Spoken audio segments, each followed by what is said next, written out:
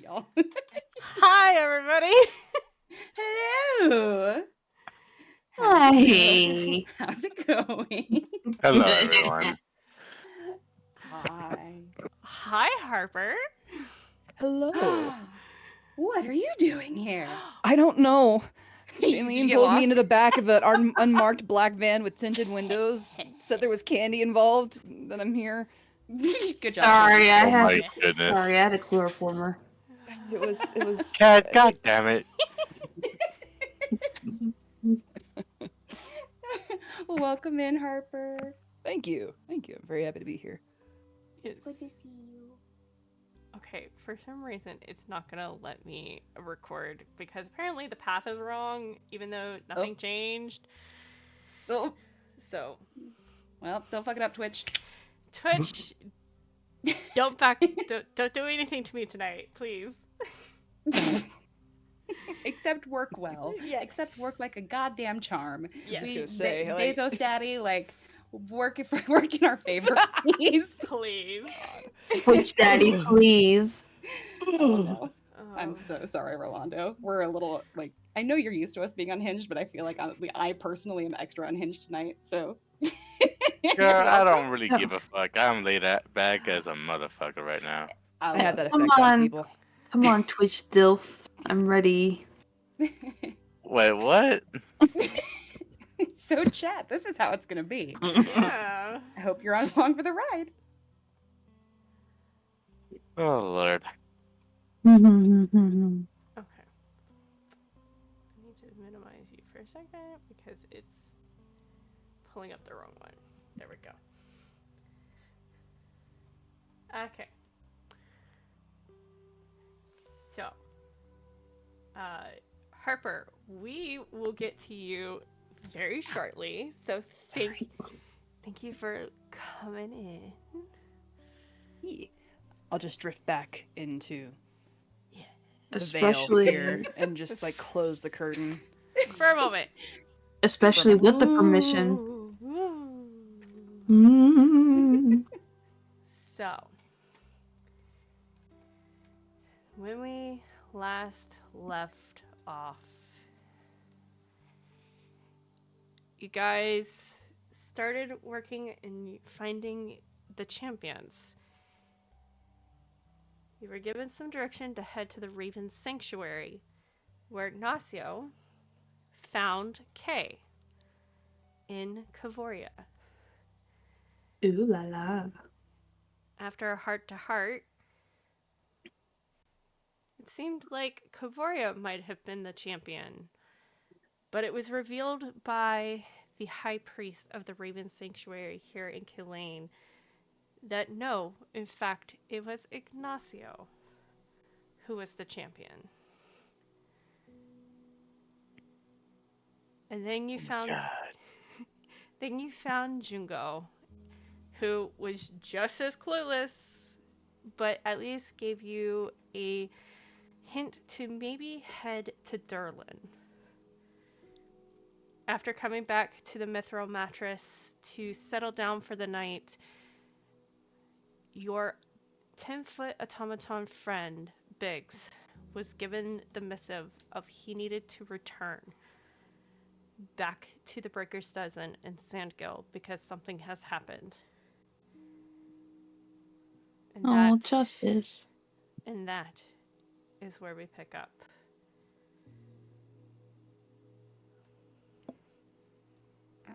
Sienna's just sitting at the table, looking at the bottle of justice that Serephina's just handed her, debating opening it right there on the spot.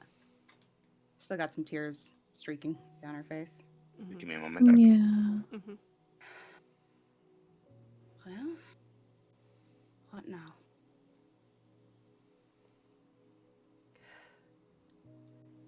I don't know.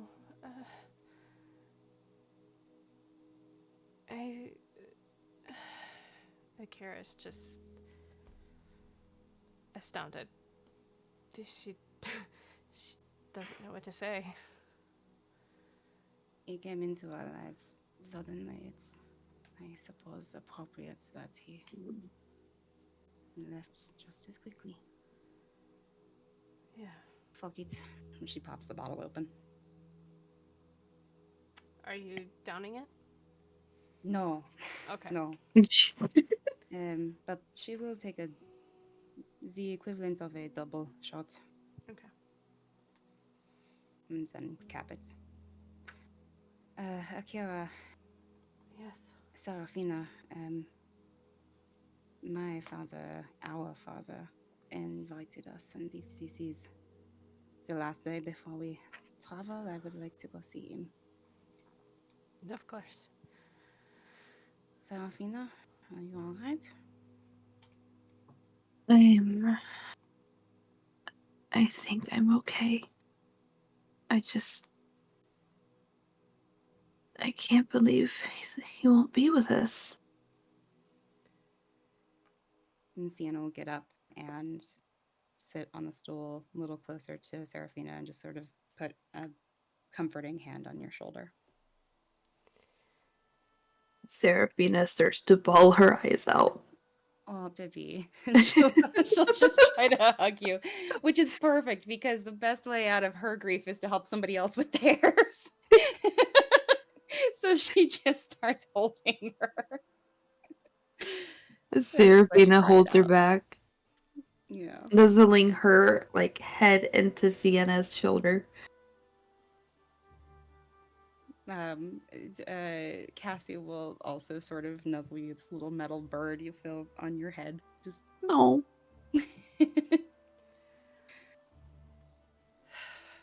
I know. He was definitely the life of the party. That's for sure. He was the life of the party itself. He was all of it. He still is. Let's not talk about him as a No. piece, you know. No. He's not alive anymore, of course he is. He is just away. Just away, as all friends go.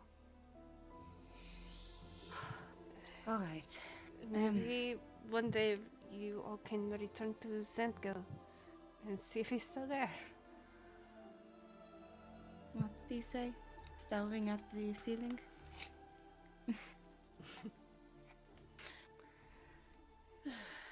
We should probably check on Ignacio. He Yeah. probably didn't get much of a explanation. No, we probably should explain. Sarah, would you like to come with us? To She whimpers and goes, mm-hmm. Oh, buddy. Kira will get up and start making her way out and over. Sienna walks, keeping her arm around. With the height difference, it's definitely Seraphina's waist, but she's got you. She's trying to stabilize you. She just grabs onto you.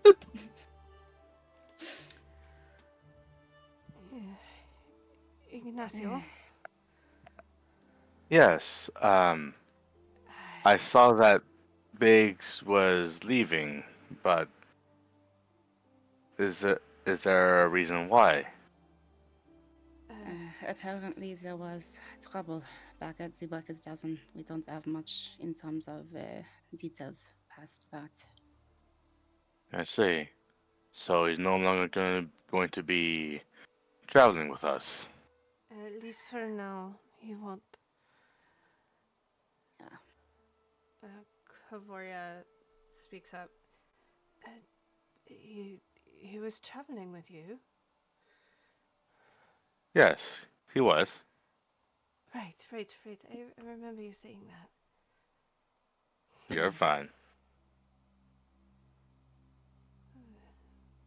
I know this must be tough for all of you. It was rather stupid given that we met each other only a few days ago, but he found a very fast way to my heart. By the looks of your faces, he was a fast way to all of your hearts. Hmm.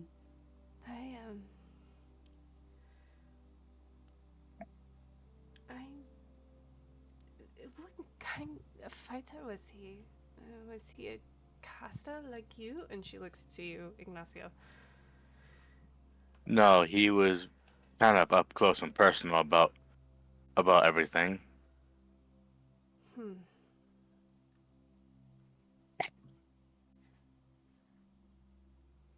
I will think on it. You'll think on it. Don't worry about that right now.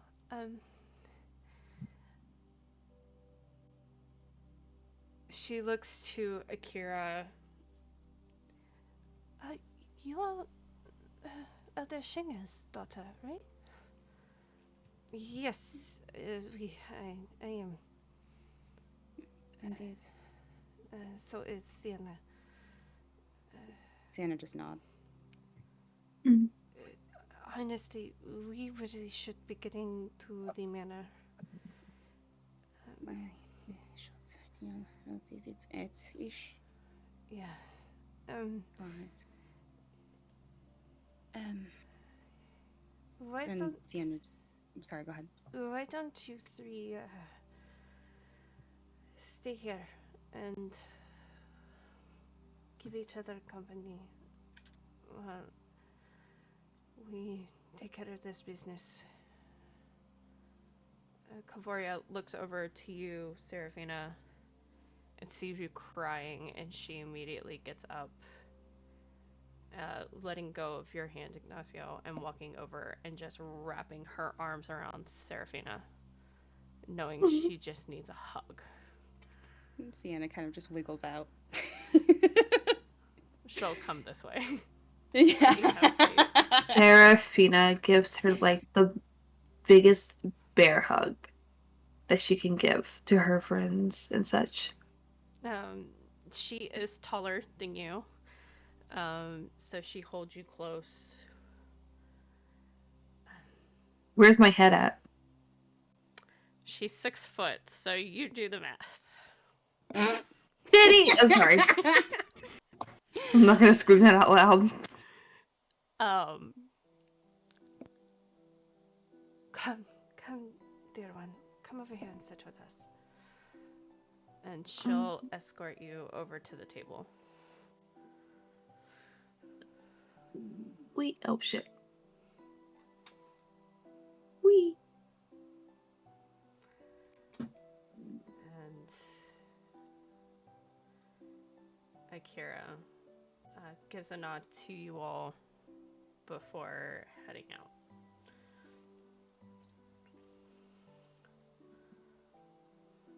Smash cut. Hello. Hello. Oh goodness, we've got some information to get, don't we? Yeah. Sienna's not in the best headspace right now, but she's trying. Yeah, I bet. She's trying. I bet.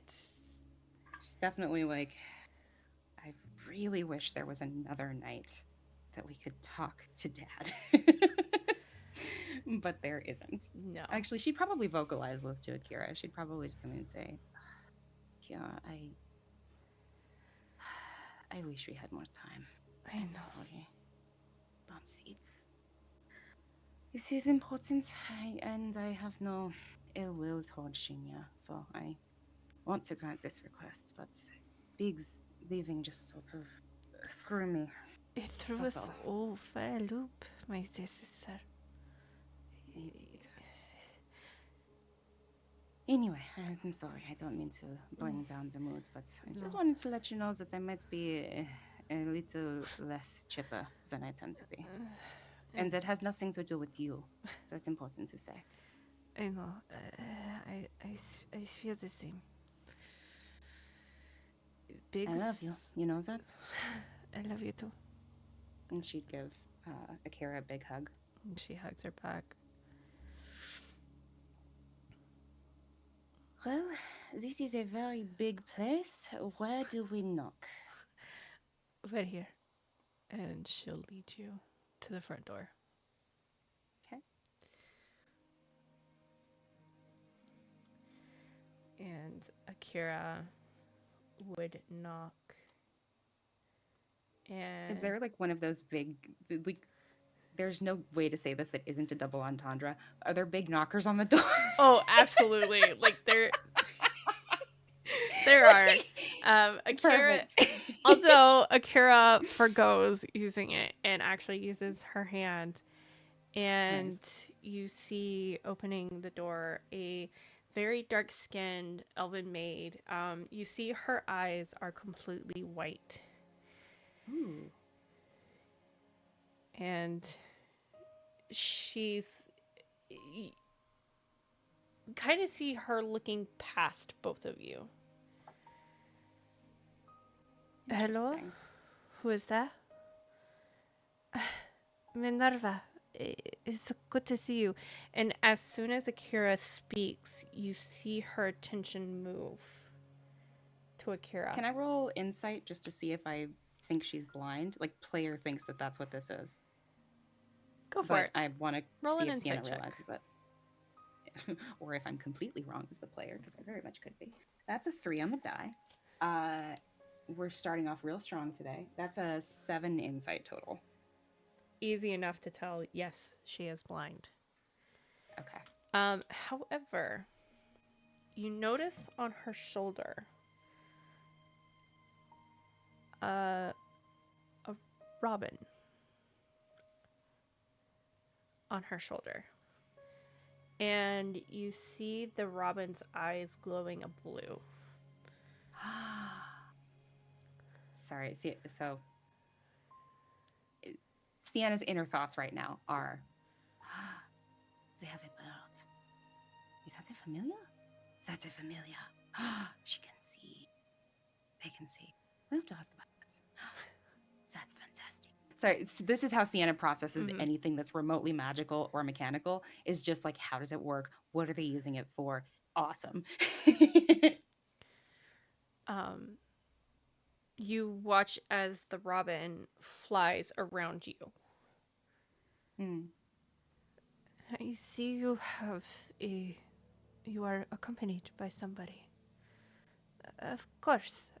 This is Sienna. She is also Shinya's daughter. Sienna will just place her hands kind of over her heart and more formally bow, the way that she's seen it done a couple of times in town. You, as you're getting ready to do that, you see her gaze shift over to you, and the bird land back on her shoulder. Hello. It is a pleasure to meet you. I am Sienna. Welcome on in. And she'll step aside to allow both of you to walk in. All right. Akira steps in and steps off to the side. Okay. Oh. I can do this. Minerva says, please, if you would follow me, and lead you both to this door right here. Akira takes a step forward and goes ahead and enters the room. What does the house look like? Like, what is Sienna seeing in turn? Like, the map is gorgeous, and I can see like the floor, but like, is this a really grand, high, like, entry room, or is it like, it's a little shorter than it looks like it might be based on the grand? The floor. ceiling in the grand hall, in the grand entranceway, is about 20 feet high. It's very immaculate. The plants that are right in the front are beautifully kept. The picture itself looks a little bit more unkempt than it actually is. But there's a beautiful flowers that you've never seen before. Though thinking back to how Kilane looks, all the exotic flowers, exotic to you, I should say, that look just absolutely beautiful. It looks like they took just a chunk of the ground from outside and just set it in this nice planter right in the front. You definitely can tell that this home is very much supposed to kind of reflect the grandeur of being a high elder of Killeen. Interesting. Okay. But as I said, Akira immediately walks in, and you see two women sitting there. A darker complexion female elf in a very regal attire, sitting in front of a fireplace with a book in her lap. Long black hair that has a white hairband within it. Akira immediately speaks up and says, Aspen, it is good to see you. You see her look up and get a smile on her face. Akira. Oh, it is good to see you.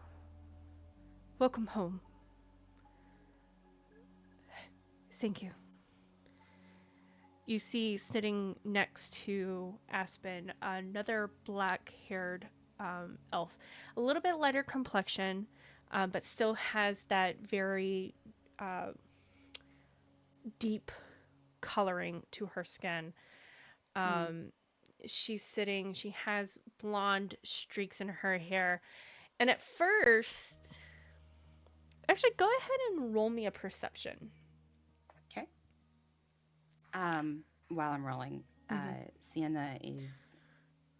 This is way classier a world than she's from, and she can carry herself just fine, especially from attending university and everything. But she's clearly slightly uncomfortable, and the mental state doesn't help, and the fact that she doesn't know any of these people doesn't help outside of Akira. So she kind of hesitates in the doorway, not intending to be rude, but maybe being perceived as such, potentially at least a little bit.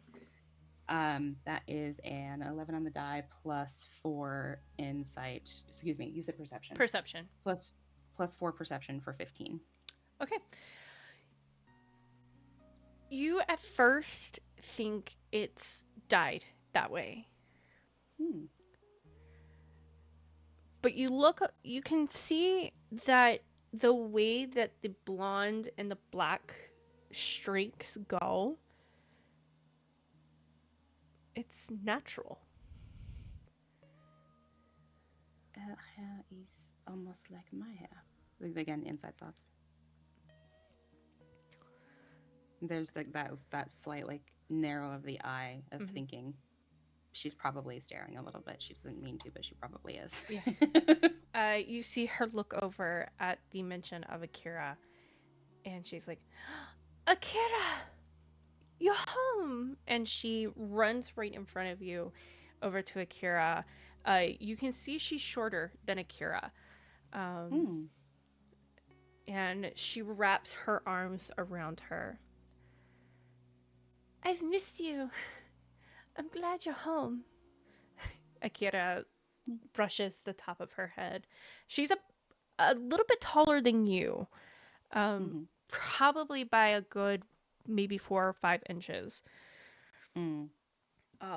But definitely shorter than Akira. And you see Akira rub the top of her head like any sibling would to a younger sibling.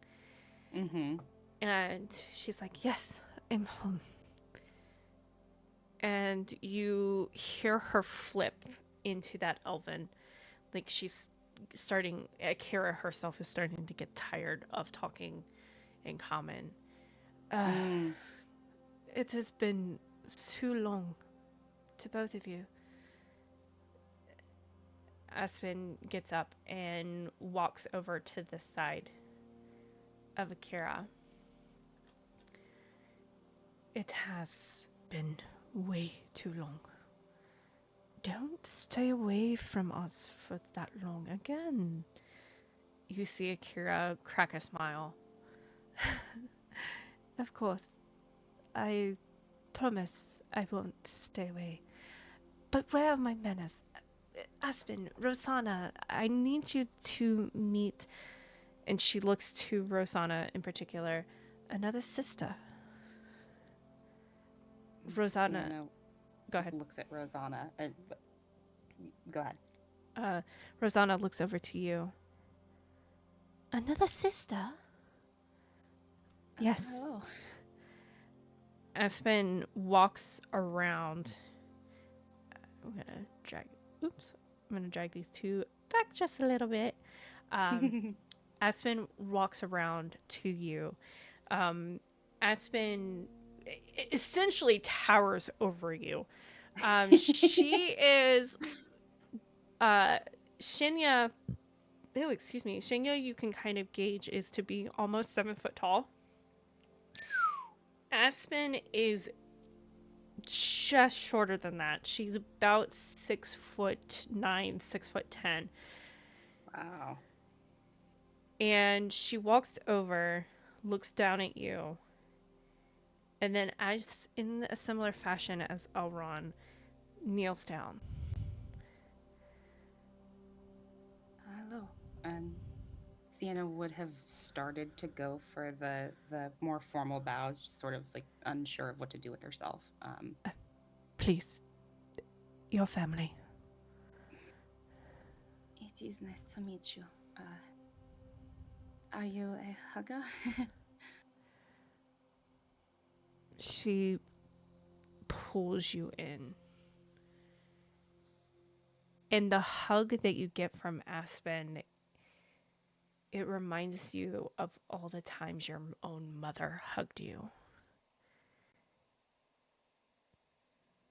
Sienna just starts to tear up because it's not even necessarily Aspen. Speaking as the explaining, like it's not even necessarily Aspen that's making her tear up. It's everything from the day, and it's this physical affection that Aspen is giving that is not common for elves to give. So like, you know, there's a difference between somebody who gives a full hug versus somebody that really gives you a hug, like what you're describing. Like, it heals Sienna a little bit, and that's making her tear up. Aspen whispers to you, in Elvish, of course. You are always welcome into our home.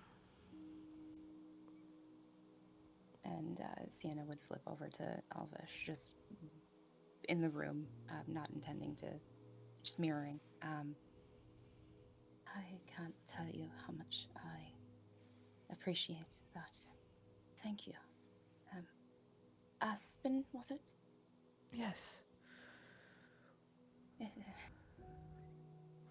I really needed that hug. Thank you. It's a mother's intuition, after all. Seems to be. Is Rosanna, it's a pleasure to meet you as well. Are you... Before you can continue talking, Rosanna comes in on the hug, and she throws her arms around you as well. Oh, And she's like, hello. So you're another sister? Yes, and you are as well. It's so nice to meet you. I apologize if I was staring, but I don't see many people who have hair naturally like mine and yours. Yeah. It's beautiful. Thank you. I've always been self-conscious of it. Mm-hmm. I understand and would never tell you how to feel about your own appearance, but it is beautiful from my perspective, just meeting you for the first time, as are you. It's so wonderful to see you. Rosanna takes a step back to kind of allow room to be had again. And Aspen had released the embrace. Listen, I know that I might have griped over my husband for having a total of 4 other children outside of myself, but after meeting Akira,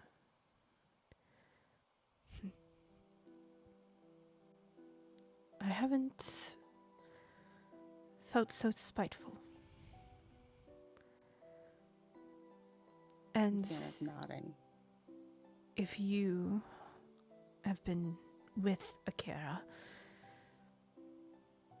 I know her heart knows good from evil. So you're welcome in my book. Thank you thank you. So she almost slipped back into common. Thank you very much. I would be somewhat lost in life, I think, without Akira. She is a blessing and a wonderful person, and she has at least a little bit told me about the family, and it is a touch overwhelming to meet all of you, but I also know she speaks highly of all of you, and that also eases my nerves a bit. Well, of course, because Akira is the best. Rosanna. Oh, picks up. Sienna almost. I think actually Sienna and Rosanna have very similar energies. So Sienna's just like, well, yeah, of course. And Sienna's starting to like visibly ease up a little bit and calm down. Yeah. After a moment, the door has been open this entire time. Minerva comes back and says, Master Shinya is ready to see you both. Thank you very much. Minerva, was it? Yes, Thank you. this way. Uh, She So- does not wait. Like, she is Yeah, very, no, she's like, following. let's go. Are Rosanna and Aspen following? No, they are Okay. not. Akira takes a moment. Oop. Oh, Akira takes a moment before she steps out. It kind of recounts of what had happened, like very like TLDR. And Aspen nods and says, "We'll have 2 plates ready for you." Akira's like, "Thank you. I think it's best if we eat here for the night, and we'll head back to the Mithra mattress to sleep." And both Aspen and Rosanna head up fantastic. and out. They're so sweet.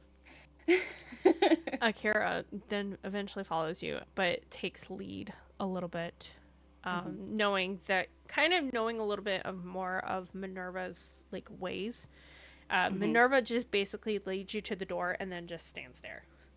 Akira then enters the door, and you see this little front room. That there's an immediate another door right back, but there's a hall that leads down another way. And you watch as Akira goes ahead and gives a single knock and then opens the door. And Sienna kind of does the lingering by the door that she'd done before. Less nervous, but also being respectful of she hasn't fully been invited in yet. Shinya just waves you in. Come in. Scoot up a little bit closer Close to the door. Akira. Akira closes the door behind. Yeah, you see Oak in the room as well. You see Sienna would Oak. nod to him. He gives a nod back. You see Oak currently writing. Like he's writing, but he's focused on you as well. And then he stops and sets his pen down. I'm gonna go see if Controlla is back. And then excuses himself from the room. And Sienna would sort of eyes follow him out of the room before turning back.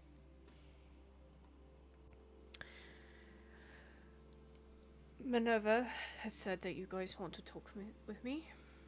And you see him kind of lean back in his chair.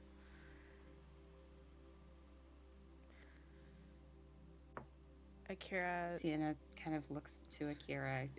What's going through Sienna's mind right now is, I thought we were invited. I'm so concerned that maybe we were not. Did I misread the situation? Akira. Like, all of that. Akira puts her hand up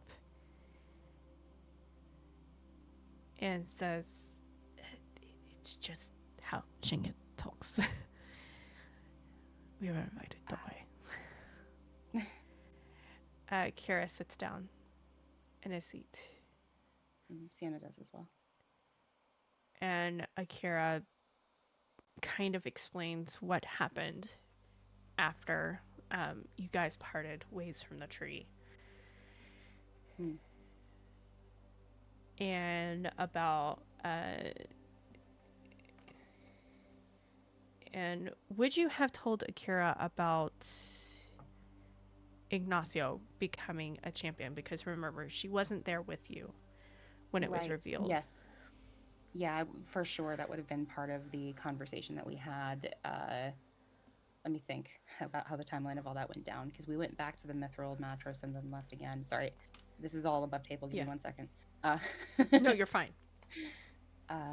Ignacio So was champion. Then we went to the Momoyo temple. Mm-hmm. From the Momoyo temple, we came back to the mithril mattress. Had not had a chance to speak much before everything with Biggs. I think on the walk over, had the walk been more than like 10 minutes, Sienna would have been trying to fill space conversationally, and it would have been a recap of anything that happened that day, including Ignacio. Okay, to the manor, right? Correct, yeah. Okay. So between where we've ended after Biggs and Yeah. So it's about an hour, another hour walk. So yes, you would have had plenty of time to kind of fill Akira in what happened after you guys parted ways from the tree. Akira then will fill Shinya in, knowing that she could probably she could probably recount it a little bit better and keep her emotions in check a little bit more, especially when she talks about the tall automaton having to leave. A lump would definitely come to Sienna's throat. Yeah. In that moment. While she's doing this, while she's talking to Shinya, you feel free to have me roll for this, but you can tell a lot about a person by their office. So Sienna's looking around and looking at the details. What sort of like tchotchkes are on the walls? What sort of, if anything, right? Or is it completely sparse? No, Is everything very neat, or is everything askew? Like, what am I reading about Shinya from the room? It's neat, but you can definitely tell he takes pride in his family. You can see up on, as you're looking around, which at this point Shinya is focused on Akira, so he does not notice you kind of just glancing about. Actually, on this shelf right over here, you notice that there's a lot of little knickknacks that look to be for a child, or a child had made it. And you see one, I gotta get the name, so give me just a second. You see one that has the name Corvie. Korvie. Korvie. Korvie. Okay. I'll just put this in chat just so you can also have a visual. Thank you. And this is the name is next to one of the child-made creations. Yes. Okay. But you can see there's something draped over it. It's sheer, so you can see the toy over it.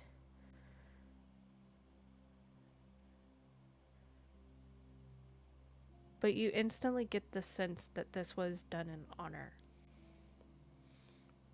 So he could insight check to think check if you're okay with it, to see if I think Corvie's dead.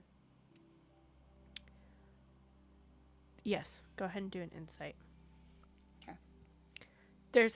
This is actually one of 3 things that are like this. That are like this. Okay. This is the only one that you see with a name next to it. I see. Okay. That's a 17 on the die plus insight plus 4, so 21. As you're looking at it and seeing that it is sheer black fabric, Mm-hmm. it's sheer enough that you can see, but you can definitely tell it's black. You get the sense that he wanted to still keep it where it was, but also wanted to honor the passing of a child. That's beautiful. That really is beautiful. Sienna definitely takes note of that. This is all very much like fast forming an opinion of someone throughout all of this, right? You do notice the other two are a little bit different than the one that you first saw that had a name. With that insight,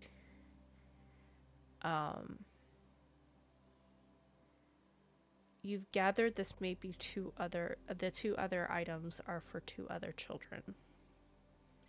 Are they also covered in black fabric, you said? That's it. There's 3 total. Only one had the name Corvi next to it. But there was 2 others that don't have a name or not a name that you can see. If you wish to try to see if you can look for like a little name placement, feel free to roll a perception.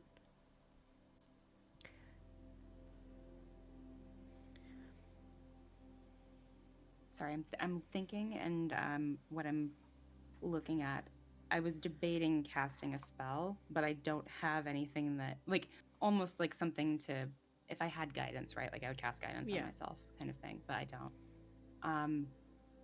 I apologize. What am I rolling again? Perception. Perception. We're back to our old shenanigans, and we are at a 7 perception. Actually, that's just enough to see one of the names. Okay. You see the name Zorban. Not Zorban.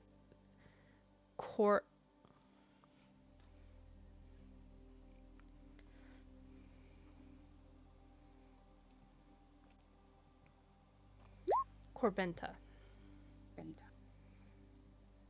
And how is, so Corvi is obviously much more prominently placed. And is it little, like a place card, a name tag? Is it an engraving? Like, what is it? It's almost kind of, you can actually see the others. You actually do see one that has Akira's name. It's kind of like saying that this was made by this person. You can see one that says Akira. You can see one that says Rosanna. It doesn't seem to be from what you can see, like any rhyme or reason to how they're placed.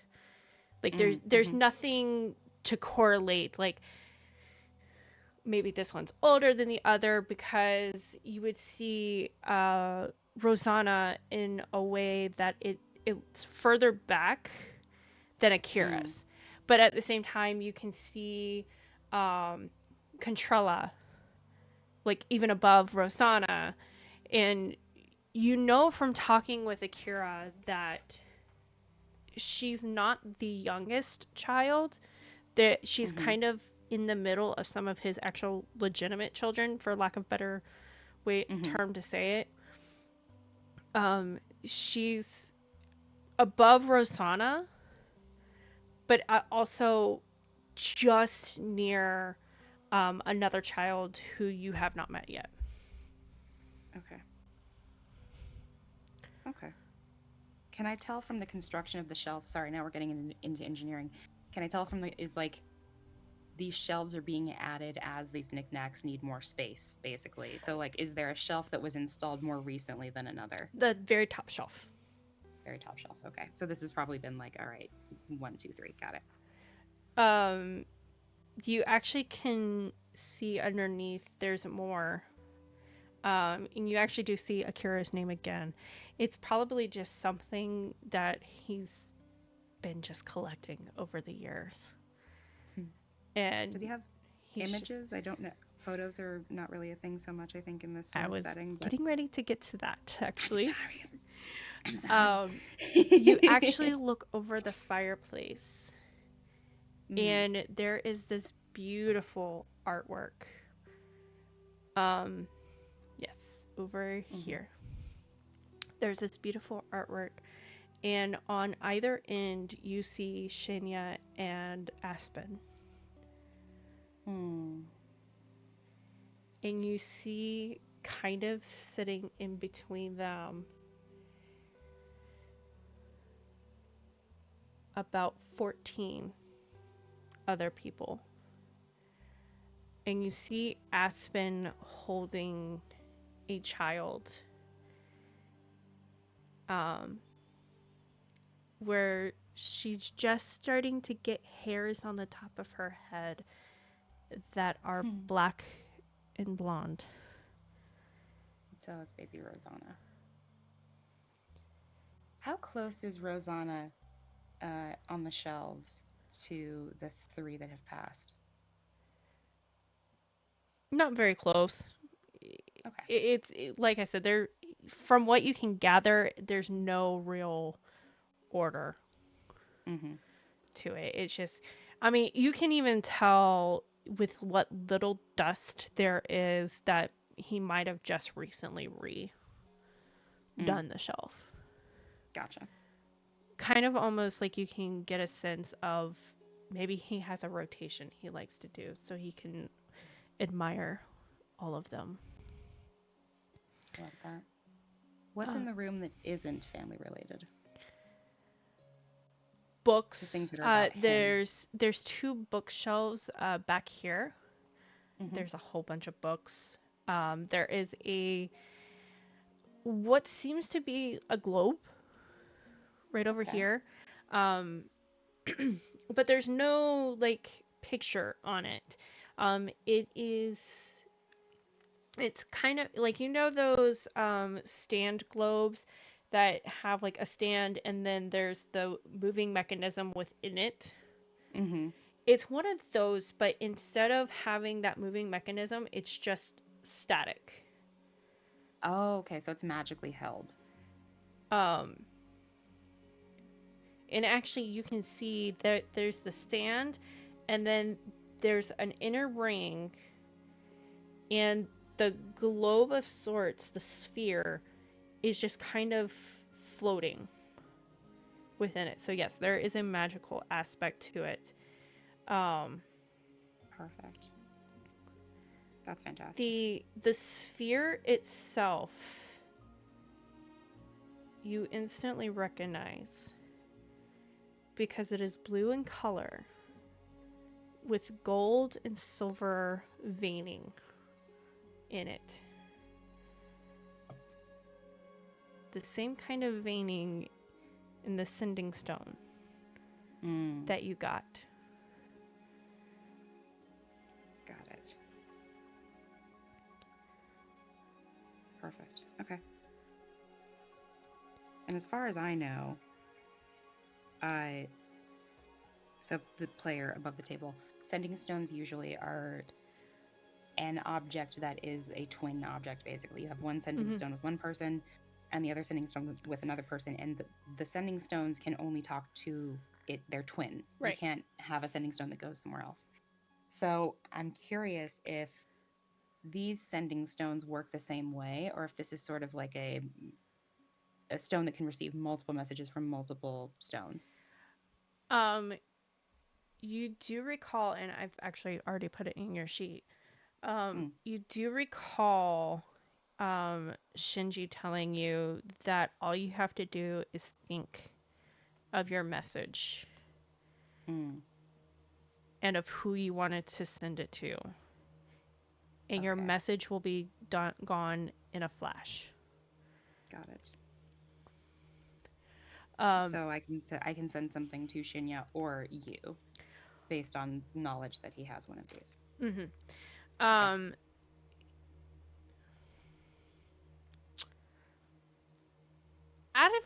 This is going to kind of be a retroactive Arcana check. Unless you have the spell Identify. I do not have identify. Okay. So you can use your Arcana, although it's going to be a -2. Okay. So add your modifier, but then subtract 2. Okay. I'll roll the d20 as Mhm. well. Okay. So 16 on the die. Okay. My modifier is a +5 because I'm proficient in Arcana, Mhm. and my intelligence is my buff stat. Sure. Mhm. It's not what I meant to say, but I'll go with it. Yeah. It's factual. So 16 plus 5 is 21. So minus the 2 would be 19. Still a fairly Okay. high roll. It's still a fairly high roll. Um,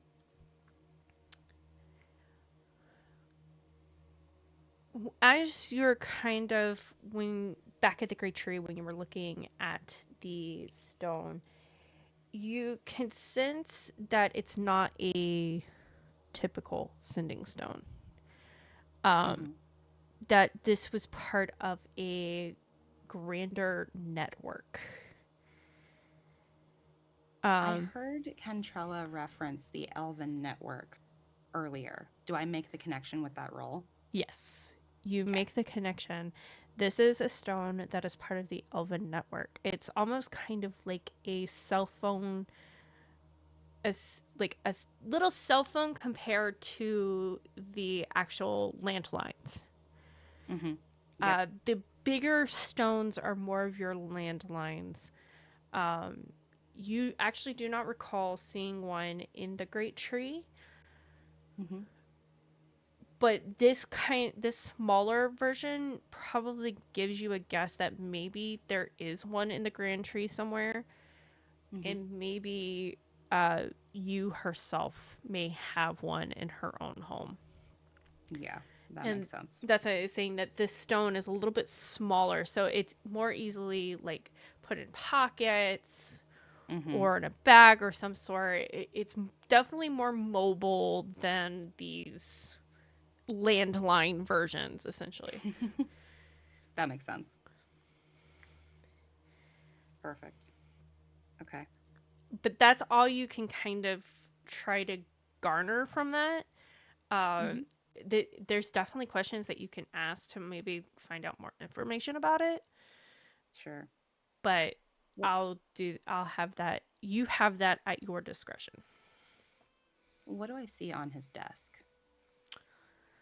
Um, Aside from a lantern that is turned off because the room itself is lit, Mm-hmm. you see paperwork that he has, and you see actually roll me a perception check. Okay.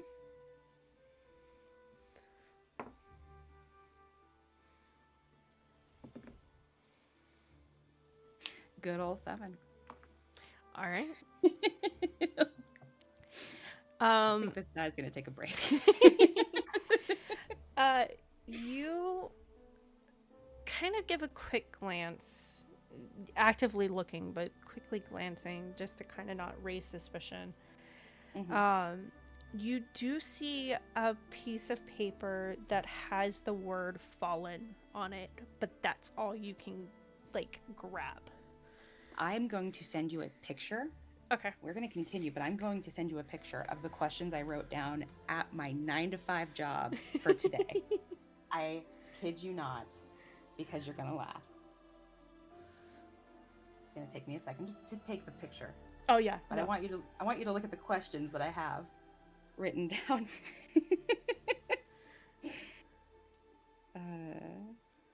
Because funny you should mention that.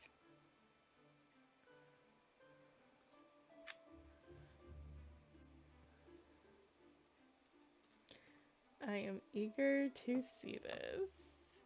And specifically the first bullet point. I took the picture hastily, but the last word you should be able to tell what it is.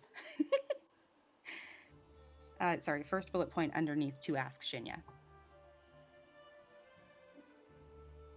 Very interesting. Uh-huh. It was on my mind. Yeah.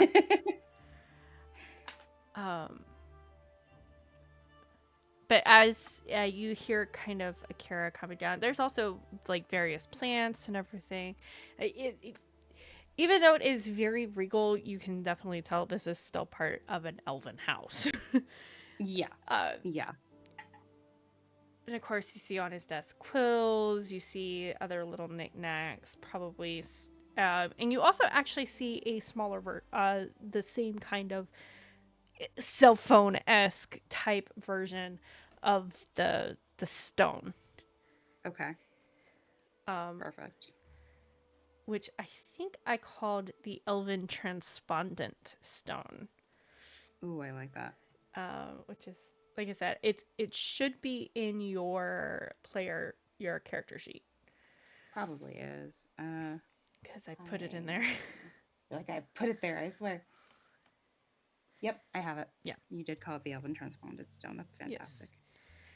But yeah, you see one on his desk as well. And you also see a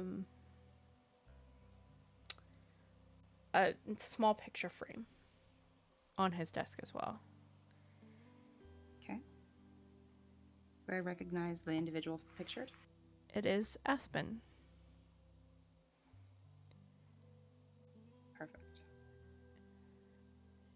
I have to remember to communicate the facial expressions that I make because this is an audio format. But I just smiled. Yeah. Quite a bit. You also see on his desk with that 7, a letter. Sealed.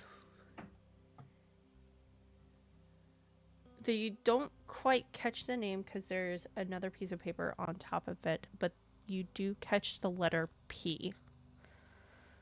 Is it a wax seal? It is. Does it look fresh? Meaning, does it still have its shine to it? No, it is definitely dull, but it definitely, you can tell, has probably been within the last couple of hours. Okay.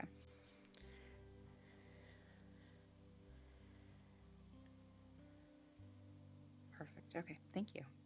You're very generous on a 7. I'm just going to say as a TM. That's Well, a I lot mean, more you're info. sitting there. There's Yeah. enough on the table that you can see with a 7. Yeah, no, and I very much Yeah. appreciate it. I am not, that is not a complaint by any stretch. Yeah. I just, I wasn't expecting that much information and I'm very thankful for it. Akira kind of comes to the end, and you hear her say, but Sienna has more questions for you. Sienna. Right. Hello. Hello. Sorry, I'm still trying to wrap my head. Honestly, same, frankly, and I am thankful that I'm not the only awkward one in the room. It's a little bit easier. Thank you for inviting me specifically, but also us over. Akira, of course, this is your home, but you will know what I mean.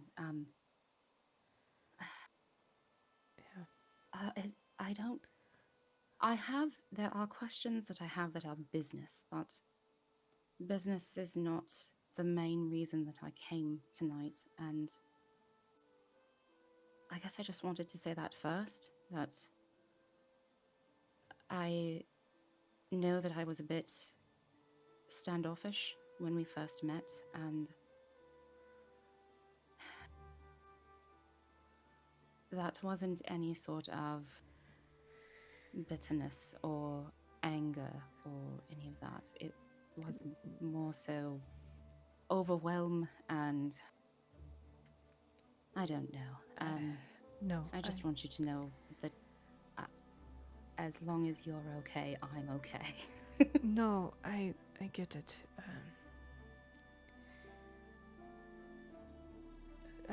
I do remember Pedra. Very, very wonderful woman. You'd see Sienna smile.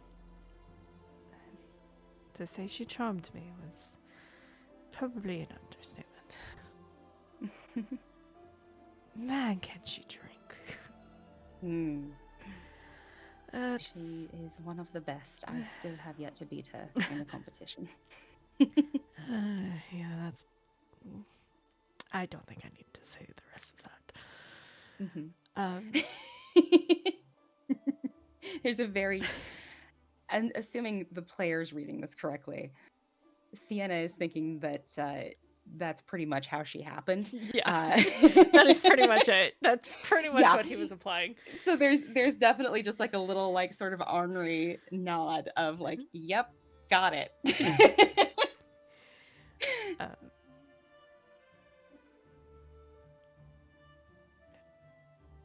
if I'm going to be honest, you, until now, were the only one I hadn't met that I had lost composure and broke my vows to my wife. Hmm. So I'm glad I got to meet you. I'm glad to have met you as well. And your wife is a wonderful, warm individual. I walked in the door here not in the best of headspaces due to everything that Akira mentioned. It's been a bit of a day, and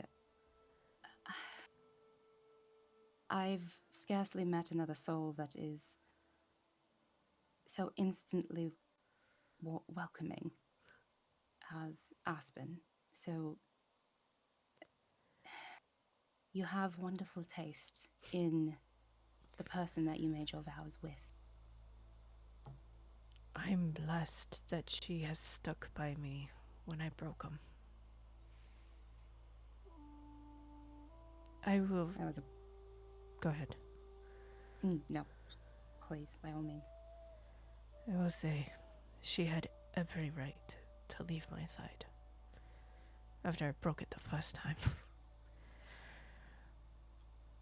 But the fact... Can I ask? Oh, sorry. But the fact that she stuck by me for 3 other times, I couldn't ask for a better wife. She seems quite special. She is.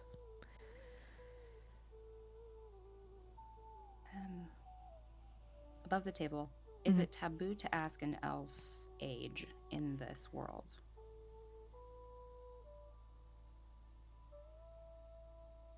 In a kind of like, yeah, how old are you sense? Yes. But if you are genuinely asking, and the elf can sense that it is a very genuine question out of curiosity, Mm-hmm. they are more inclined to answer. Okay, there's another way to get at the information that she's trying to get at too, and maybe it's even more direct, but Sienna would be at this point playing with something in her hand. It's probably just a piece of torn out. She's the kind of person that fidgets when nervous, and she's less nervous than before, but of course, still a bit off kilter.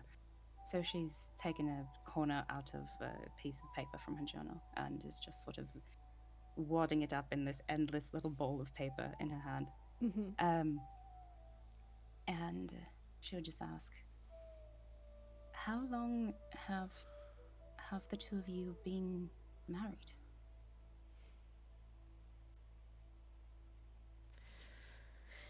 We grew up together. Myself, Aspen, Shinji, and actually you as well. Really? That long? The 4 of us were Very good friends. My older brother, Shinji, and myself come from a family that was essentially the right hand of the king of Krieti. Hmm. By the way, he doesn't stutter that. No, for sure. uh,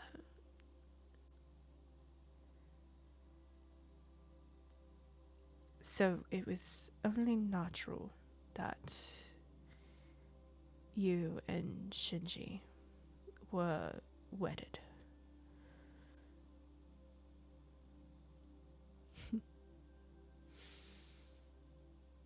But Aspen, be honest, Aspen actually loved my brother. Really? She did. Aspen and I, we had just best friend energy our entire lives. I, as a young elf, had fallen in love with her. But she fell in love with my brother.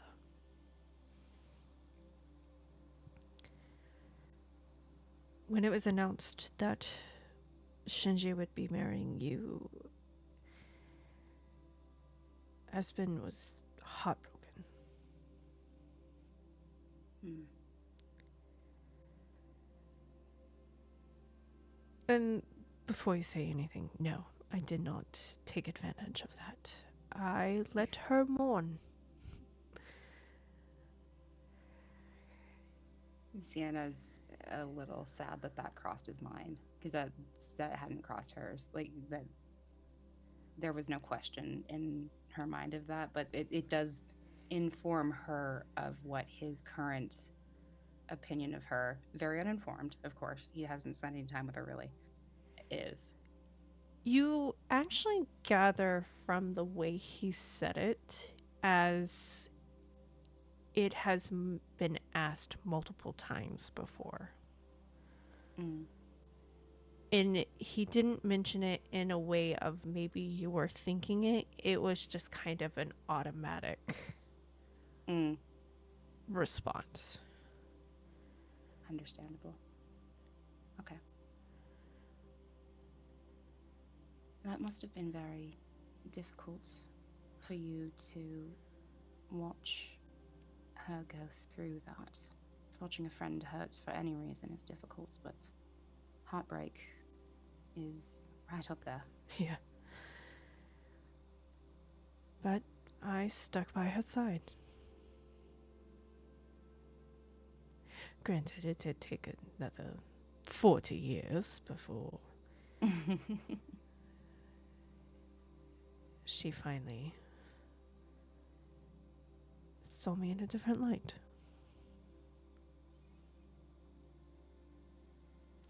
By that time, you and Darag were together. I found it quite odd. Right. Sienna had forgot, like, honestly, player had forgotten that little bit of information that you was Darag's wife. Yeah. Whoa. Yep. That's a whole thing. Okay. Yeah. And honestly, it was a little strange. But we were already here in Killeen when it happened. Of course, Killeen is nothing like it was back then. We were much smaller. It was just us that came from Krieti. There are plenty of rumors about why they create houses split. Not split is the wrong word, but there are plenty of rumors about why that originally happened. I'd love to hear the actual truth behind it. You wanted to spread her wings.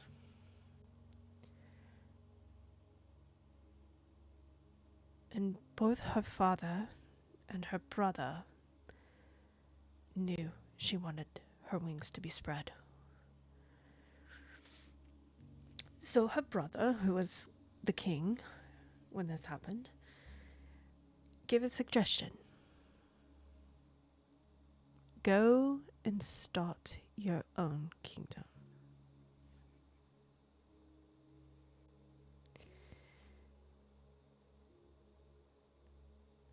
Sienna's just smiling, listening to this. Like, not full on like teeth, but just Yeah.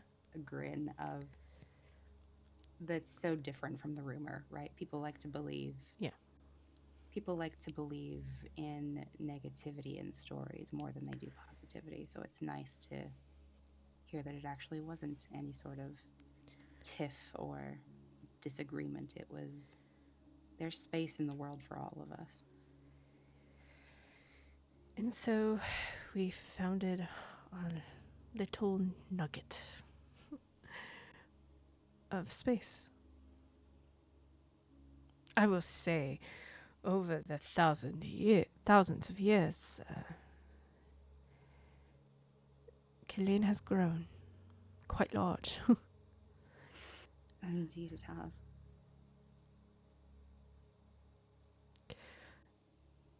Darag was a blessing to Killeen. A lot of the Sienna glances at Akira just quickly while Shinya's talking about Darag. And then glances back to Shinya. Curious, like, I'm what her face is when Darag is brought up in conversation. She has a smile on her face because she does have a sense of pride in being his champion. Perfect. A lot of the flowers that you see, he formed them in honor And of they've- each of his children that he had.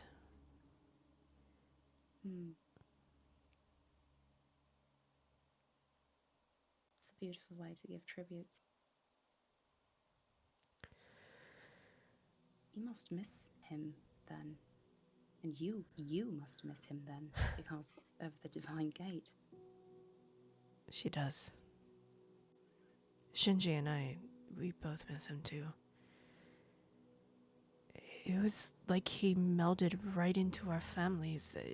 By then, of course, I was married to Aspen. We were just starting our family. It was almost like he was just another part.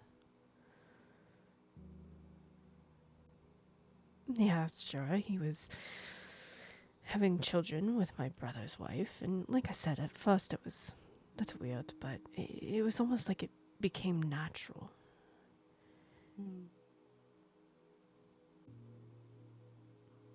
You did have children with Shinji while she was with Darag, but he was just was. I don't know how else to explain it. No, that all makes sense. It's fascinating to hear because monogamy is quite common, of course, but it's not the only way to live. And I just find it fascinating that even that far back, that was true, even of the gods, at the time. Monogamy among elves is very common. To find a polyamorous elf is very, very rare. I wonder why that changed. I don't. Anyway. Probably because it never felt like a polyamorous relationship. It just, like I said, felt natural. It wasn't anything that anybody had put too much thought into or overthought, or as long as everyone knew that everyone was respected and no one no one's wishes were being stepped on, perhaps is No. the right word. No, in fact, when Darag asked Shinji himself if he was okay with this, because, I mean, you've seen you. She's absolutely gorgeous woman. She really is. I understand why he wanted her. Hmm. Aside from her beauty, you is the closest, as well as myself and Shinji, to the first Creaty Elves. We are essentially the second generation. I What? had no idea that the family was that. Old is the wrong word because I'm not referring to age, I'm more referring to Time? foundational. Yeah. Time, yes, but foundational to everything. You've seen everything. We've seen everything. Yes. The fall, the split,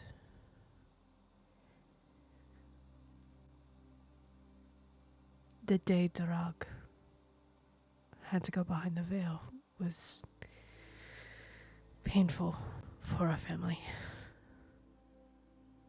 I can only imagine. It was a.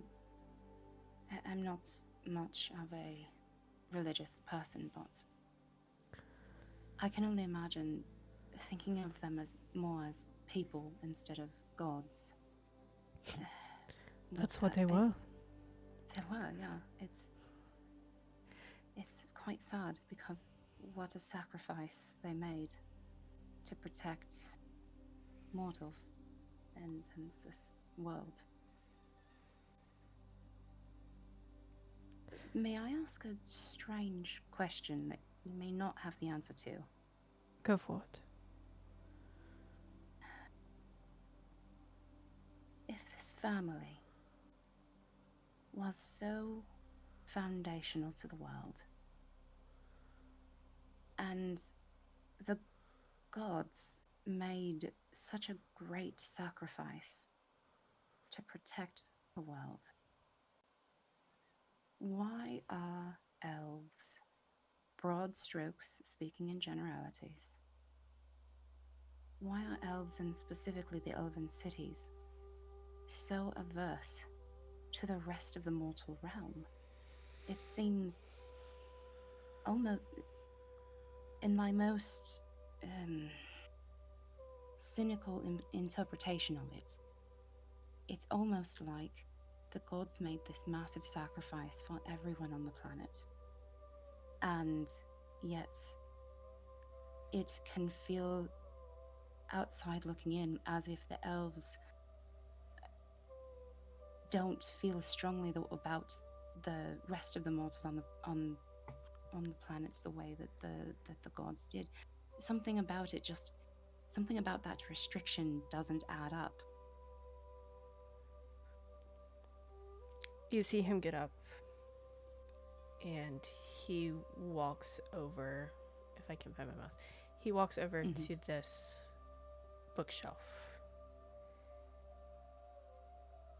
You see him shift a few books and reaches in behind the books and pulls a tome out. And you can see the age of the tome. And he walks back over and sits down. What does the Sorry, go ahead. Sorry. And he sets it in front of you.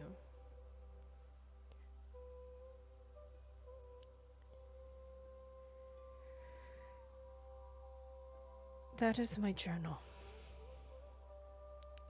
From the time the Fallen attacked.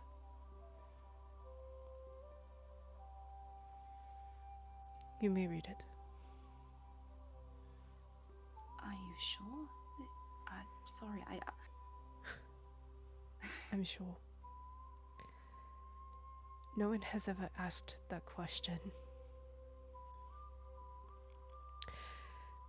Father, that means quite a lot to me. You're my daughter.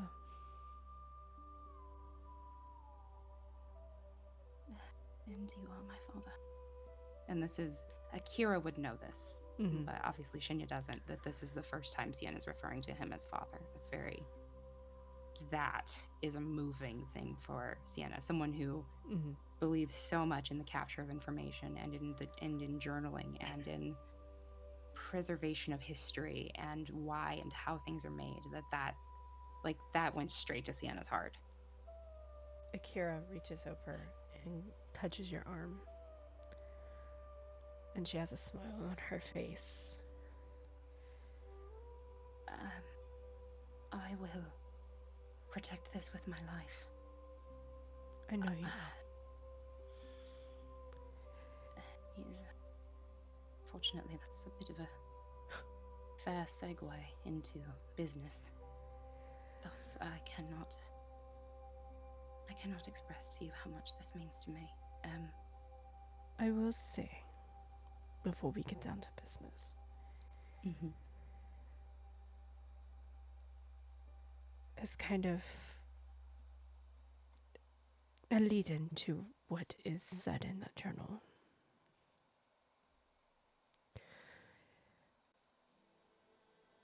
There's a fear among the elves, among myself, my brother, and sister-in-law especially,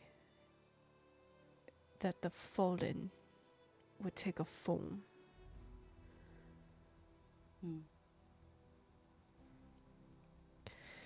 Well, we can't speak for the other elven cities. I can definitely say for our city.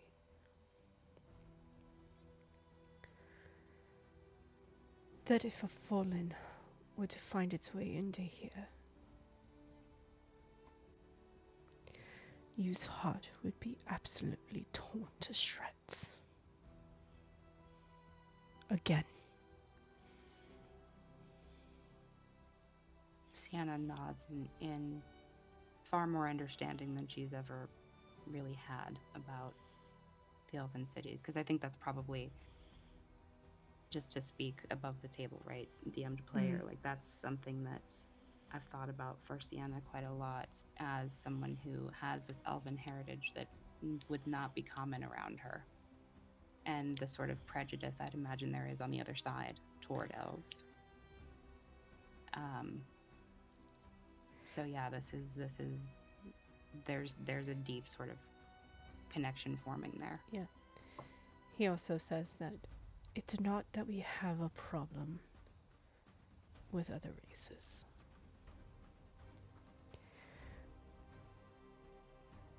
It's just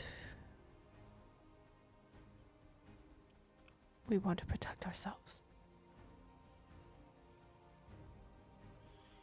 If this is a question that you feel comfortable answering, again, it's all right if it isn't, but I understand from a historical perspective why a fallen entering this place would be so... I understand logistically why it would be a problem. I am less familiar, and I apologize, with why it would specifically break my aunt's heart.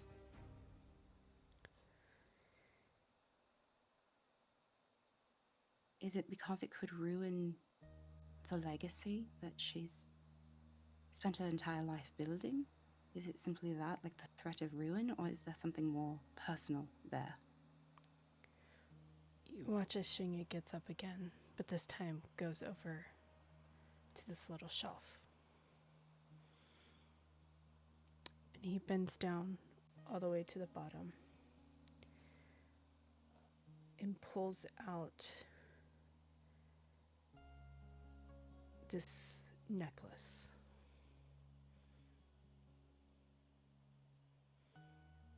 You'd see. You don't. He You would can't see. quite see the necklace yet. Right. You just see him. Shinya would see whenever he happens to glance at Sienna that she is intently following him with her eyes. Just everything he does, she is focused on this. And then you see him with the other hand reach and grab something else and comes back to the table and sets 2 necklaces in front of you. Do I recognize them at all? Are they? No. Do they have any descriptive features? Okay. Shinya sets the 2 necklaces in front of you.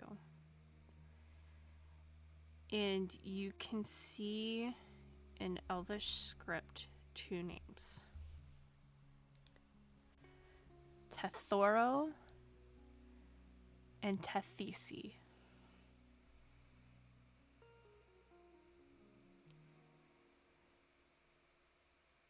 And they are on a bar that goes straight down. And he takes a deep breath.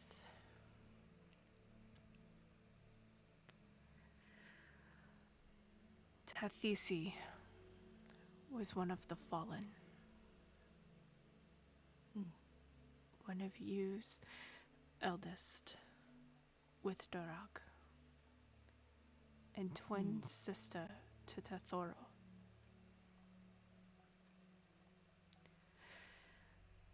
To say that Tethoro and Tethisi were 2 of you's favorite children.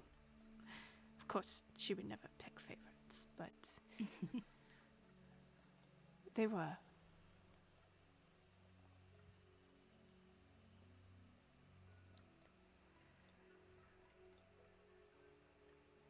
Tethisi, in cold blood, murdered her brother. Right in front of you, and right in front of Dorak.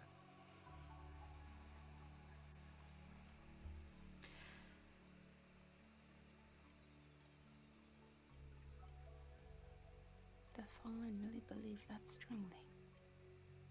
That they'd kill their own family. It devastated all of us.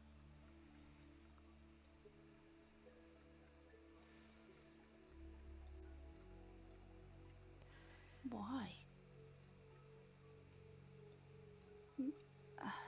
Forgive me, I'm seemingly woefully undereducated in this regard, but I don't understand. I never really gave much thought to why the primes are the primes and the fallen are the fallen. What could make them do something so extreme?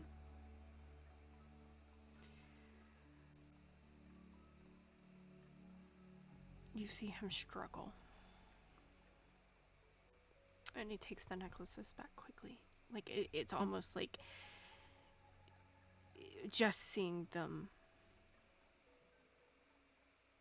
hurts. Mm-hmm. And he shoves them into a drawer and closes it quickly. When he does that, reading that sort of pain on his face, Sienna would just say, if this is too much to discuss, I'm more than happy to change subjects. I don't mean to cause you any The journal. distress. The journal explains everything. All right. I am sorry that you and your brother and you and I can't imagine. Tethoro was very special to all of us.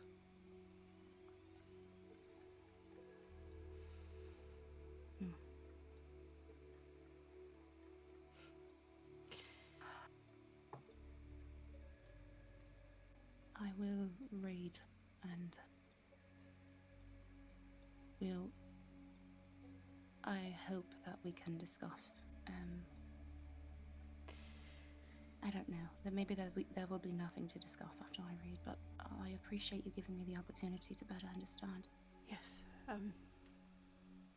you had business. Yes. And she would clear her throat and sort of use the arms of the chair that she's sitting in to lift herself up and adjust and straighten and sort of shake off the emotion. And You she would say, see, as you're doing that, Akira get up and walk over and just hug Shinya. Father, it's okay.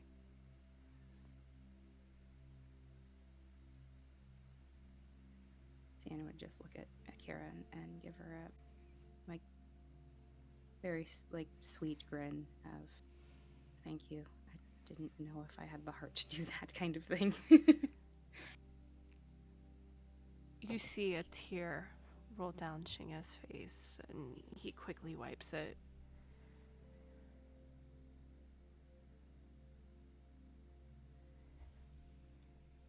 And then Akira comes back and sits down. Sienna would reach over with her right arm and give Akira's left shoulder just a squeeze. And Sienna isn't very visibly shaking, but Akira would feel just a little bit of a tremble in that. Sienna takes a deep breath, steels herself, and just says, understanding a bit more the weight of what you has said makes these questions all the more relevant, if nothing else. And Sienna will pull out her just writing notebook. She obviously has her Factoria copy and her coded copy, but this is just her writing notebook, and she'll sort of read questions she jotted down for herself throughout the day, and she would say, it's my understanding, you are, I know I'm going to get the title wrong, Father, and I apologize, but you are the commander of Kilane's military, is that correct? Yes, we call them rangers. They Rangers. don't necessarily have to be bow wielding, but most of them are. Right. It was bestowed upon me by you to make sure that our military is always in tip-top shape. I take it with pride. Have you always had an affinity for battle?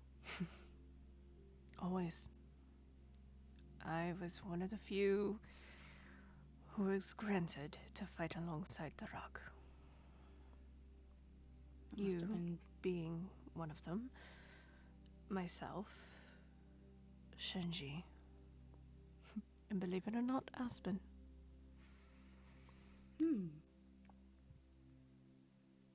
Yeah.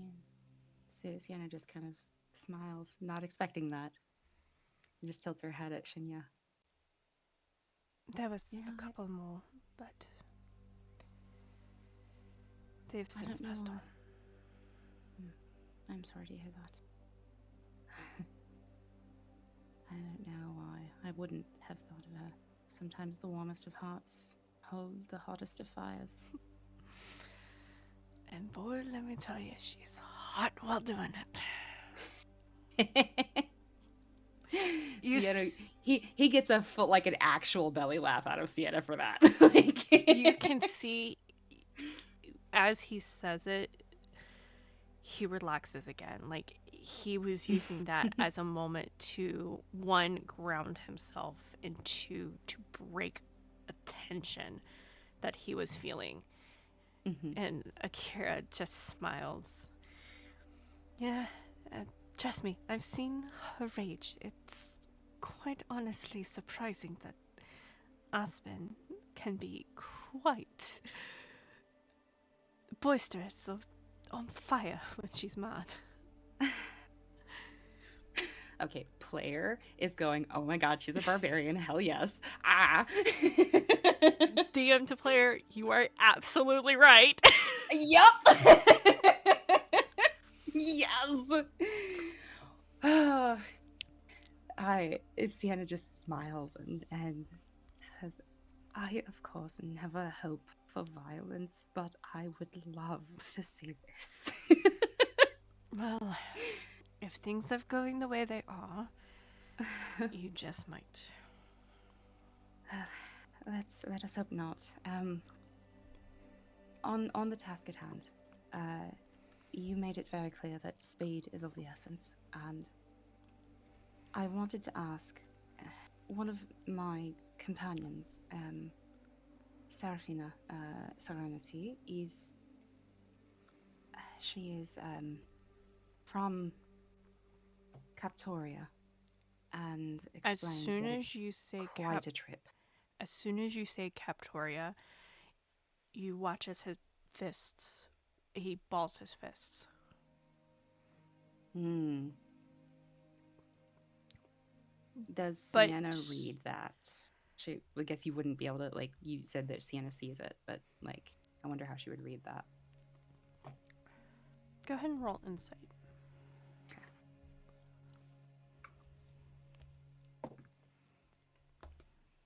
That's not great. It's a 2 on the die, plus whatever. 4, so 6 total.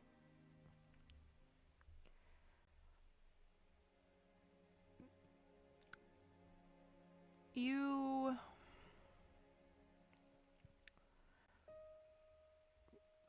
I would say you can't quite read it. Yeah. With that roll, I think it's more of a surprise, right? Because Yeah. Sienna's aware that it's another elven city. Mm-hmm. And to this point, she'd read the elven cities as somewhat amicable. Actually, I'm going to correct you on this. Okay. Because Sienna would have read that it's just a religious central point. It's not necessarily an elven city, though elves are quite prominent in Captoria and have are essentially the leaders. It is not just an elven city. Not in the way that Creatine and Creatine are, or Correct. Killane, certainly. Okay. Yeah. Okay. Not Fair in the enough. same way. Like, yes, elves run it, but it's not like, oh, you're not you're a human. Nah, you can't be here. It's Yeah. something entirely different. It's more of a city of the world Yeah. than it is. Yeah. Okay. That helps. Thank you. I don't think Sienna would mention it. Like, I don't think Sienna would ask, but she would go on and just say, she mentioned that it's quite a trip. I am wondering, my version of magic is much more mechanical, but I know that there are arcane versions of teleportation that can go quite long distances, and I wasn't sure if there was any sort of magical link between Killane and Captoria. And she's asking this very carefully. It's like she slows down toward the end of the question because of his reaction, going, I don't know if I'm about to insult this man. No. But she has to ask anyway, because it's a logistical question. Mm-hmm. No. There is no link. All right. Captoria has made it quite clear of what kind of magics are allowed within it. Fascinating. All right. That does complicate things a bit, but perhaps there is a link to somewhere closer that Killane might be able. I don't know. What I'm saying is, I know it's ill-advised for us to take a month to get anywhere with this. I certainly don't want all the champions to be under guard for that long. It's very restricting, for one thing. Unfortunately, there is no way to get you closer. Captoria is in the middle of an ocean. Right. It unfortunately does take about a month, no matter which route you take. All right. Not. This is. However, There's very much the. There goes that plan. however, there is one route that can take you to a place where it is possible to get you there quicker. I unfortunately don't know the name of the person or how they be in receiving unexpected guests. I just know it's possible and that other elves have done it. Well, other people, really. But, of course, I only know about the elves because of... And he uses his thumb and points over to that sphere. Mm-hmm. Understood. However, if you give me a few days, I can ask around the Elven Network and see if maybe there's someone outside of Captoria. And you see, like, you hear him kind of say the name through his teeth. Mm-hmm. Or you hear him. Let's see. If someone knows how to get there faster. I would certainly appreciate the assistance. I'm sure you can tell that I want to ask, but do I want to know? Ask your question.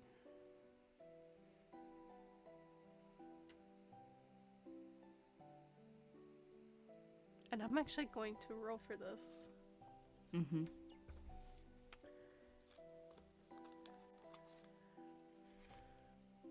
What did or does Captoria do to elicit such a response from what I have otherwise found to be a rather peaceful man? He failed on the intimidation check. He was trying to intimidate you to say your answer, but it's fine. Mm-hmm. Captoria elves always think they're better. That they are above the laws of the land.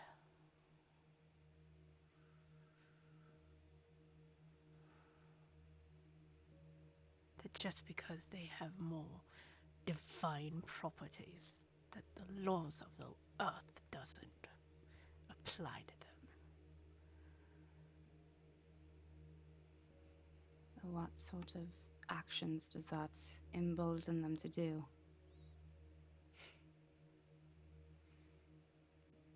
Try to create laws that limit our capabilities.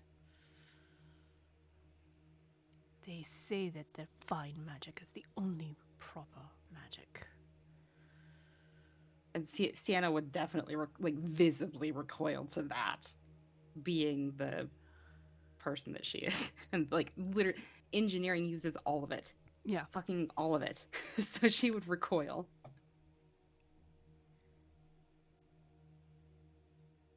There's so many more magics that can be used to get the same job done. Not to mention the disrespect that is to users of those magics, but also those histories. I mean, think of druidic magic and, of course, arcane magic. There's the engineering starts to come out in her, and she's just, there's so much you can. Why would you try to limit that? And not to mention, you all walked with the gods. I don't care what kind of magic you use. You knew the gods. It doesn't make any sense to. Sorry, I'm beginning to understand your point. She definitely is like, all of that pisses her off so much. I haven't imagined that Sienna is just going, and then like stops and is like, I get your point. Yep, 100%. That's exactly what that was. I've only heard one thing about Captoria elves. It was while drinking with my companions, so, take it with a grain of salt, but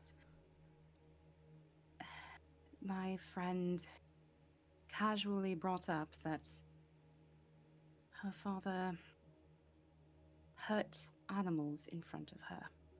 Her grandfather. And her grandfather, sorry, I would have said that, my bad. That her grandfather hurt animals in front of her. It sounded like sort of sadistically.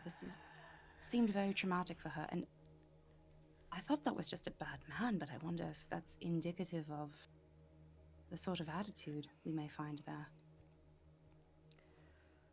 Well, some animals can be seen in a divine sense.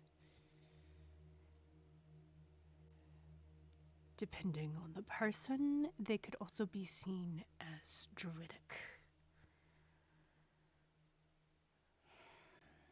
Of course, Sienna knows it was canines, and she's just like, motherfucker, inside. Yeah. All right. It probably stems from the continent of Wolfalia. Wolfalia. Ulfalia. Wolfalia. Oh, okay, straight up. I got it. Okay. There you go. Thank you very much.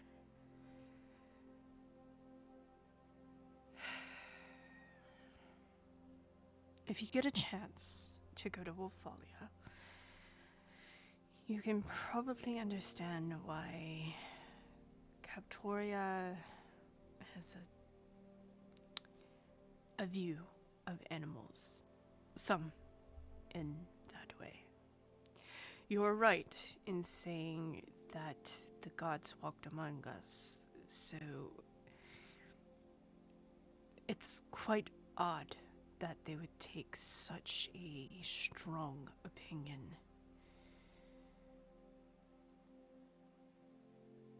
It was definitely after the gods left that this opinion came to be. And it benefits them to sow seeds of hatred toward elves, because elves represent... Well, not elves, forgive me. Toward Creity and towards, well, Keelane, because of what these cities represent. And it benefits them to have that. Sorry, I'm connecting dots that may not... I need to think, No. and it's been a long day. No, I no, apologize. you are on the right track. You said it was Serephina was her name, right? Right. Last name is Serenity. Serenity. I don't know her very well, but I know that she's lived lived in multiple places over her life. That's kind of all I know, though. Does that sound familiar to you? I feel like I've heard the last name Serenity. I know. Ah, yes. I remember.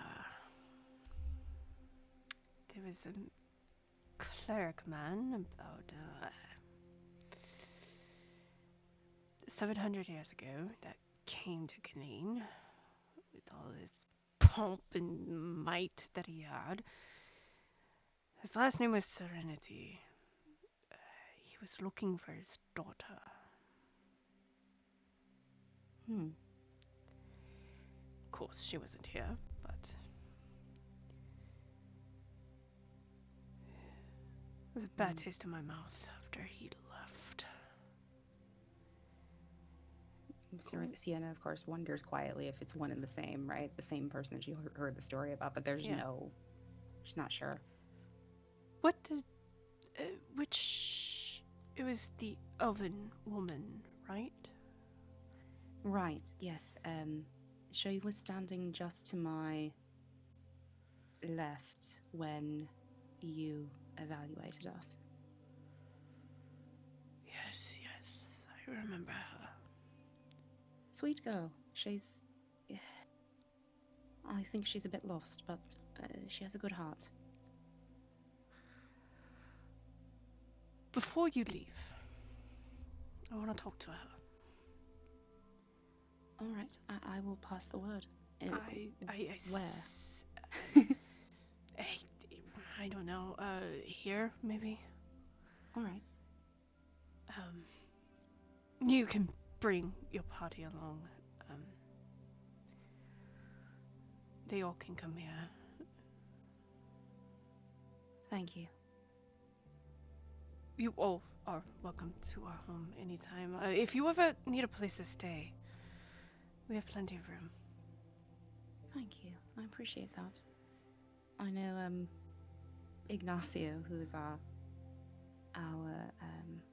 bard in the party. he was not so pleased with having to stay at the Mithril Mattress, even though, to be fair, it's a lovely establishment and they've been nothing but fantastic to us. Shivala is a good kid. Certainly seems to be, yes. Thank you for the information and talking about things that are quite painful. I'm sorry that is the second thing that I've brought up. No, it's fine. Nobody seems to ask those questions anymore. I don't mind passing the wisdom down. It's a story that not all get to hear anymore. It's important to understand history in order to understand where we're going. Yeah. Especially when threats such as the ones we seem to face are making progress. Yeah. My other question is hopefully a bit more tactical and not quite so painful with any luck. About 3 days ago, right before we reached Elaine, we encountered a dragon, and thanks to Akira, we were not sundered by it, but it appeared to have burned villages. But at least one village. There was quite a lot of smoke before we made our escape into the forest. I was wondering if, just as a commander of the Rangers, you might have had any tactical reports about what that was all about, and if the dragon still roams, and if there is any information on it. A dragon that is not starting its hibernation is quite odd. There's several dragons that find their homes within the court spires. They tend to leave villages alone. Occasionally, one would swoop down and take a cow or one of the Shilorns that farmers have. Everyone's got to eat. Yeah. Above table, you would know that Shilorn are kind of this mountain goat / sheep type animal. Though there are actual sheep within the world, this is kind of like a mutation of sorts. But there's 3 different types of Shilorn. There's the Shilorn, Falorn, and Kalorn. You do understand you're killing my dyslexic brain right now, right? Yes, I am. It hurt my own brain, so we're good. Well, at least we're even. Yeah.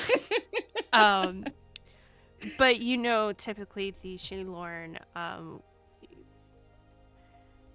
which is there in chat, are considered beast of burden, as well as livestock animal.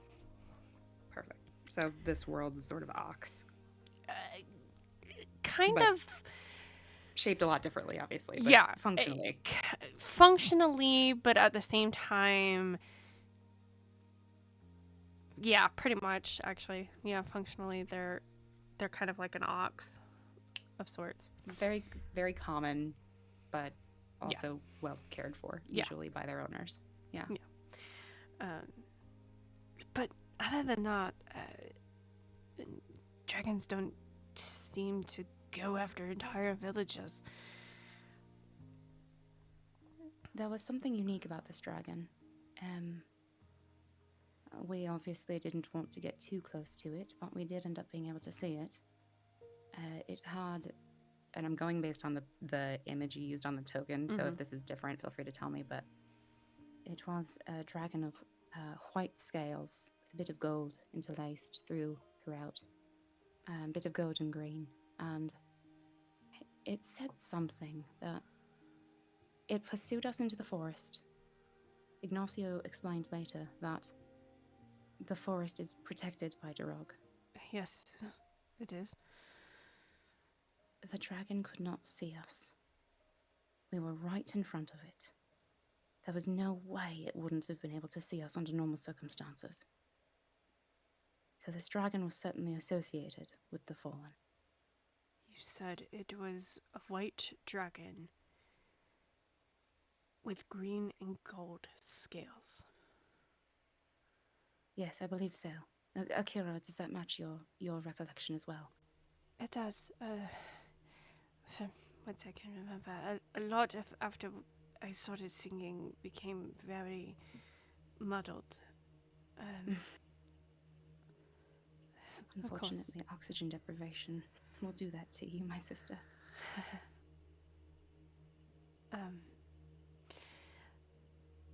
There was another thing that I recognized from the dragon.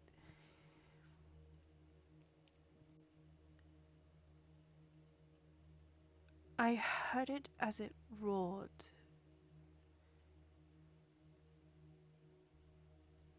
Saying full Zephyr.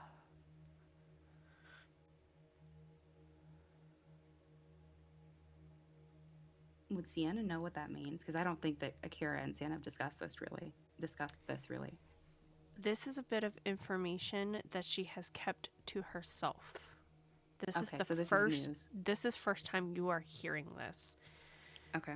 However, you would know that because of her affinity with the god Durag, as being his champion, and you would actually know that she was a true bard as well.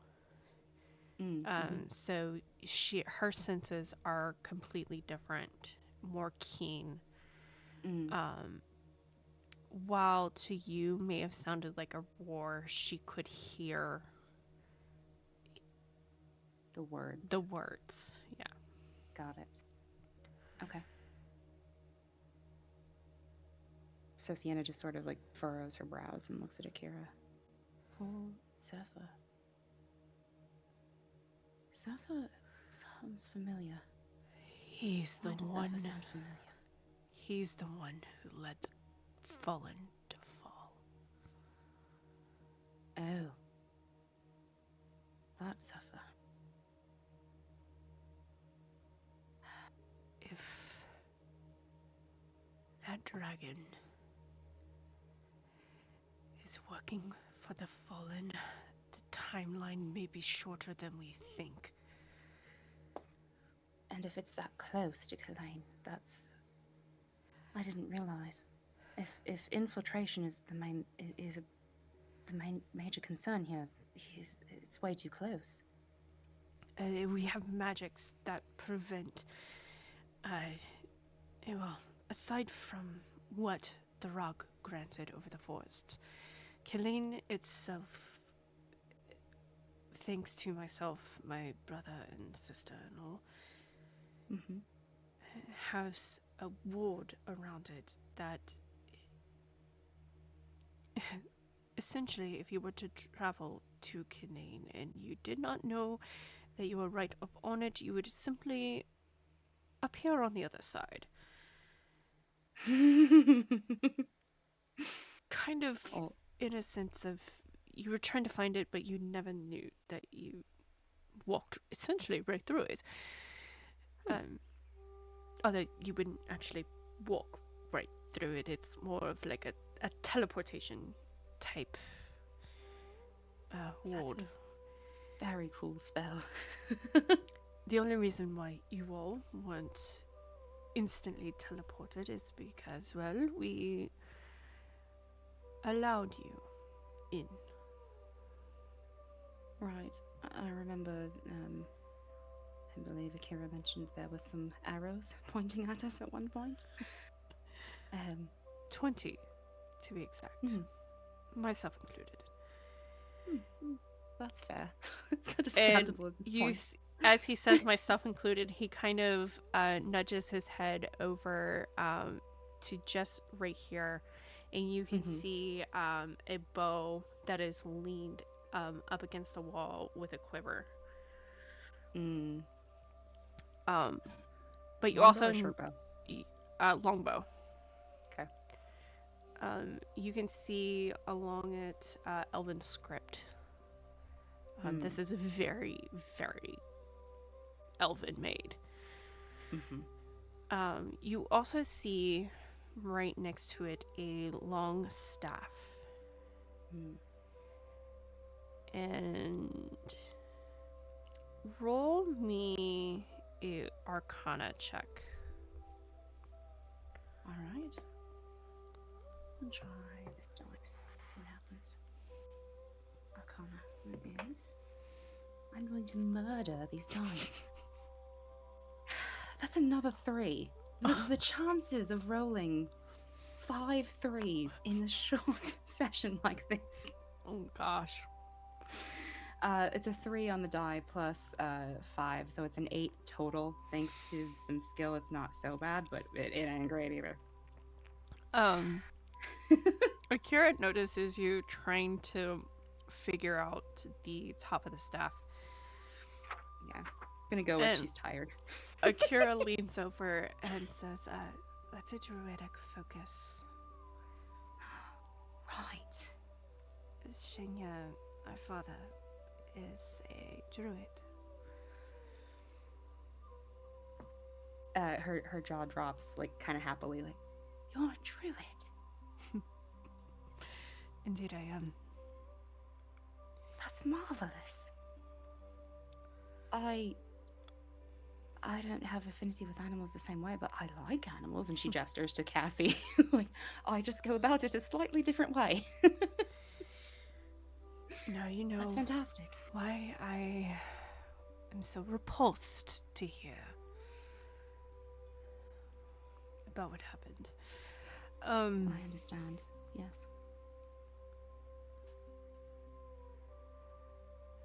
Yes. So even if this dragon or whatever being turned into it were to come into the forest and be able to see within it, they would never find killing. Forgive me for asking. You meet your father one day and then you immediately start challenging him. I suppose that's like a normal experience. She starts talking to herself a little bit. Sorry. I fear the word never at the core of my being because it usually bestows a pride that is not earned. However, you and this family have been here, I feel, long enough to earn it. My fear, though, lies in magic is always evolving, and I worry about cleansing and or dispel magic. More likely dispel magic, based on my understanding. Is there a world where someone could create any sort of hybrid spell that could dispel what you have built? And is there a fail-safe? I don't need. I'm sorry. I'm asking tactical questions no. about a city that I came to. I'm No, sorry. we've thought of that too. So your thought process is by no means something that we've not already thought of. All right. I figured. Again, forgive me, please. No, you're fine. I suddenly feel very, very protective about Killeen. It's understandable. There's a magic here that is indescribable. That is fair. And I'm talking about the wonder and awe type of magic. Not in the... And you see he creates a little flower on his desk. Not Sienna would shoot up like a little kid onto her like tiptoes and like palms on either side of the desk and like lean so close to it like she's gonna smell it. But she's just like, it's so exciting to see it because she has very little exposure to druidic magic since colleagues in university. He chuckles. So beautiful. Take it. Hold it. I can. She reach forward and kind of sort of hesitantly and pick it up gently, like this is the most fragile thing she's ever touched. It feels like a real flower. You can just make that? That's Druid brilliant. craft. Druid craft. Druid craft. Oh my goodness. I can form all kinds of things out of metal, but I've never seen true mastery of organic formation. This is stunning, Father. And you watch as he waves and a flower crown appears on your head. She makes that sound. Akira is just laughing. Sister, you are so adorable. I like flowers. What can I say? That's amazing. Thank you so much, Father. Of course. Wow, I wish I had more time. I want to study everything about how you just did that. Another time. But, Save the world first, teach me to make flowers later, right? exactly. Uh-huh. I will say for lack of better term, enchantment on the forest cannot be dispelled. All right. That magic is way too ancient. As well, dispel magic, well, that would only affect a small portion and couldn't affect the entire forest of the entire world. However, for Kinlane itself, we've had a few times where we've had those who followed the fallen actually make it into the forest and could see. We've How is had that possible? She would sit back down. Just right back to serious. How is that possible?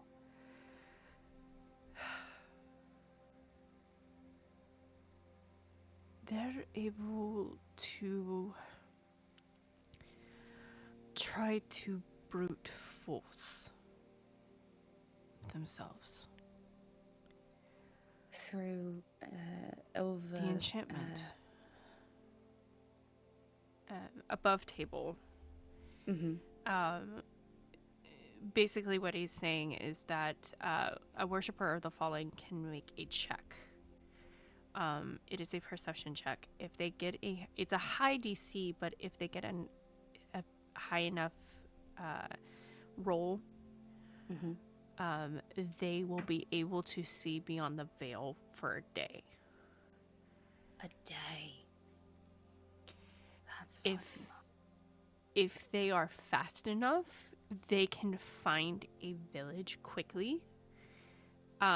Once they're in said village, they basically are allowed to see that village, but the moment they walk out of the village, it's like a veil happens again. Each of the cities within the villages, the towns, the cities within the forest have their own wards upon them that allows you to kind of see the village. It's kind of what he was explaining with Killeen. Mhm. how there was a ward upon it where even if you were to continue walking, you would simply just appear on the other side. Most cities, villages, towns within the forest kind of have all very similar wards. Right. Though there are some who have decided to forgo. Oops, sorry, I didn't mean to do that. Who have decided to forgo the wards, which is up to that city or town or village. But if a fallen were to get to that city, as long as they remained within that city,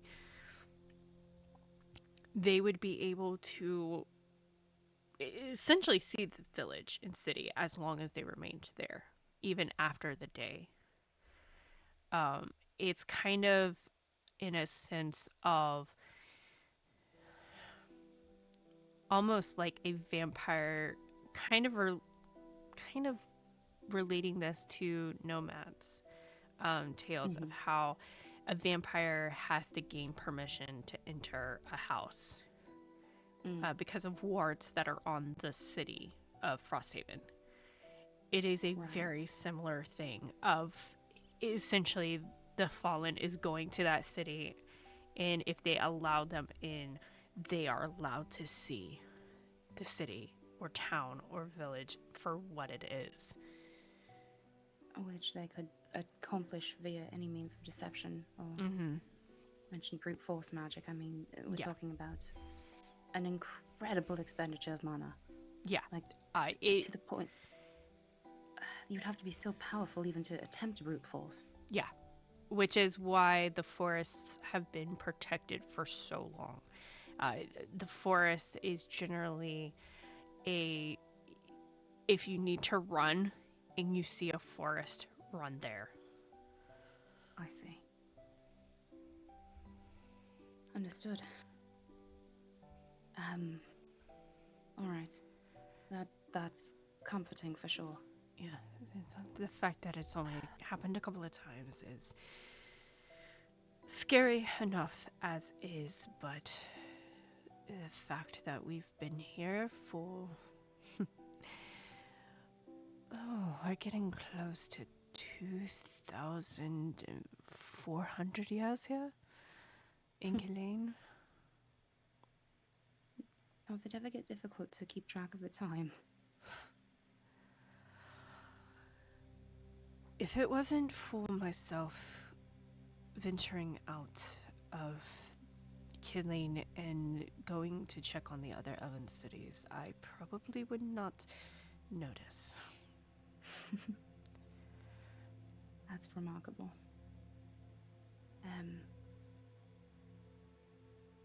I mean, that's how I met your mother and your mother. I was on one of those journeys.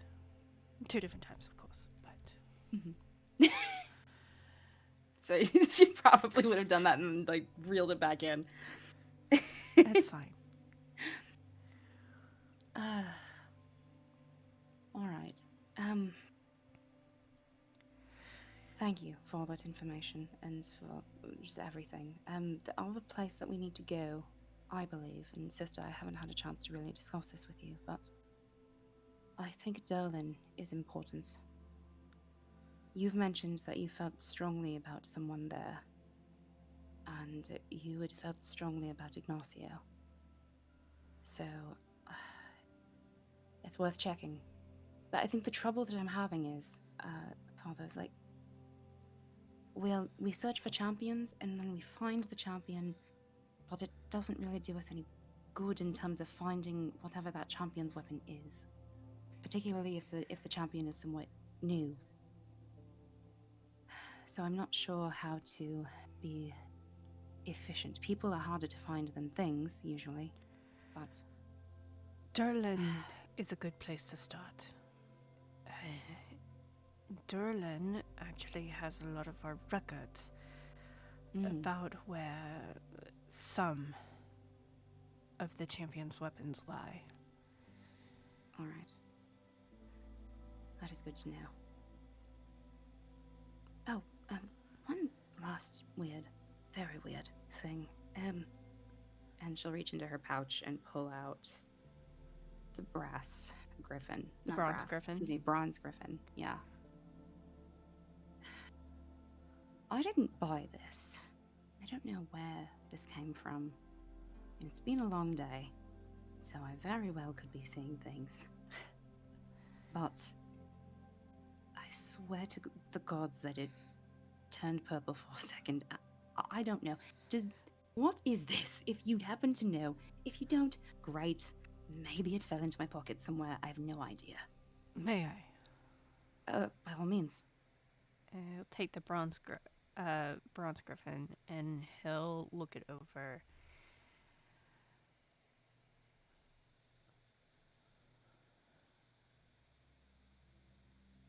Akira is watching him inspect it. Isn't it kind of like my owl, father? Never thought of that, Akira. I suppose it is. Yes, it's a figurine that holds a beast. I've seen these sewed before, like, I've seen, like, onyx cats, for example, that people have used as guards for adventures. But I've never really seen... No, I don't know. Those there are isn't just- much variety in that department. those are just figurines. This is something much greater. So you know what it is. He hands it back to you. Come, follow me. All right. And he leads you all outside to the front. Okay.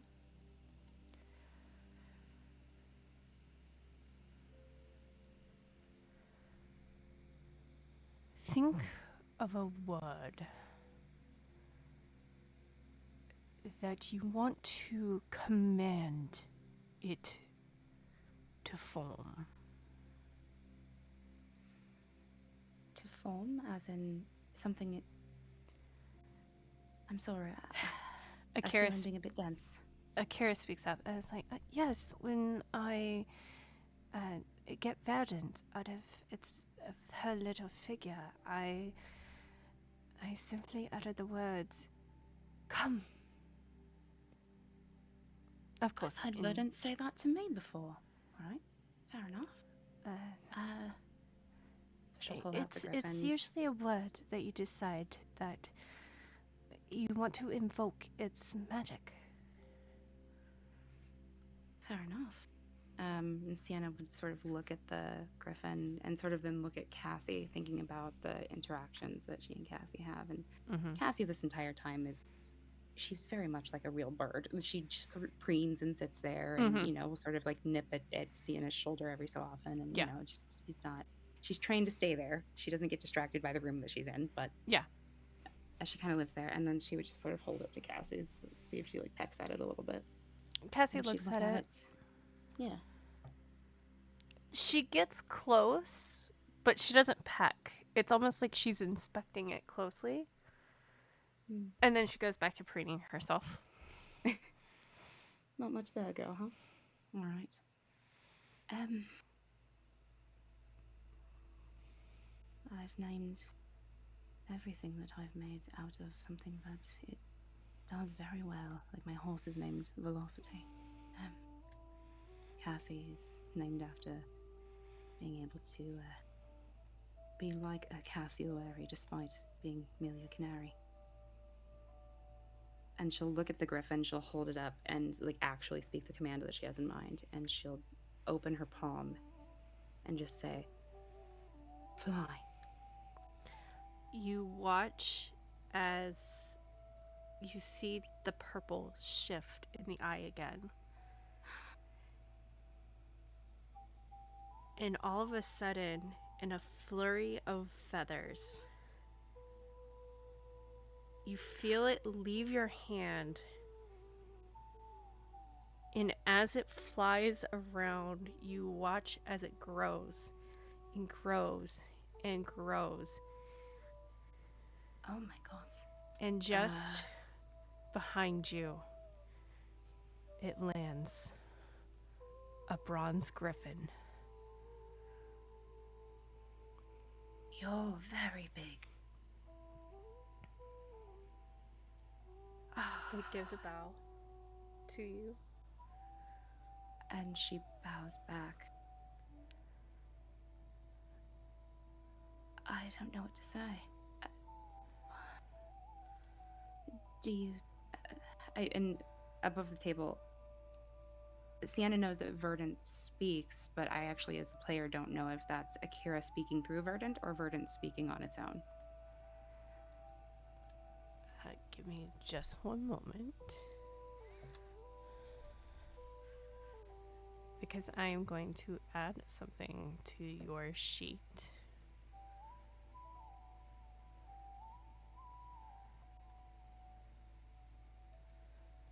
Because it is an actual item.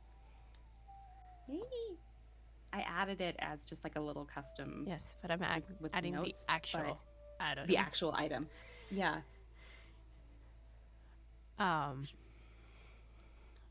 It sits there just staring at you. But it understands everything you're telling it.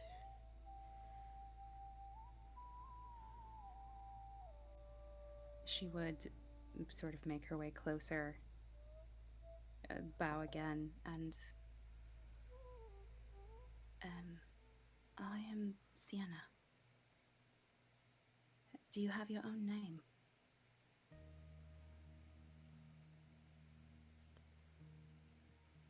You watch as it shakes its head no. Yeah. Well, I can give you a temporary one.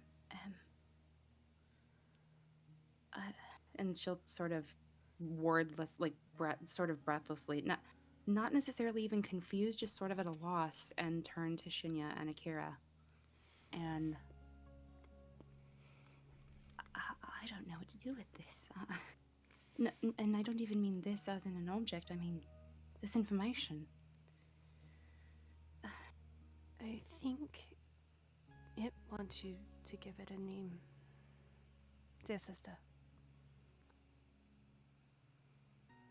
All right.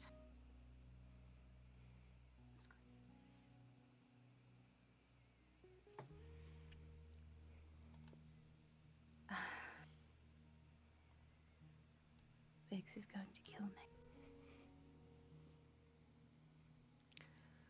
How does Biggs strike you? You watch as it flares open its wings. And you see it get this pride about it. And she just smiles and says, if you like the name Biggs, then know that you are named after someone I very quickly became close friends with, and I hope the same becomes true of us.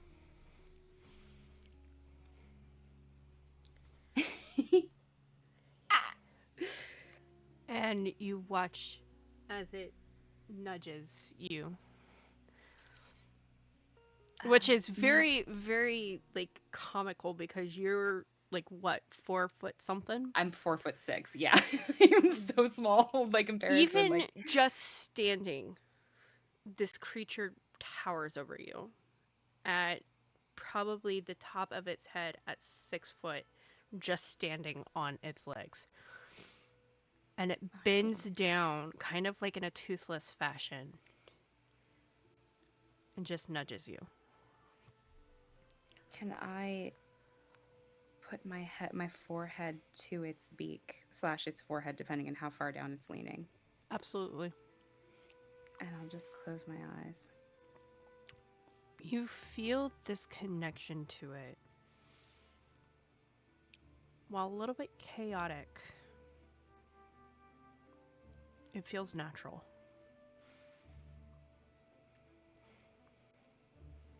There's this odd feeling that is completely... This is not scientific in any way, shape, or form. But I somehow feel like you've been part of my DNA for much longer than either of us realizes. It is nice to meet you. You feel the wings wrap around you like it's hugging you. And she'll hug it back. So is it like she's not really sure how to do that, but she tries as best as she can. The way the head is, you can easily get your arms around. Okay. Yeah, so she'll do that. She'll just give him a huge hug.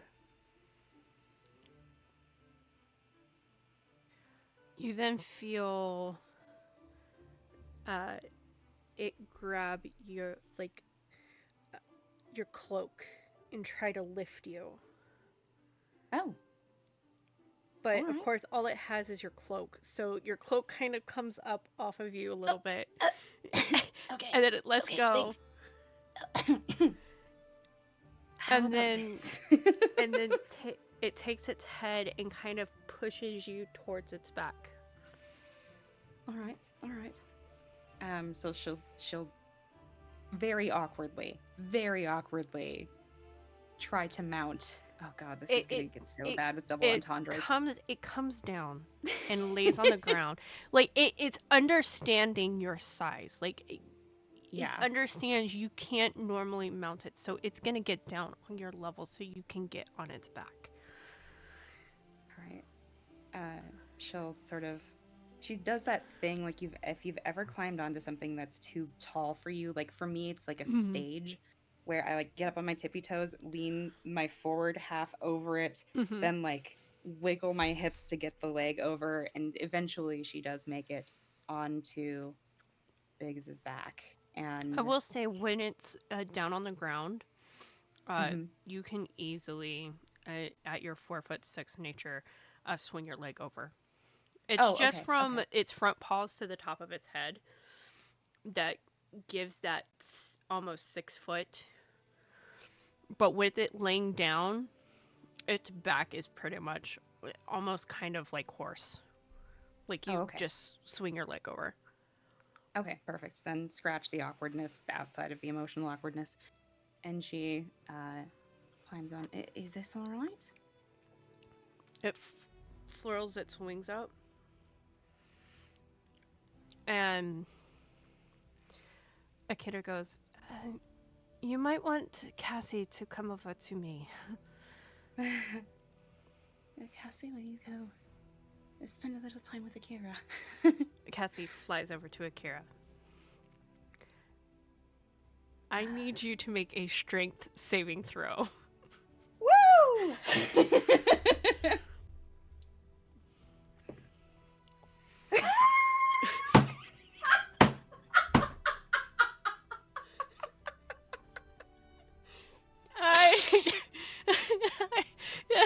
I think I already know the answer to this. But for the record...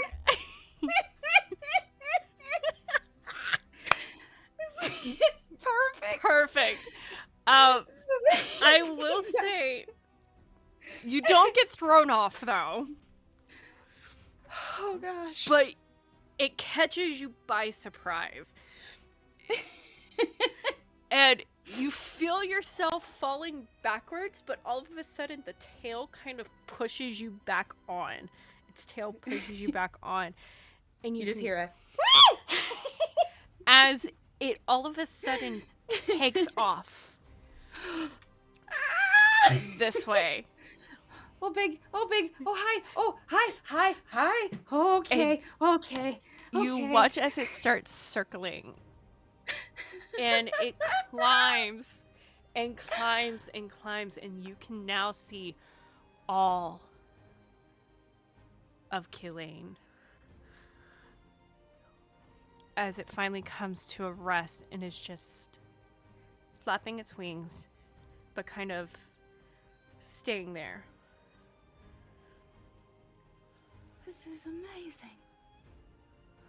Thank you for this. Oh, after she stops screaming, she's taking in the beauty of the city. Oh, You hear it give a eagle screech. oh my god. And then this time, it starts gliding gently. And She'll it's sort of like, Go ahead. so she can still see, but she just sort of almost is hugging Biggs. Like, yeah, she's just sort of like got her arms around him. It's they, she. Him. Unclear.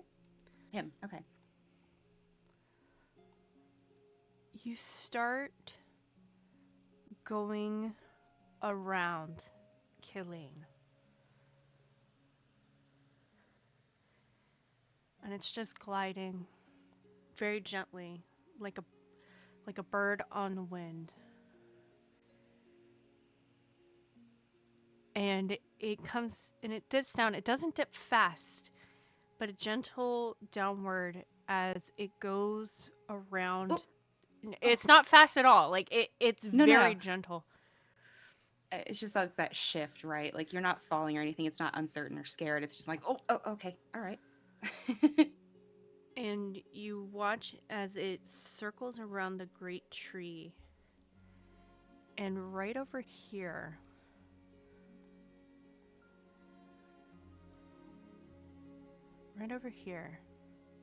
Mhm. you see this very, very, very beautiful garden. Like, though there is flowers and stuff all through, flowers and trees and beautiful foliage all throughout Killeen, this stands out. That's amazing. And you see a statue, because it gets down close enough, you see a statue. And I want to make sure I tell you the statue correctly. You see this statue.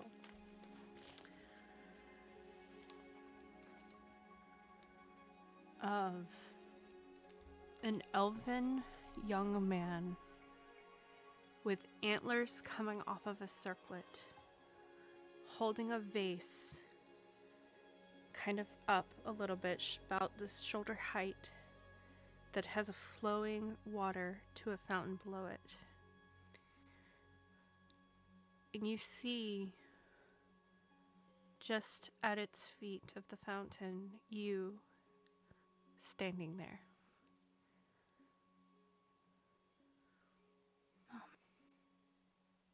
And I assume we're still pretty high up. Like Yeah, you're low enough that you can see the statue in some detail, and that you can make you out.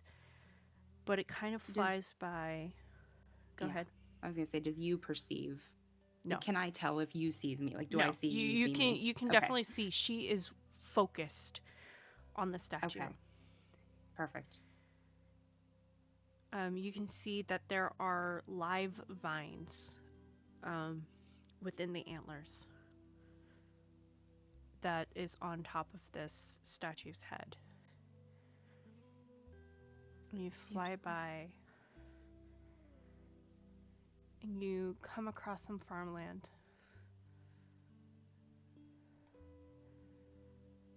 And then you see the Reminds me of a bit markets. of home. Then you see the markets. And then you see the mithril mattress. Hmm. And the smithery close by. You see the gate you all came in. You see another gate and a river as it comes close. And then the manor that you were just at as it comes in for a landing.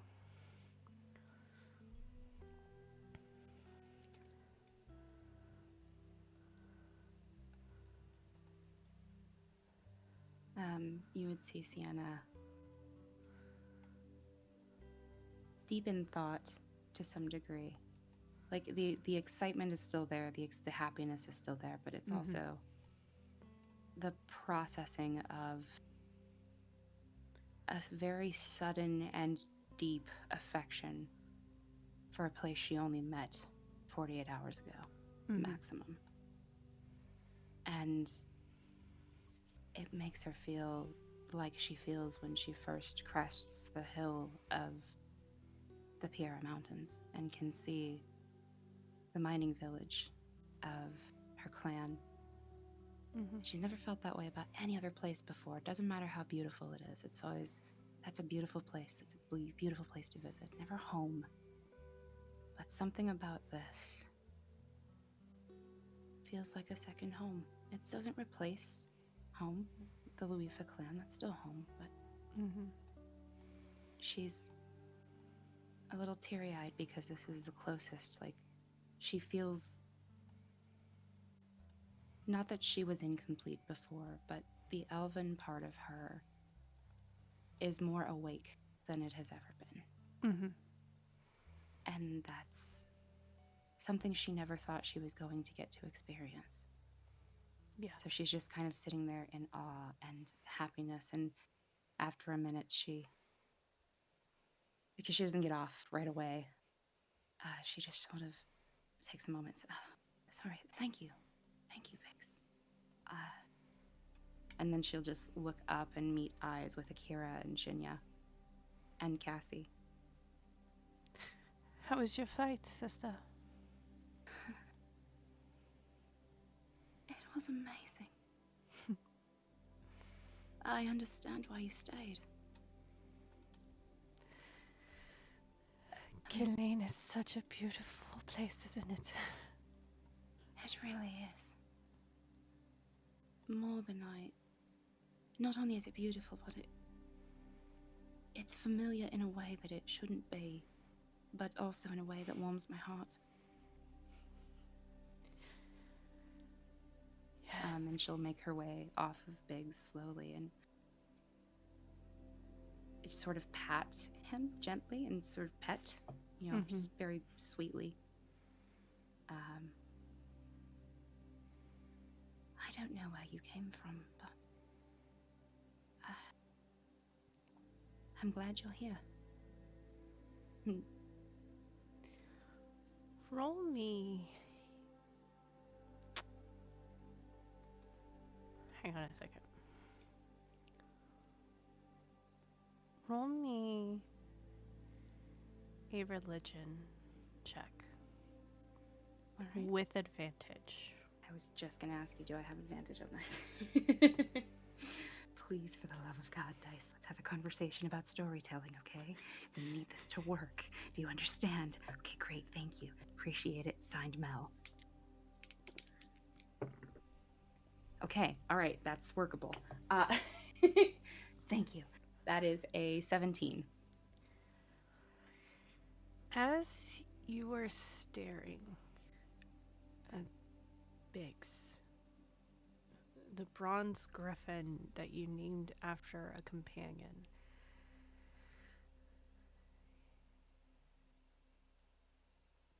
you get this feeling of arms wrapping around you.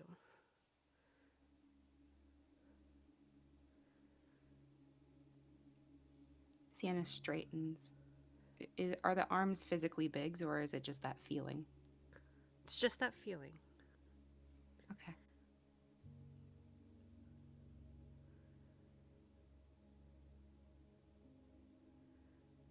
You Is someone there? hear the voice.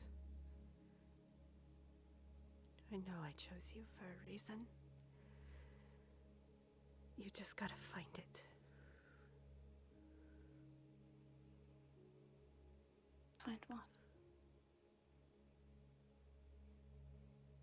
Come find me. Who are you? I think you know. And the arms leave you.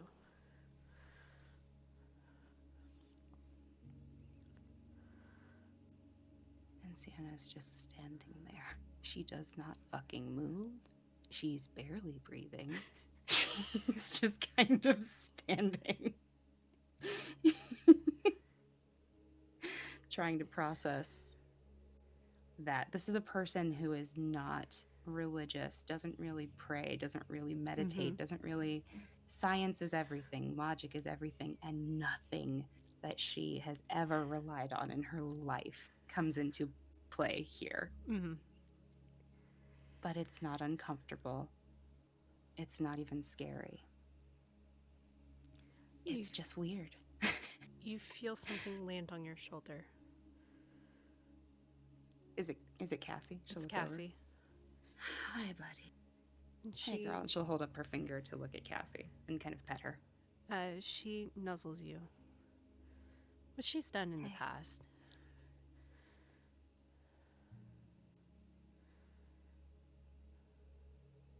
And then you feel on the other shoulder the head of Biggs kind of resting. Not putting any weight, but kind of like just that rest.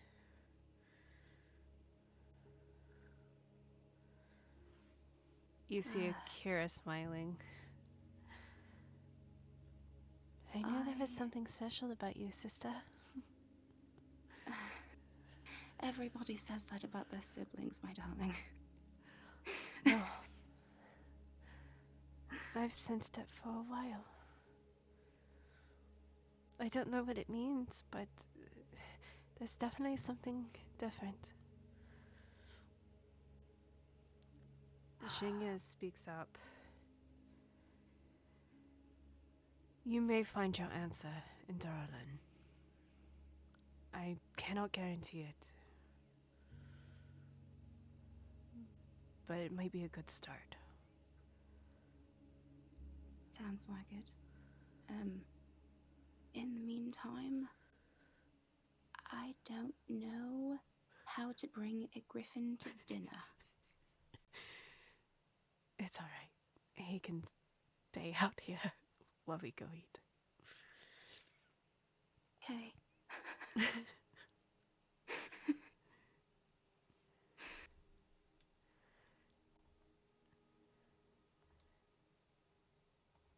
And hang on a moment.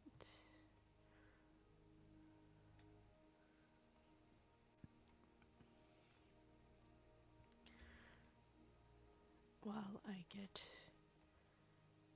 things set up.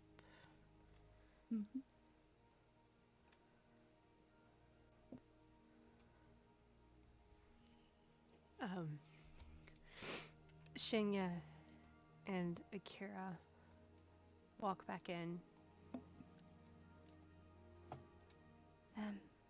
Biggs, seems I'm always leaving my friends outside, and I really don't like that. But do you think you can find somewhere to be relaxed and happy on these truly massive grounds? You watch as he turns, takes a few steps, and takes off, and flies behind the manor. She just looks up and smiles, like where her eyes lose sight of him. And she'll make her way in after a moment. Shinya and Akira are waiting for you. And I am going to grab yours and Cassie's token. And the four of you make your way into the dining room. Shinya takes his place at the other head. Akira sits by Oak and pats the seat next to hers. And as you enter the dining hall, you see Biggs right outside the window in the back. She smiles and cries a little bit because it reminds her of the places that Biggs couldn't fit and how he would stand at the window. And she knows that she named him very appropriately. And you all have a family meal.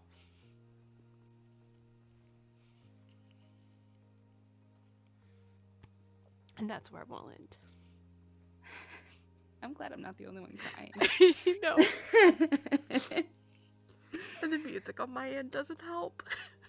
Dude, right?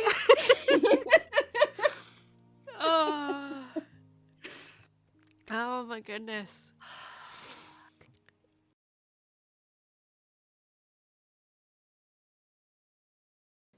there anything you guys want to do?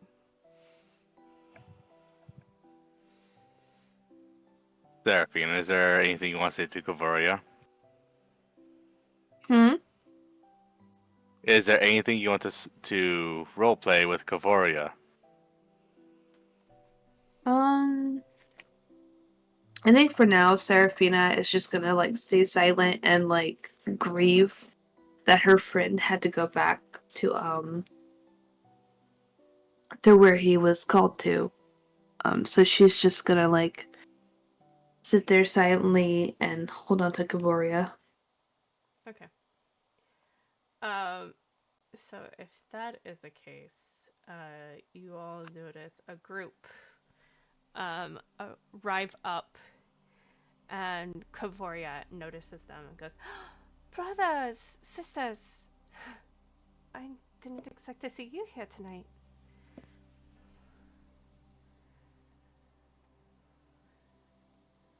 And That's a hell of a Ignacio would crew. go ahead. Ignacio would turn around and would say to himself, "Oh my God, those are all your brothers and sisters? Oh Lord, oh Lord Rappins." Kavoria leans over to you and is like, "Don't worry, they're really nice. And two of them aren't, but well, one by marriage, two aren't, and the rest, yes." I don't know why, but I read one of their names as Kebab instead of Cobb, and I was like, wait a minute. Um, Elron approaches. I need to ungroup them. Hang on.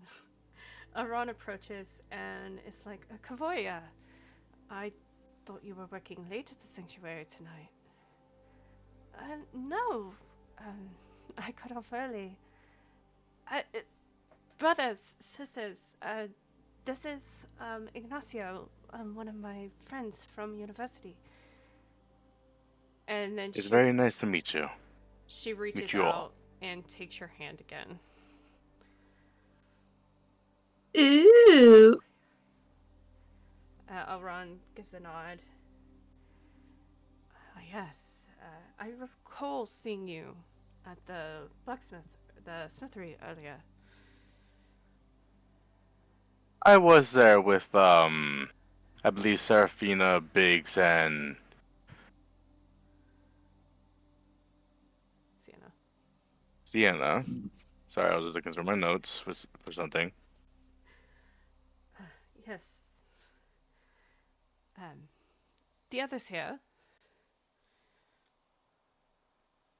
Kavoria speaks up.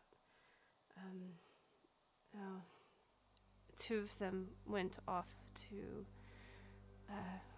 go run an errand, but the large automaton had to leave. Akori rushes up hearing this. What? What do you mean he had to leave?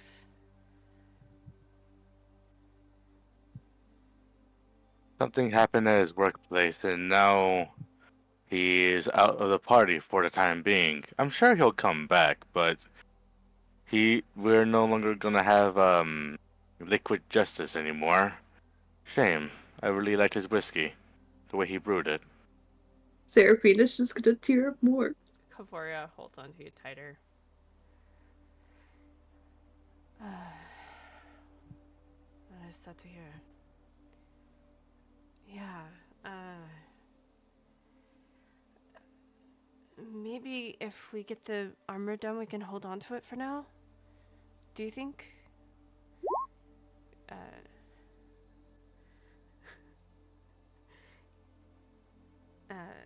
Elron sits there and thinks for a second.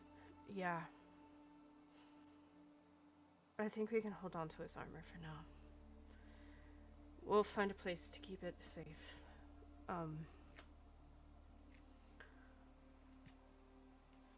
Thank you for letting us know.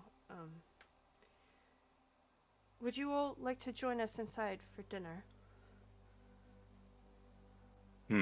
Of course. I will be honored. Kavoria looks over to you, Serephina. You gonna join us?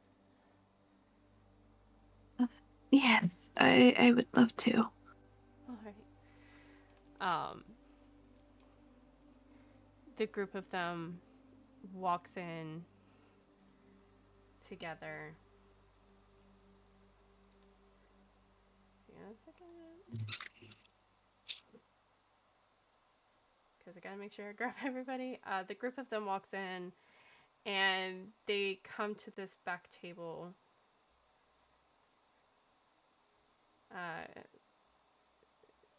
Kavoria is still holding on to Sienna, but still holding on to your hand. Ignacio stands up. Shall we go? We shall. And walks with you both inside.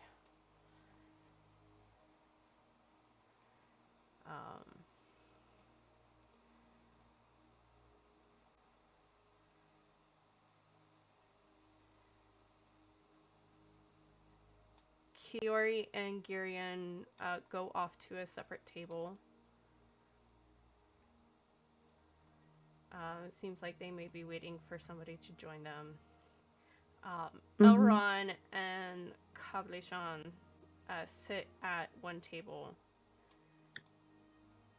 while Akori, Valishal, Adriel, Gladriel sit at a different table, and Elron motions for you three to join their table.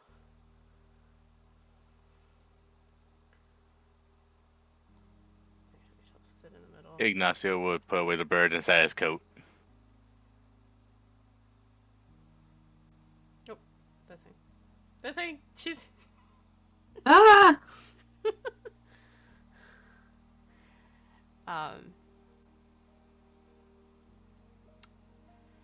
Elron looks to you, Ignacio. So, you knew my sister back in university.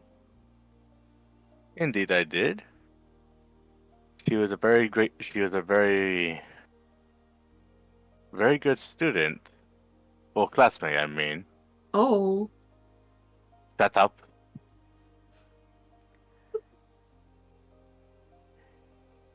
Kavoria lightly blushes. He was a very good influence on me. Elron just smiles. I can see that. Kavlishan leans over. Actually, I'm gonna roll something real quick. Kavlishan looks at you, Ignacio, then looks at his sister.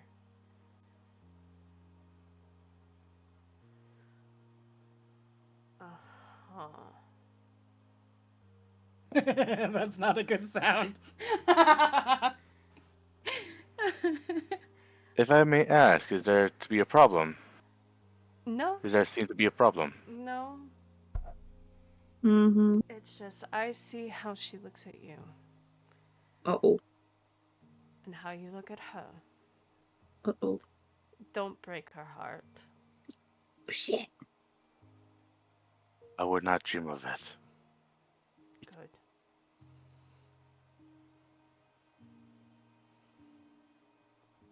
Food and drink is passed around.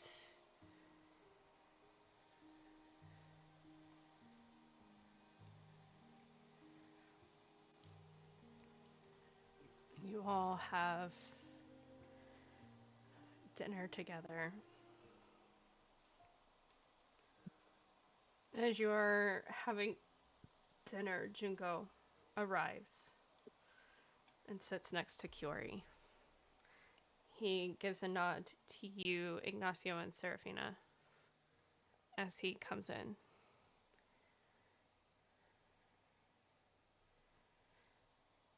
Seraphina slightly smiles at him. He sits next to Kiori and Kirian. Mm-hmm. And they, too, have a meal together.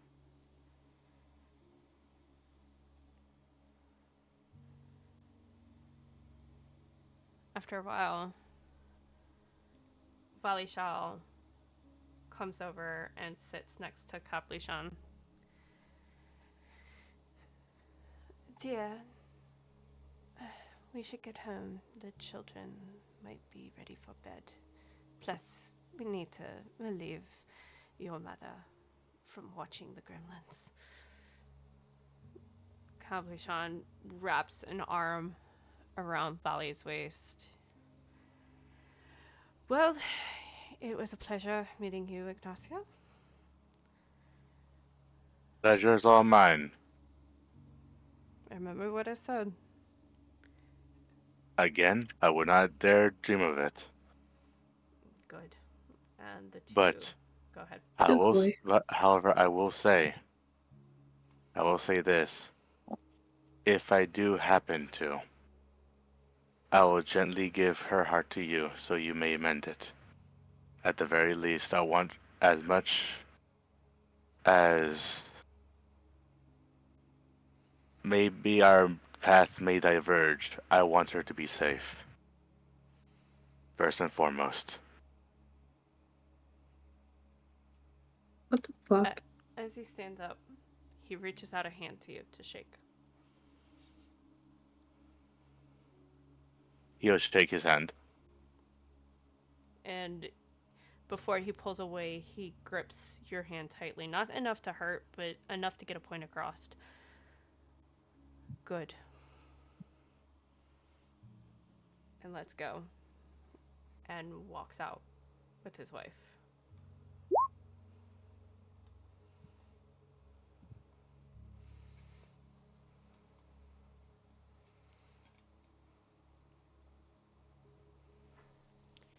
Kavoria smiles. Ew. Lishan always is the protective one.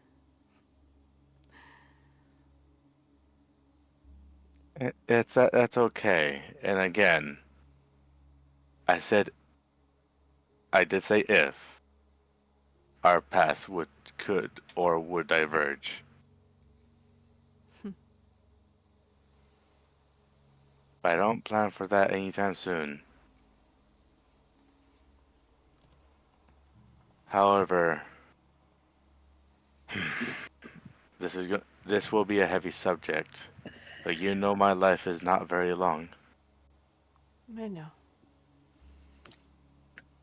And yet you still choose me. Because you have a good heart.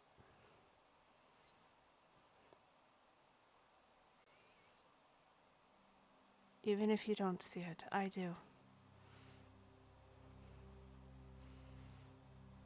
Yes, your lifespan is way shorter than my own. But I don't care.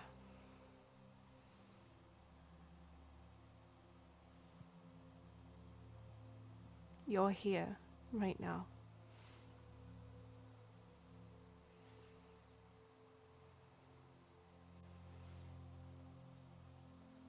He solemnly looks at Kavoria.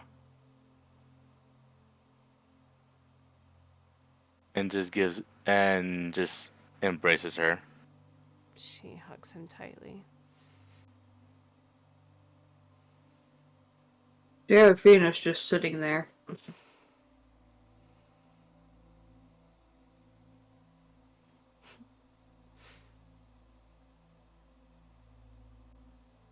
Seraphina's just sitting there, just okay. Sips drink. Mm-hmm. Sip, drink. Elron is just smiling.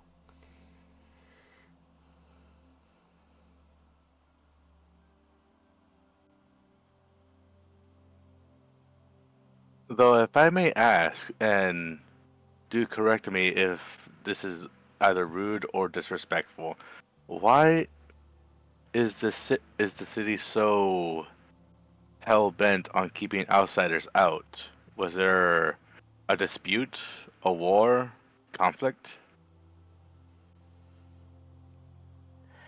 Elron speaks up. From what I've heard from our parents,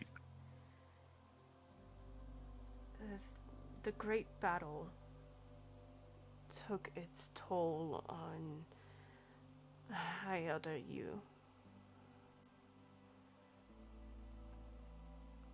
I don't know much of the details, neither does our parents.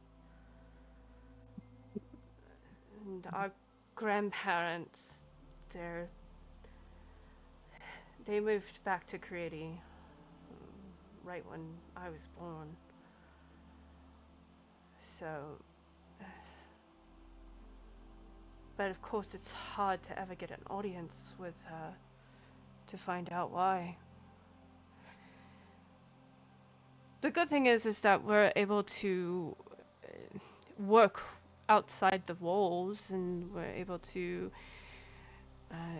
send our businesses goods outside the walls, so we're not restricted in that way.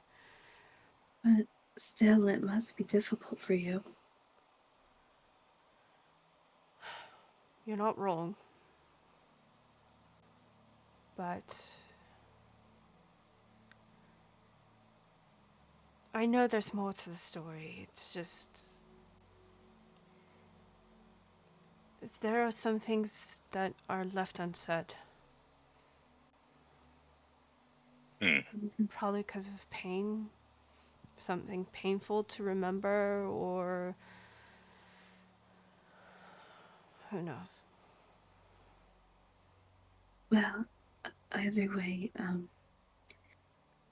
thank you to you and your family for how much you've done for others. We try.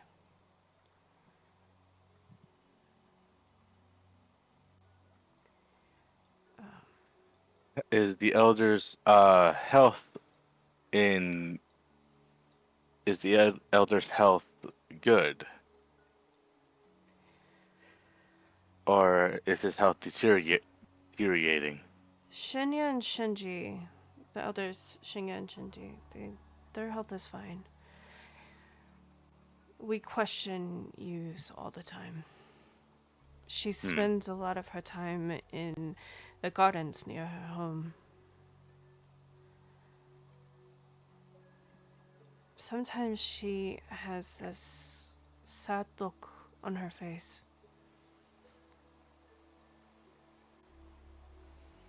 Hmm.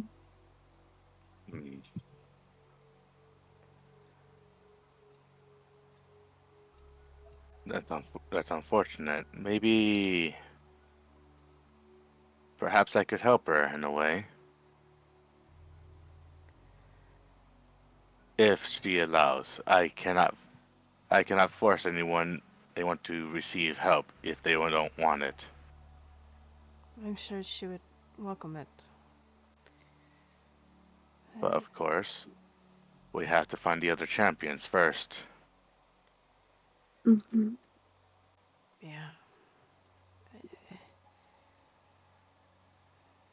Which, I don't want to seem casual about this, but you're looking at one of them. Elrond's back stiffens up just a little bit, kind of not in a way of like being threatening, but just kind of like he's in awe that he isn't in a presence. You Uh, do know that High Elder you was a champion, right? I was not aware of that.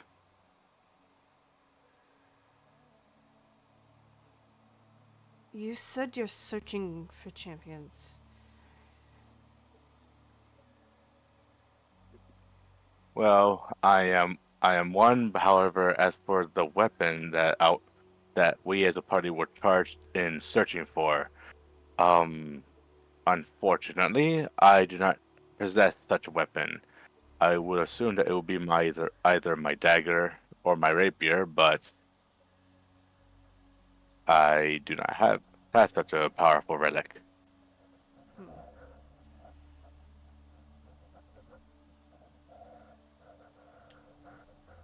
I know of someone in Duralin who might have an answer. You want to search for, um, oh, what was his name? And he calls over to Girion. Girion! Uh, what was your father's names again? Uh, Girion looks over. It was. They are. I'm trying to stall for time as I pull this up. Uh, my direct father's name is Zashi, and my brother's is Sho. Yoda Todoroki. I'm sorry. Look for Zashi in. Sho. Aizawa is our last name. God damn it. Penguin. In. It is Duralin. not them. Names can be in and out of series. So,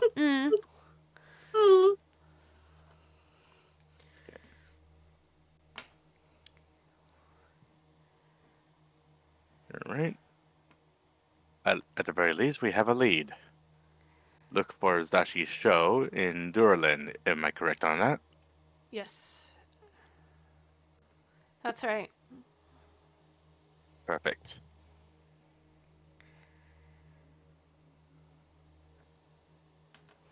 Thank you, boys. Though, at least if they don't have any information, they should have a good idea of who would. Durlin tends to keep a lot of our records within the of the elven cities here in Ultrees. Are they as protective of their city as Kilane? They're protective, but they are much more lax. Protective in a sense of protecting from beasts, but uh, you should not have the same sort of escort. Okay.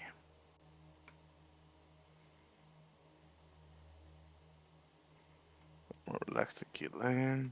Okay. Alright. Ignacio would just close his journal and would say, "Alright. I am feeling a bit hungry. I feel like eating some salmon." Shavala's salmon dishes are amazing, and don't worry, dinner's on us tonight.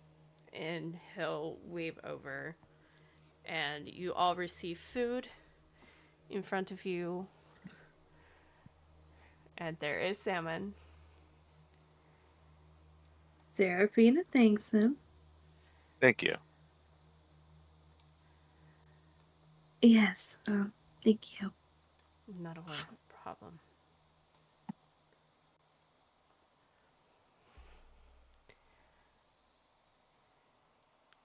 Is there any more roleplay you want to do? Not Yeah. at the moment. Okay. Nope. All right. Time passes, and eventually Elron gets up and just gives a nod. Adriel and Gladriel, along with Akori, join him, and the four of them leave.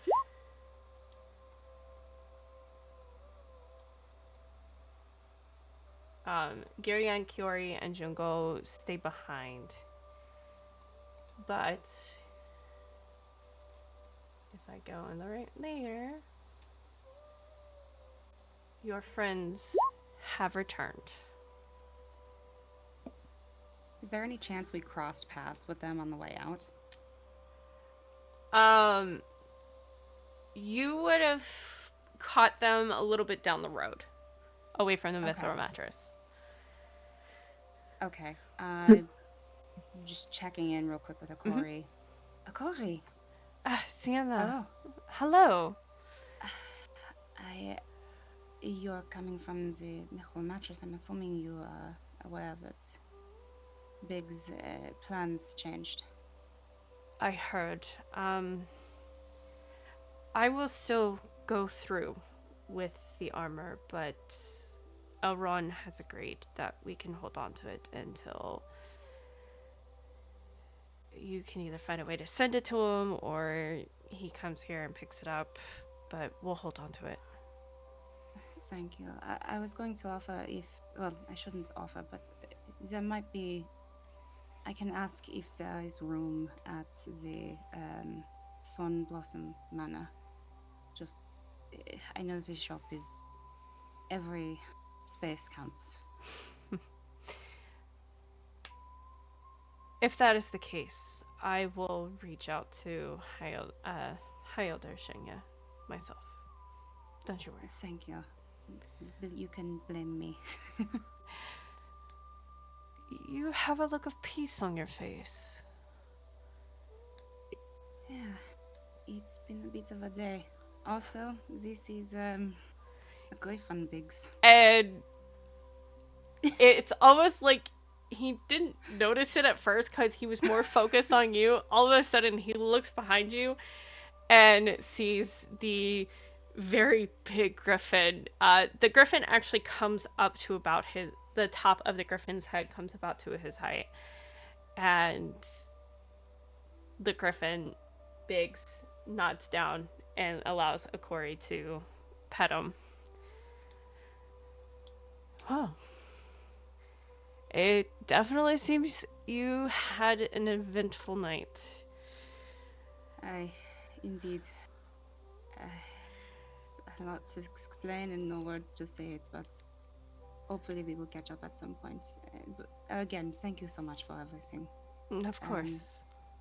And I spoke with Akira, and we'll make sure that the shop is paid based on what we discussed.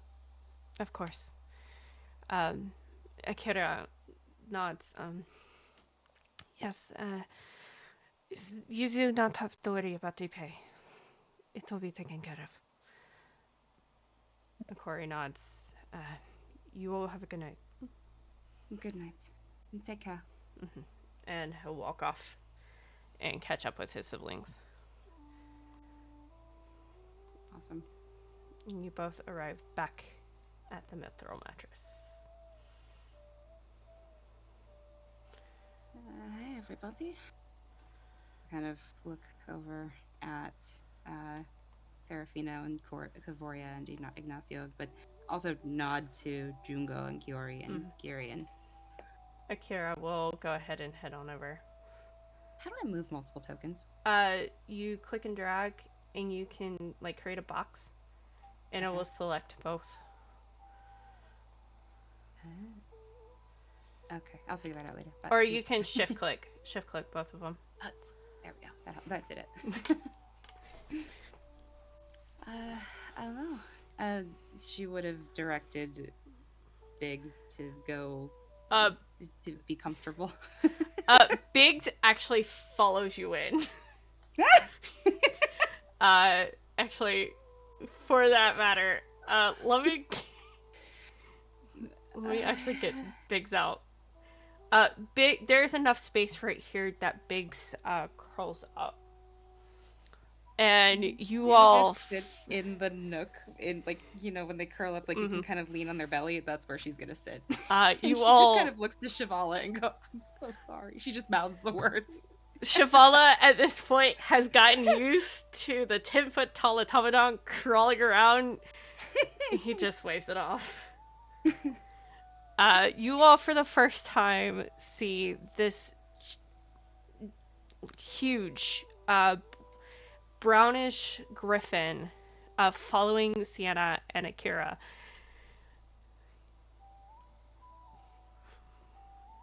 So this is Biggs. Biggs, this is Serephina and Cavoria. And she'll just sort of point to each person as she introduces them. Mm-hmm. Wait, that's Biggs. I realize that I might be a bit sleep deprived and maybe not the best decision for logistics, but I saw him, I went, he's big, and that's how it happened. Okay, so that's not actually Biggs. No, no, no, there's no polymorph or anything involved. No, no, this is not the fridge, this is the bird. Bird's Biggs. Serephina's Yep. disappointed. I- Sienna, I know you miss Biggs, but don't you think you could come up with another name? I don't think this is a very healthy way to grieve. Maybe. I don't really know how this works, Ignacio. So for tonight, allow it if you don't mind, and I will get sleep and perhaps have a better mind tomorrow. But to be fair, he likes the name. If he wants to keep the name, he keeps the name. She's like pointing behind her. Mm. I mean, she'll just kind of like start absentmindedly petting him. All right, but I still think that's very unhealthy to just name something after you part ways with them, even if it's only for a little while. Ignacio, Akira will trust me. Akira. The thought crossed my mind. Sorry, go ahead. Akira will speak up. To be fair, she didn't really have much time to think of a name.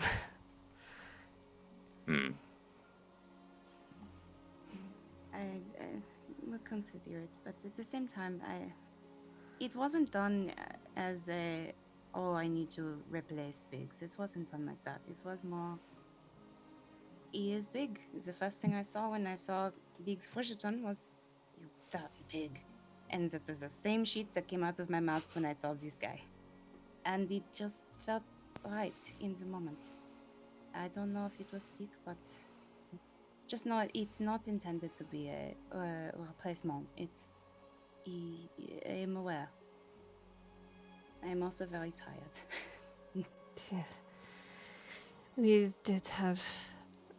We got a lot of information. Indeed. And she'll stand up and pull out her notebook and go sit at the table. And just kind of give Biggs a little pat on the head before she moves. Kavoria looks around. Is there a place that you all can go to maybe talk in a little bit more private area? Yes, we have the rooms upstairs. If you would like to join us there, we partied there last night. No reason we can't do it again tonight. She'll look over to Ignacio. If you'll have me. I would love nothing more than for you to accompany us. Okay. And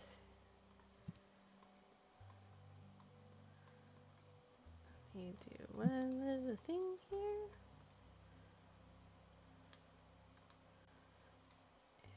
And oh, come on. You all are upstairs.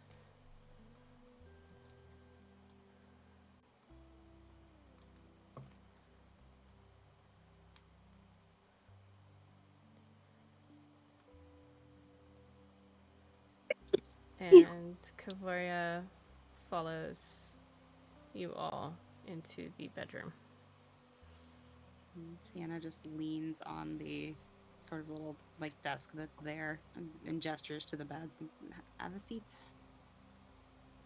And if Biggs made it up the stairs, she would gesture for him to lay in the middle where the rug is. And he does. Okay. And that's where she sits. Kavoria will just follow wherever Ignacio stands or sits. Ignacio would just sit outside the door and say, I don't know if I should be in a room full of women. I'll give them their peace. Are And you just, scared? um, not scared, just a bit, it, Cautious. no, not cautious, just, then you see the scared look on his face, and you say, I'm sorry, I must, decline on the offer. All right. Sorry to tease. Legitimately, you're welcome in this room. But if you would prefer, we can catch you up in the morning. Very well. Kavoria will step out and look at you. Are you alright? I just had a memory flash before my eyes.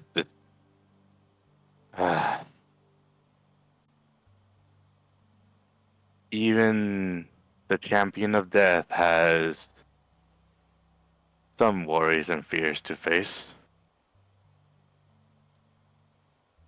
She reaches up but hesitates for a second, but then touches your face. It's alright. I understand.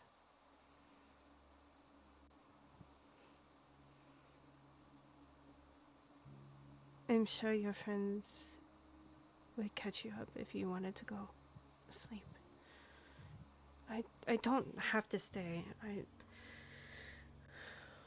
By all means, you can enjoy yourself, but if you want to look after me or sleep alongside with me, then you are more than allowed to. Oh. And of course, not in that way. No, I know what you meant. Sure. I don't have to be in the room with them. Though I must insist that you get to know them. You will be traveling with us for quite a while. Sienna doesn't mean to overhear some of this, but she does. And she'll just call out, if she's traveling with us, I mean, she can get to know us then. You two enjoy.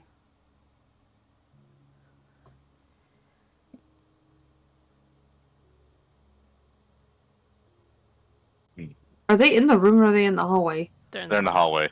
They're in the hallway, but Oh, okay. The door is Seraphina, Not that open. far The either, door. yeah. The door is Okay. open. Seraphina comes over here, sticks her head out the door, and nods. Mm-hmm. You two have fun. And then she goes back to the bed. Fun. Not like that. Sienna like gives you like she when you come back in as you walk by, she gives you like just a little like shove on your thigh, like Serephina. I didn't mean it like that. Mhm. God. You see her bright red, Ignacio. Like she's so bright red. Sienna stands and comes over. You two have a good night. If you need anything, this door is always open for you, even when it's closed. But I'm going to give you some privacy by way of closing this door. And she does. She goes back and sits down. Seraphina is staying with Sienna and Akira. She is not leaving them. Okay. You can lead the way. Ignacio will enter this room. Ew. And will just sit on the chair right here. And she'll sit on this chair. He opens his bag and will begin to write.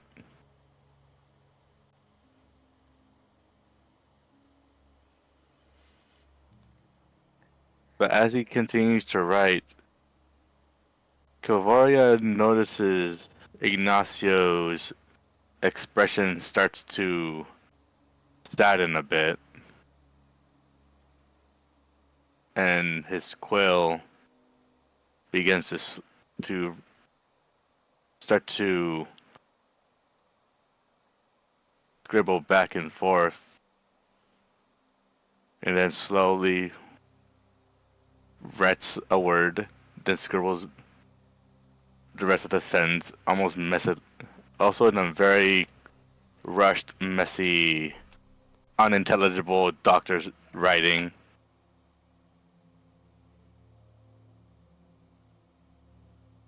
And then he'll just close the book, his journal, and put down the quill.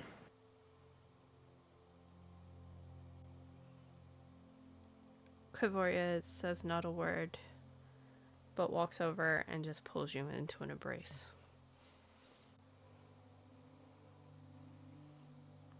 If you need to cry, cry.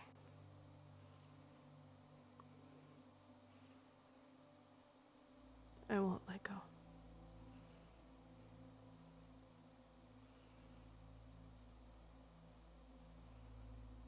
I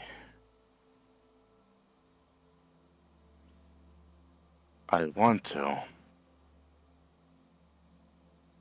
but I forgot how. It's all right.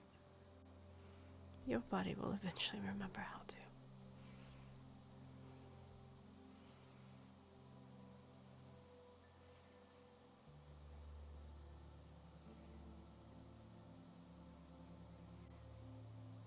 I hope it does. I'm just very happy to have found you after all this time, after all these years. Me too.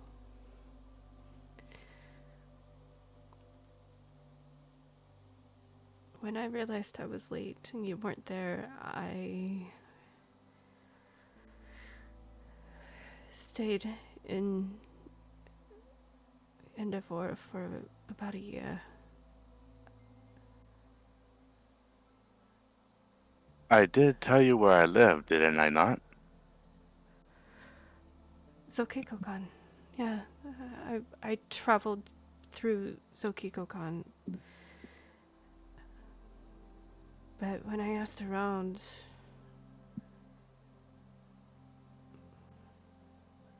I guess I asked the wrong people because they said that you weren't there.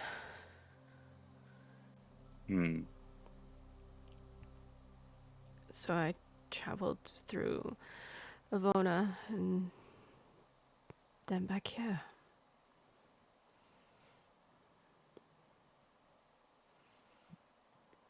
Sorry to keep you searching for me all this time. I'm sorry I kept you waiting.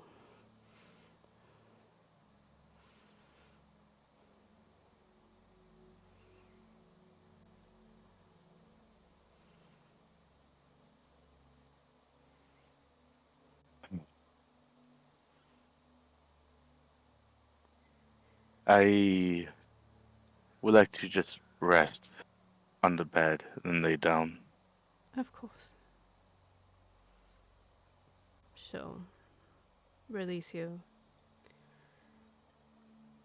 And takes a step back.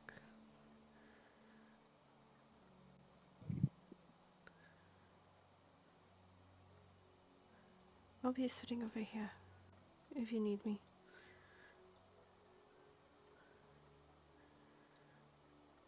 I actually need you right now.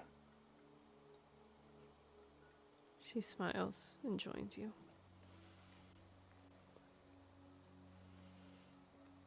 We're gonna end it right there if that's alright. Mm-hmm.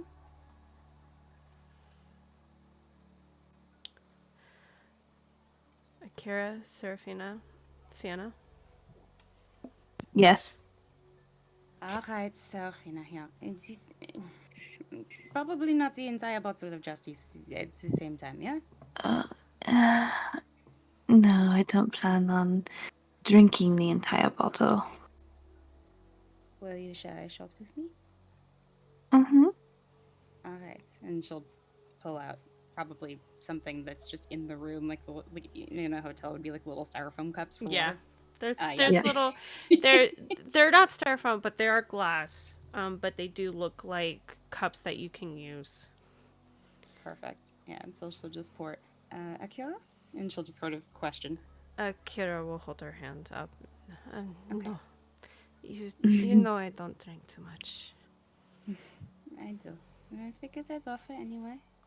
After all, this is the last time for a while that we'll get to just spend time together. And she gives Serephina the drink. Yeah. And Serephina takes it. to... And she's raising her glass for a cheers.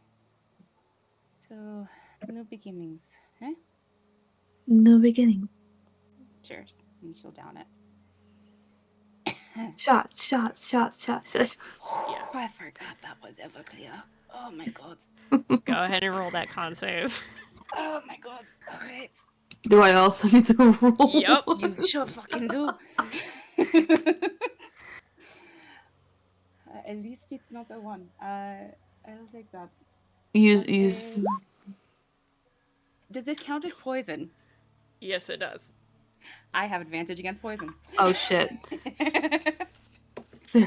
There. Well, it didn't help me, but that's okay. I rolled a 2 on the second die and a 7 on the first. That is a, however, I've got very good con, so it is a 12. You still both feel the effects. Oy. It is a 15. Oh. 15 DC. Yeah. That's bullshit. You're like No. right there. Seraphina is like feeling it. She is happy and slightly starts falling off the bed. Serephina. You're funny. Why are you falling funny? I don't know. Why are you standing funny? I was born this way. Fuck off. You know what? Hit me with a shot. Oh, thank God. All right. Sister. She'll pour you one. She's not totally sloshed. She can still pour. Yeah. All Oh, I right. love that you came up 1 short, Cat. That's great. Here we go. Oh. Oh, let's go! I love doesn't drink, has a higher tolerance than both of us. I mean, she is a champion. She is a champion. To be fair, no, nah. All right, okay. I'm tired.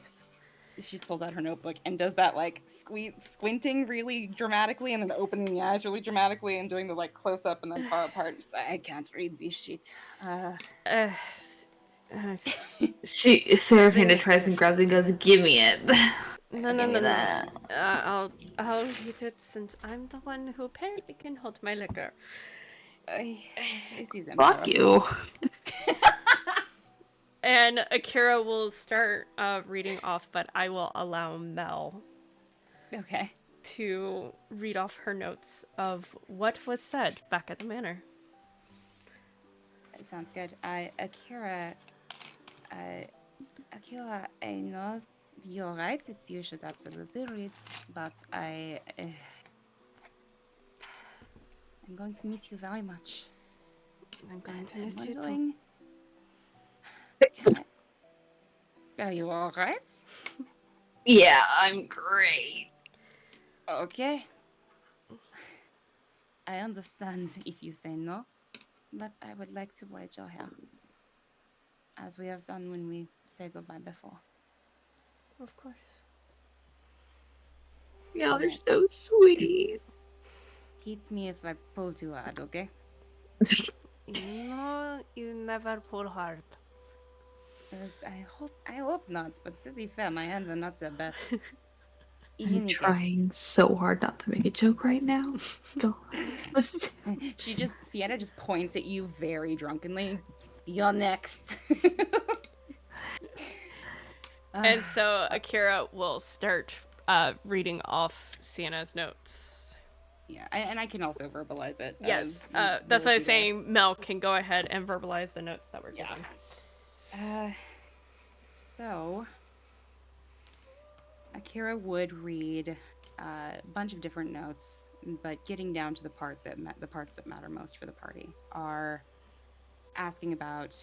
We were able to ask Elder Thornblossom, our father, about the champion weapons and where we might be able to find them.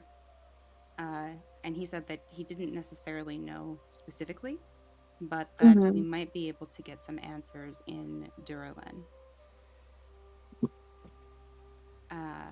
So I think there's that one, and then there's also the fact that there's a lot of history behind the Fallen, and Sienna would not have necessarily written it down in the most delicate way, but I would imagine Akira would try to sort of soften and just to explain that the people here in Keelane who started the city also suffered personal loss when the gods had to go behind the veil, when the primes had to go behind the veil. And even before then, there were murders and all kinds of nastiness that created a situation where the divide had to happen. But you, High Elder you, lost much in that exchange. And that is in part why there is so much fear around letting non-elves enter Keelane. The thought being that non-elves are more likely to be victim to the Fallen and could potentially infiltrate that way. And there's a lot of magic protection in place to prevent anyone who is non-elven to pretend, like if they're trying to disguise themselves as elven, they can't get through. So she would just explain all of this information, and at the end of the day, just say that looking at the map, so she would have a folded, sort of sketched out map of the area in the back of her journal. And she would look at the map and say, time is of the essence, but if we go, and Sienna would drunkenly interject, is if we go straight to Duralin, it's faster, but there's a big spot with no trees, and I remember trees being a good thing, Akira?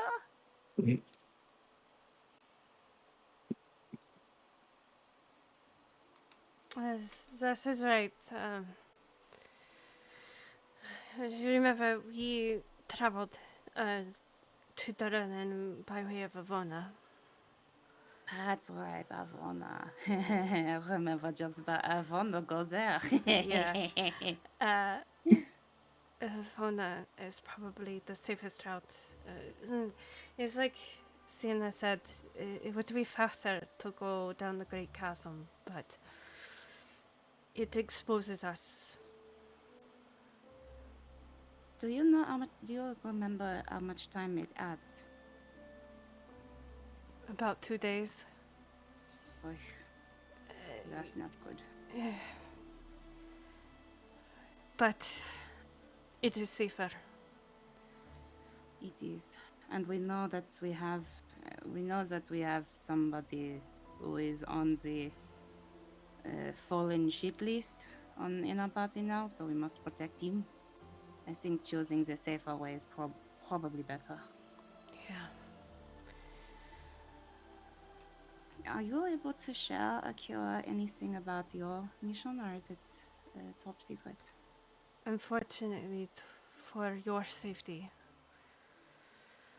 I cannot. All right. But I please have rest that I will be protected. I'll be taking some of the rangers with me and traveling to create it. That is all I can tell you. all right. This no problem. Just be safe. Very well. above the table for folks that I think for everybody else that wouldn't know, Akira and Sienna have been traveling together for the past 3 years in search of information and carrying messages back and forth, and there's been a lot of travel. So this is the first time that they're going to be apart in quite a long time. Oh, So I think I think after a bit of that explanation, Sienna would at least be slightly less slurry.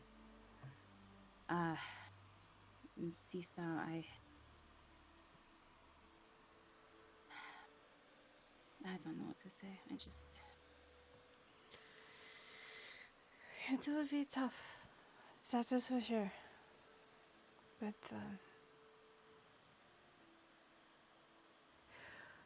you wouldn't give you guys this task if she didn't believe that you guys could handle it. It is true.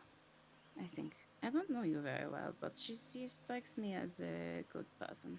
She's my aunt. Fuck, I forgot about that for a second. I was a 2,000-year-old elf, almost my aunt. Fuck. And she just kind of like has that processing. She's older than that.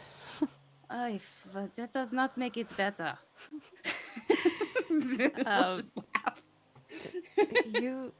Though she's quite playful, she has a great heart. I hope to have more time to get to know her. I should pronounce it better. To get to know her. But alas, time is not on our side. No. And Sienna would point Akira a couple pages back to notes about the dragon that Shinya gave us, just explaining that dragons a sighting of a dragon in this time of year when they should be hibernating, and around damage of a village or a portion of forest and around the Quartzfire Mountains is very unusual. Just a reminder for folks listening that in our first set of travels, we encountered a dragon on the road that had burned an area in the distance. Yes. So, talking about that, Akira mentions that the dragon actually specifically stated a fallen god's name, and it seems that if there are dragons working for the fallen gods, Shinya was under the impression that pushes our timeline. Yes. I know Father wanted to meet with you, Serephina, but I think time is of the essence here. I agree. I'll explain to Father Serephina that. Let me first explain why. Serephina, yes, your last name is Serenity, right? it is. Our father encountered a older elf with the last name Serenity about 700 years ago. Oh, Left a bad taste in his mouth. Says he was looking for his daughter? Yes, he was looking for his daughter. That's right.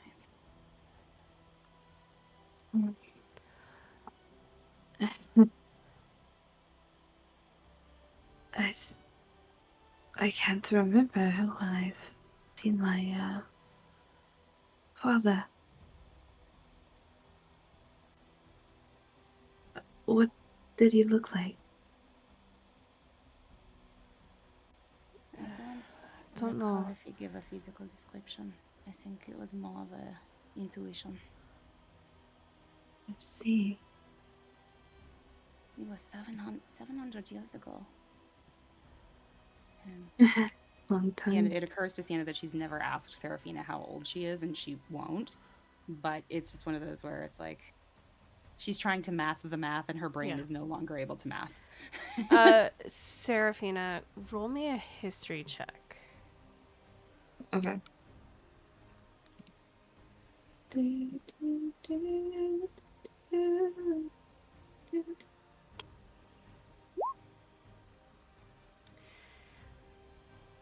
You remember as a child,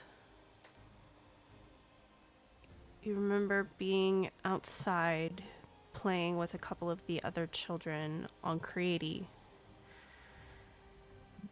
This older elf walking up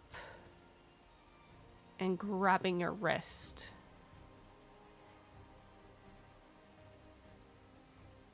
And saying, so she has spawned a fae. Sienna's nose wrinkles so fucking hard.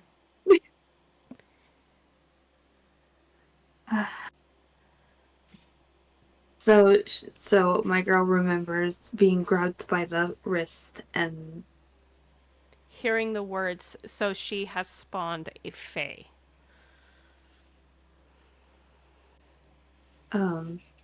Serephina holds her wrist, remembering the feeling of the grab, and goes, I remember an older male,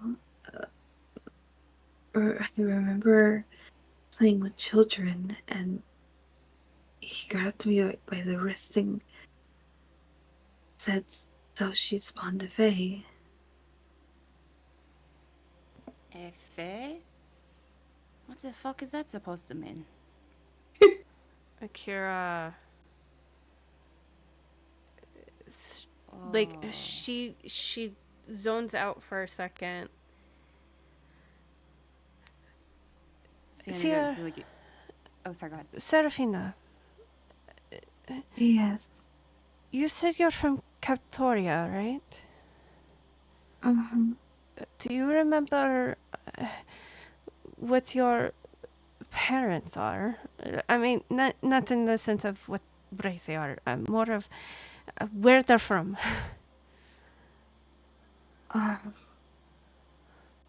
Do I roll another history? No, because you would innately know this, that your mother was from Captoria and your father was from Creati. My mother was from Kulatoria and my father was from Crete. Sorry, Sienna. This is also Mel being a little tired, but the Sienna drunkenly would go, Craptoria. Yes, that's what I heard at first. So I had to go with the joke. I'm sorry. Son of a bitch. What that older gentleman meant by fae is the Creati elves, in by some sort of extension, the Killeen elves are more fae-based than fae descendant. Whereas Captoria elves are celestial based. That's right. I remember. And she shakes her head. All right, ears are pointy. Why can't we just get along based on that?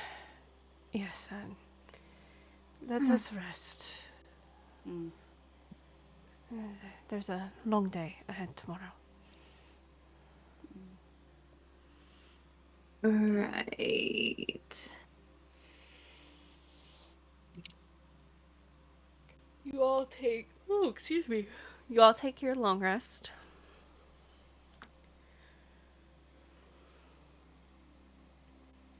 Okay. And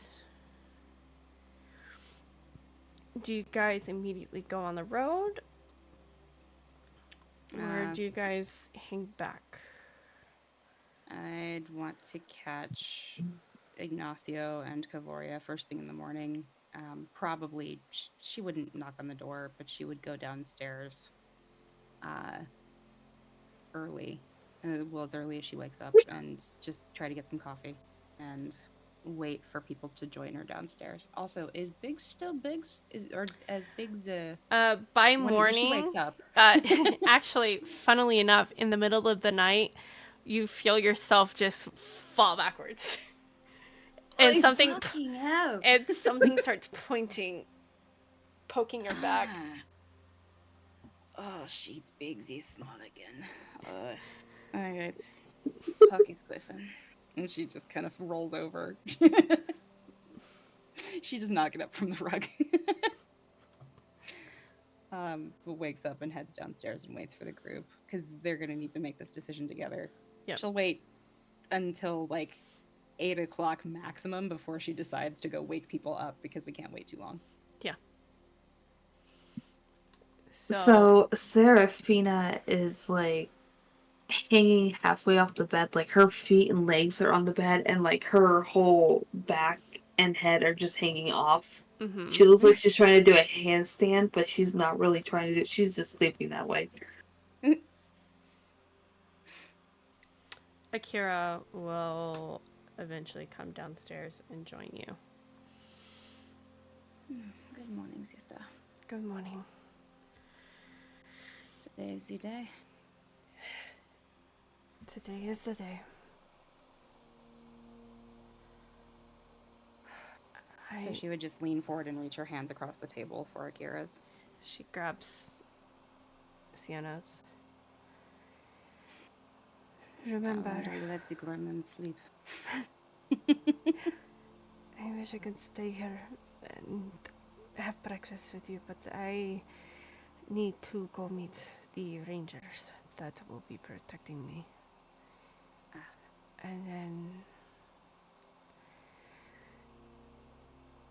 from what I understand, the others and I will see you off. All right. She'll stand up and come over and give Akira a big hug. Akira hugs her back. And Sienna will just reach into her bag and pull out a little metalwork flower. There's 2 of them. One is for her and one is for Shinya. Do me a favor. Hold on to this for good luck, alright? Alright. I love you. I love you too. One more hug. She holds you so tightly. It's almost like she doesn't want to let go. And Sienna does the same. Like, one of them has to break it, and I think Sienna would take a deep breath and do it and say, "You need to go. You go be safe." Yes. Farewell.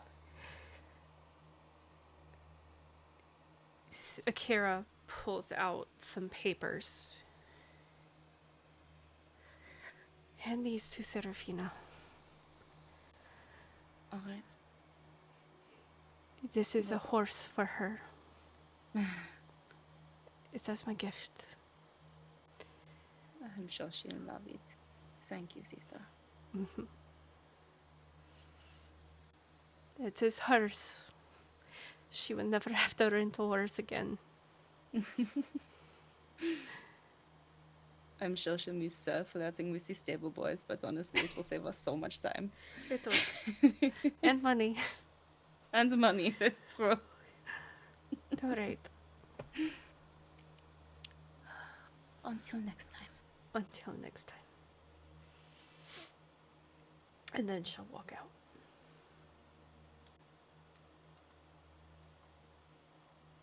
Then I'll just sit down, sigh, finish her coffee. And if folks haven't come down in the next 10 minutes, she'll go upstairs and get them. Serephina's conked out. She's just snoring.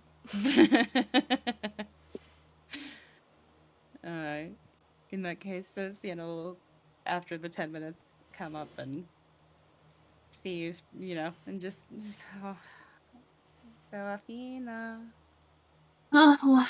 you're all What? right. You're safe. You're in the mithril mattress.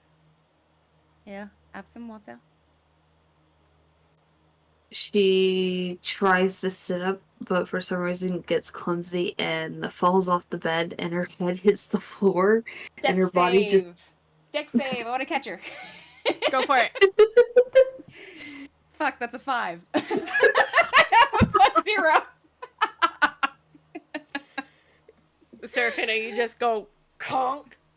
My whole body folds over my head. Oh, oh no. She'll laugh a little and then try to help you up.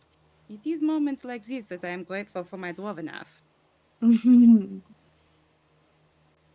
I think we had too much justice last night. Probably. But it's alright.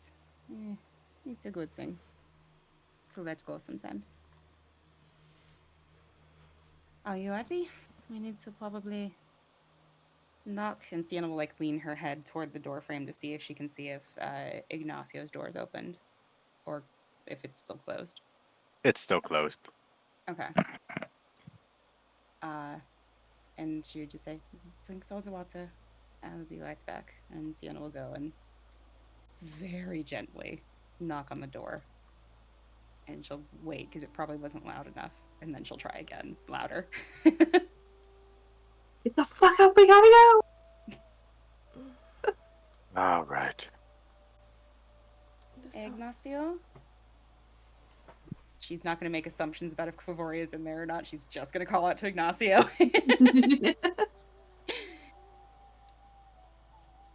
Yes, Sienna. It is morning and we need to be off soon. Oh, right. Right. I'll get ready. All right, meet you Yes, get downstairs. dressed. And just through the door, right? And then she'll go back. She suspects that Kvavoria is in there, but she's not going to say anything and just heads back, grabs her stuff, her pack. Meet me downstairs. Yes. All right. And we'll go right back to where she was sitting and wait for everybody. Mm-hmm.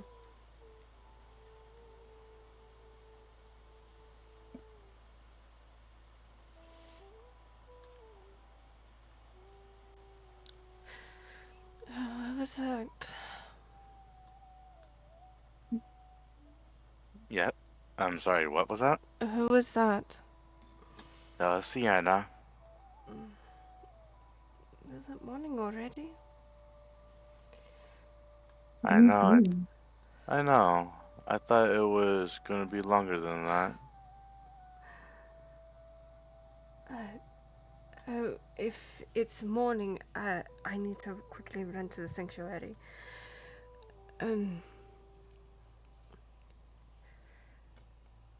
Alright then. Don't let me keep you waiting, hon.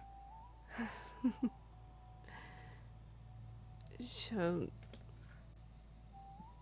give you a kiss on the cheek. I'll meet you at the gates. I'll see you there. Wait.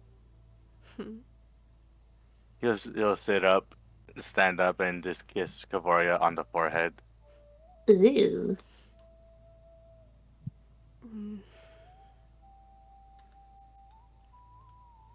I'll see you there. See you there.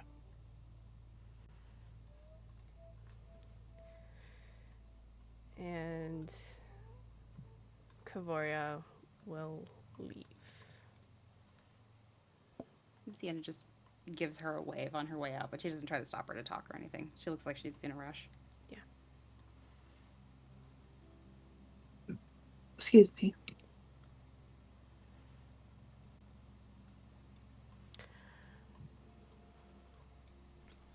Good morning, sleepyhead.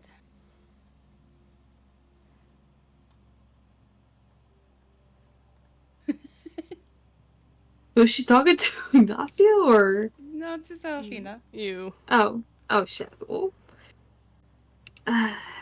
Good morning. She holds out a cup of coffee for you. She's got another one ready for Ignacio as well. Thank you. I think I need it. Mm. By the way, Akira had to go this morning, but she left you this. And Sienna hands her the papers. Oh, Serephina, it is the papers to a horse named Yenendorn. my very own horse. Isn't it pretty? It's very beautiful.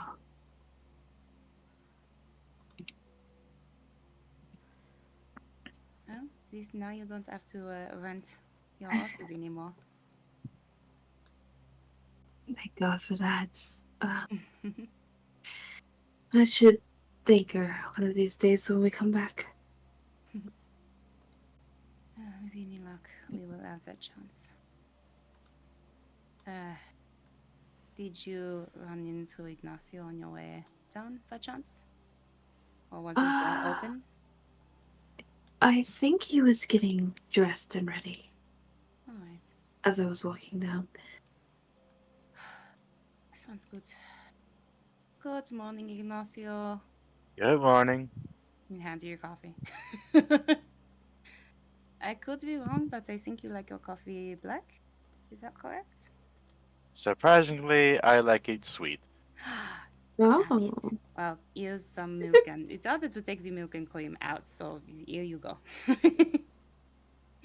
At least my assumption is fixable, and she'll give you like sugar and stuff too.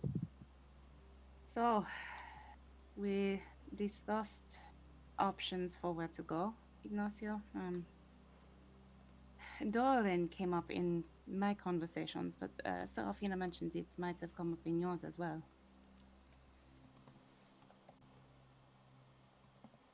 So, when it comes to going where we need to go, um, for my weapon, at the very least, I need to look for a person named Zashi Sho in Duralin. All right. And I hear that and from what Elron told me, the city is much more lax than this one, so I don't need an elven escort. I mean, with the armband, you shouldn't need an elven escort no matter where you are. Because Still, your ear and coyote, I understand wanting to make sure anyway. hmm and again, still. Sienna will reach around to her side and pull out a rolled up scroll and lay it out flat on the table. It's a map of the area. And she'll point to Duralin and say, there are two ways to get to Duralin, but Akira and I found the Duralin via Avona to be safer. We can go across the chasm, but we would be out of the forest, and as we experienced on the way here, that may not be the most wise decision. Mm. Avona adds 2 days, but for the sake of safety, it is probably worth it. As much as I would like to visit my home in Xochicalcan, I will refrain. We need to get to Duralin as fast as we can. I am sorry. I wish we had more time. It's okay. I kind of assumed that we were going to be tight on time. Indeed. Well, breakfast is mine is on the way. Shivala, do you have you? What would you like? Sorry, I didn't say that well. Ignacio, Serephina, Shivala's over there if you would like to order something. Just a biscuit. 2 biscuits. eggs and a biscuit, please. After a moment, breakfast is served. Sienna comparatively looks at her fucking 2 slapjacks or flapjacks, probably like 3 eggs, but like she's eating a dwarven breakfast. Like she's like, you fuckers are kidding off. Okay. On biscuits? How the hell are you alive? She's mostly thinking that to herself. And she'll eat with them. Mm-hmm.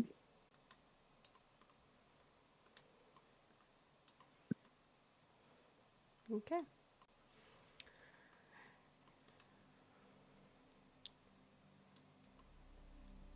Do you guys head to the livery? I would Yes. assume so, yeah.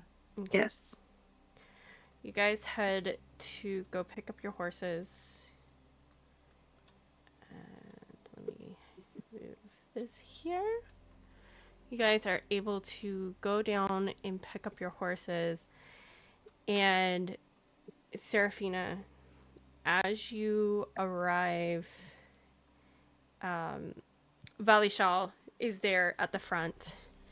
And she's like, she greets you all. Good morning. Good morning. Good morning. She runs back and grabs Velocity and Bruno and brings them out to both you, Sienna and Ignacio, respectively. There's the boy. How you doing, Bruno? Bruno gives a nice little whinny. Happily. Yeah. Yep, that's my boy. Your horse is very handsome. Thank you. How long Your have ho- you had him? Ever since I began college, so I would say 9 years now. Oh, what's a good boy? She's very clearly talking to about the horse, just to be clear. That wasn't flirting. I just want to be very clear about that. No, he knows that you're talking about the horse. Okay. My God. Listen, I got to be clear. And Valley looks over to you. So, would you be renting a horse from us? She does not know that the horse that was purchased is for you, by the way. Serephina hands over the papers to her. She takes the papers. So you're the one who gets to own the most beautiful horse here. Mhm. She hands back the papers. You're a lucky girl. And she'll walk back to the back. And then she comes and brings this horse Oh, that's a pretty out horse. to you, Serephina. My baby. This is Look at her. Yendorn. This Yendorn? is Yendorn. She is a special type of horse. She is Yes. of the Fey variety. Oh, she's absolutely beautiful. You will never, as long as you're alive, you will never have to change steeds. Understandable. Thank you. You should be thanking the High Elder's daughter. I most definitely will.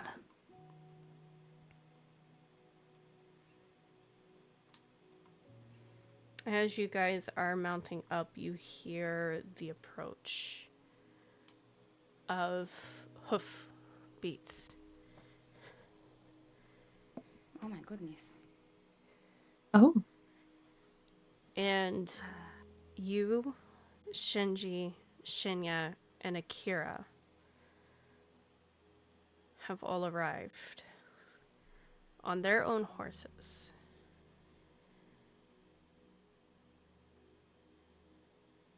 We'll escort you out. We want to see the ones who are going to find our champions off. Mm-hmm. Sienna's already mounted up, but she would give a very deep bow to you. Attitude very much changed after the conversation that she had with Shinya the night before. Do I get on the horse perfectly, or do I fall off? Oh no, you get on the horse perfectly. Okay. Unindorn is slightly taller than the average horse, but she's not any different than a normal horse. The only Okay. difference is just her lifespan. Noted.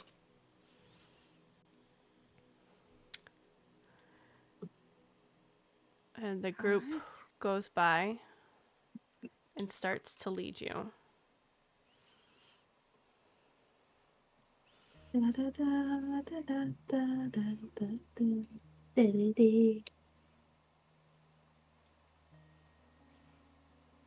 Oh. Oh shit.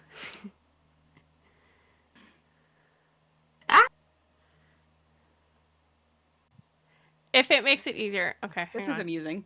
Yeah, please. This is like the weirdest Nope. game of checkers I've ever played in my Nope. life. Thank you.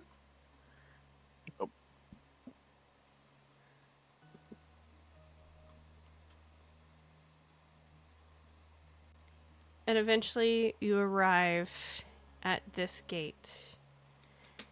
And you see, mounted on her own horse, wearing a just a simple breastplate, with a sword by her side, Kavoria. Excuse me. And you can see on her horse, there's plates on her horse for protection as well. And she looks over and smiles. You all are here. Of course. You're here. I figured you all could use some help. I don't think we would say no. And she looks to Ignacio.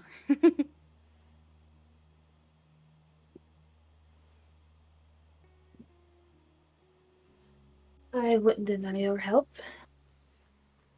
Good.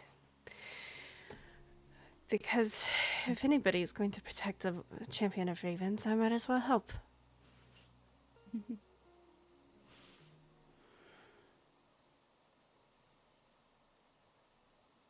Well, we are on our way to Duralin via Avona.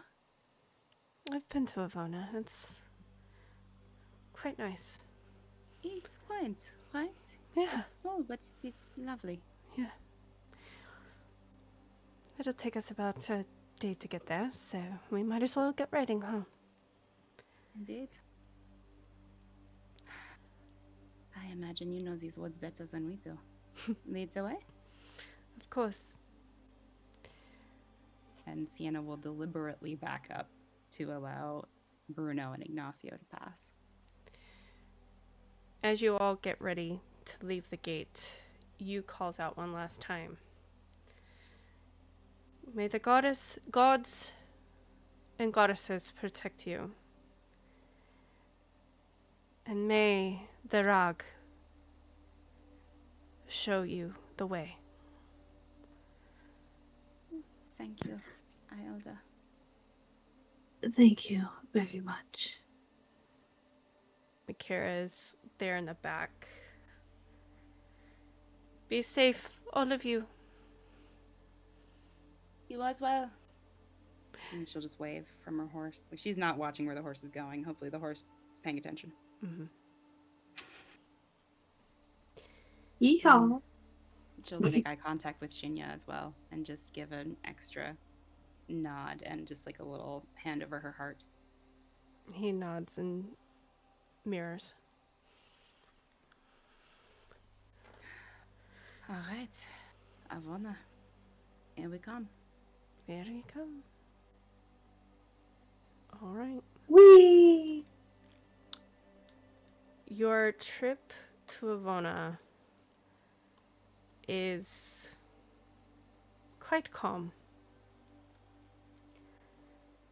And as the sun starts to set, you arrive at Avona. Hmm. I recognize these walls. It's been a few years since I've been here. What's brought you here last time? I was on my way home to Killeen.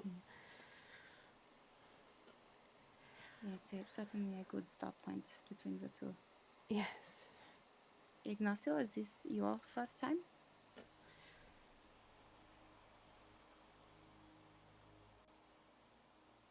Ignacio? Are you muted? Yes, I Oh, fucking was. God damn it. Oh no! I'm so sorry. You're He okay. rolled a nat 1 and got muted. Oh no. It's okay. Anyways, I've only came by for a few things, but overall, if we're going to be staying here for a while, or we're just passing through, then it's the same old thing. I don't believe we have any need to stick around unless we need to resupply. I think I do need some more horse feed. Hmm. I believe I am okay. I think we can get to Duralin, but certainly wouldn't be any harm to buy more. We should camp here for the night, so there's no reason we can't get a good night's sleep in an inn.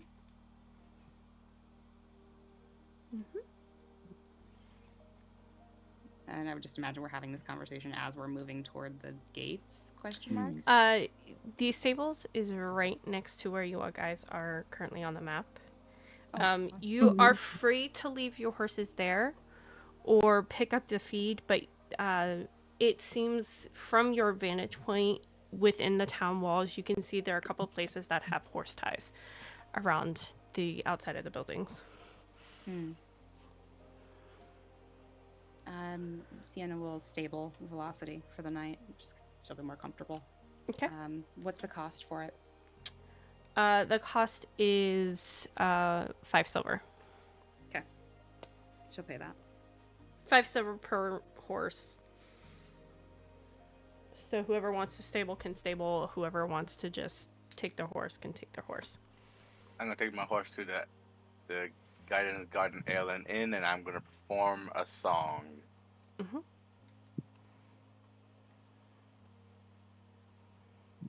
And I'll ask Kavoria if she wants to tag along. Kavoria definitely tags along. And she'll ride on her own horse as well to outside. All right.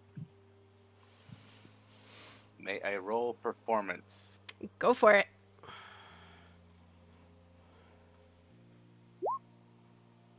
That's actually not bad. You do pretty well, but right at the end of your set, your string breaks. Oh. But it was right at the end, so it was a perfect time. That shit hurts, though. Yeah. That, so you didn't fail it completely, but now you need to repair your string.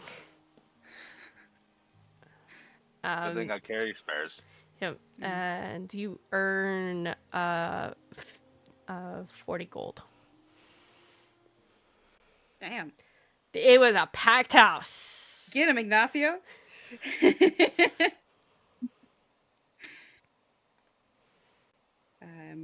Sienna would look to Serephina and just say, Serephina, would you like to stable Yen?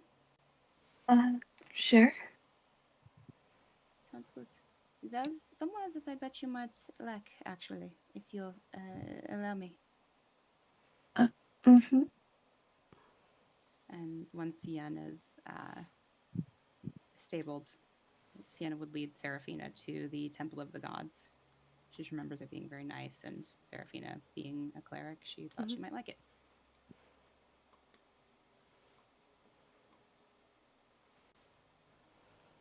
And she's also low key searching. Um, you you do kind of remember where it was because Akira pointed it out, and it's pretty obvious. I mean, a lot of these buildings are very low-lined roofs. Temple of the Gods is about probably the biggest roof besides the Raven Rest, which you passed on the way in. Those seem to be the tallest buildings within Avona. And there's not a lot of people there, but just some people that are praying. But Serephina, Yeah. the temple is beautiful. And you Okay. feel a warmth as you walk in.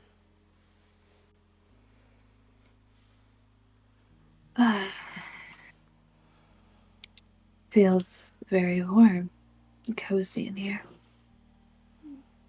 I've never been a very religious person. So what does that, when you say it feels warm, what does that mean for you?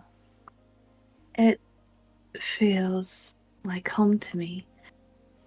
It feels like I'm where I belong, safe and sound. Sienna Feels smiled at you. it feels like if you go out into a meadow of flowers and the sun's just shining above you. That's how it feels. I like flowers. And Sienna remembers the night before. Mm-hmm. And she will just sort of accompany Seraphina, but she's aware that Seraphina worships Momio. Is that right? Gerania. Gerania. Jeez. Sorry, Momio Temple's stuck in my brain for whatever reason. She's aware that Seraphina worships Gerania. And Seraphina, do you pray? Like, do you take time? Mm-hmm. Sienna will pray with you, but is a little disappointed that she doesn't really feel anything in return. And eventually she'll just sort of tap your shoulder, Seraphina, and say, I'll meet you outside. I'm gonna just explore a little bit. And she'll walk around the temple. Of course.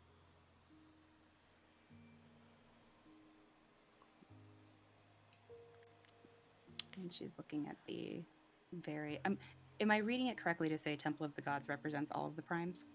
Except for Ravens, who's the Yes. Raven's Rest? Yes. Okay. You probably could gather by now that most temples worship are represent essentially the other six. Because Revens deals with death, Revens always tends to have their own temple, whether it be right outside of a graveyard or near a outside wall where the graveyard is close by, just to kind of make sure that there's a little bit of separation, but not in. You don't get sense it's a separation of malice. It's more of just out of respect. That makes sense. That makes sense. So she'll just walk and find sort of she's doing that thing you do in a museum where you see the image, the statue, and then look at the information below it. And she'll see she's already seen Gerania. She'll read to herself. There's dog. A fortune. Make a perception check. Okay. Oh, you love to see it. Yes, nice, baby. Okay. Sorry, it's a really, really good roll. And I'm so happy for its timing. That is a 22. As you are searching the statues, one statue almost calls out to you. Sienna just furrows her brow and walks toward it. Now, I want to put in relevance that these statues are not as tall as the ones that you've seen in the Raven Sanctuary back in Killeen. These are much smaller. But there's one of a long-haired female, smile on her face, kind of head tilted off to the side, hand reached out, and you can see right behind, like on her shoulder, a small griffin. Sienna will just get as close as she can and really. And she's staring at it, blinking and going, "Oh, yeah." And she looks down at the nameplate. You read Sunara. Why does that sound familiar? And she'll look at her Factoria Mephisto, which she keeps on hand, and reference it. Right, Sunara. And Which section of your journal are you reading? Are you reading the public version or the coded version? I think she would reach for the public version and then stop herself and reach for the coded version and open it up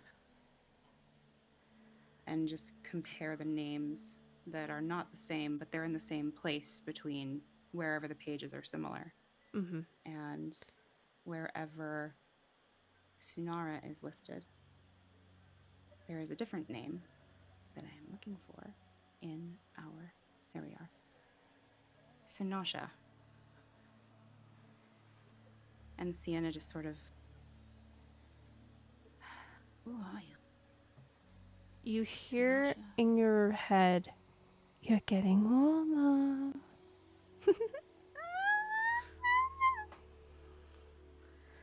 I think she literally just makes that sound and freezes.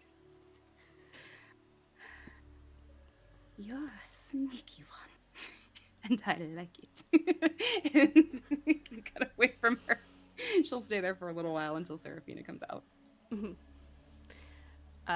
We're gonna smash cut to Ignacio and Kavoria. Mm-hmm. Oh, you are back, Seraphina. I was gonna smash while you were gone. Never mind. No, go ahead. I was just here just in case I was needed again. But if you're going to Ignacio, I will be right back. Okay. Come on, roll 20. Behave for me. Yo, this place has grub. Let's go. Yep. As Ignacio, Yes. we'll say you were right here, kind of at the front. You notice that there are two, as you walked in earlier, you noticed two guards at the side of the door. You recognize one of them right offhand. You remember... Good way or bad way? Good way. Because you remember seeing him at the Breaker's Dozen.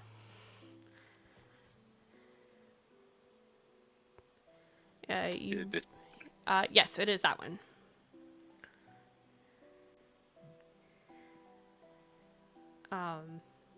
Kavoria took a seat at a table and listened to you play.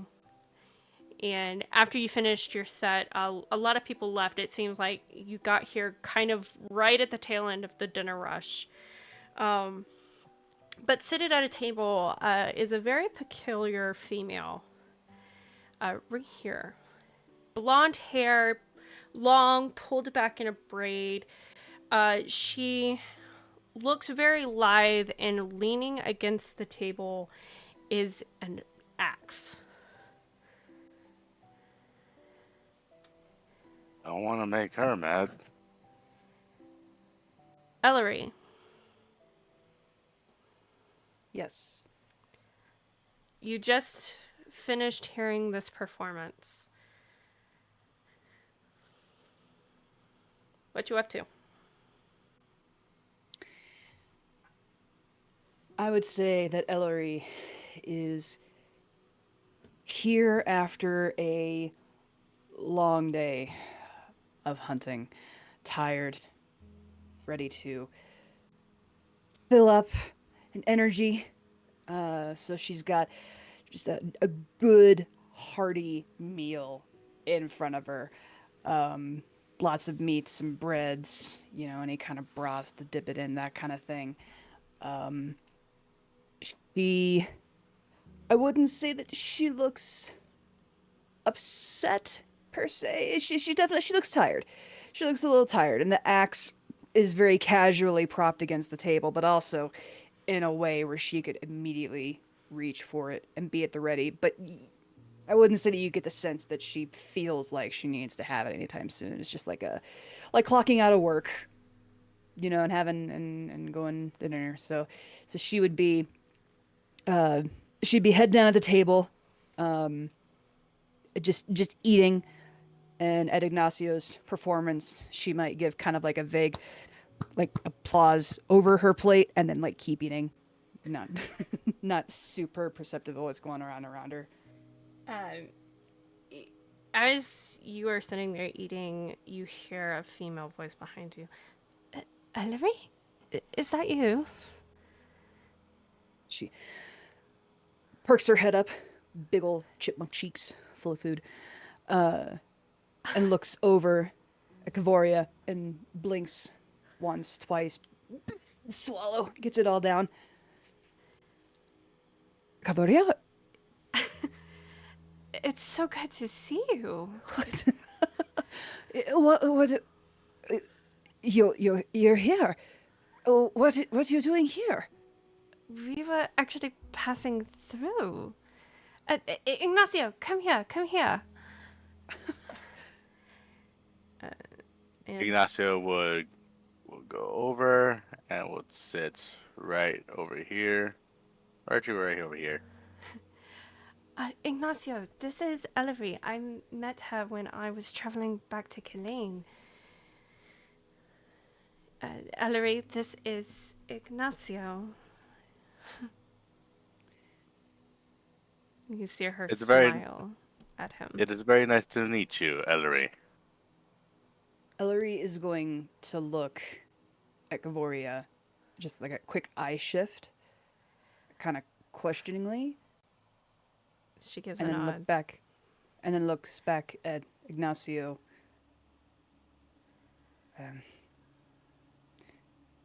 Hello. She looks immediately back to Kavoria. Is a friend of yours in your party? Yes. Actually, I think we might be able to use a person like yours help. Me? Kavoria, I don't. Please say that it's something that I could actually do. Don't make me talk about books and No, big words, and I can't do that. I can't None of tell you that. how much None I of can't do that. that. you get to swing your axe some more. I'm listening.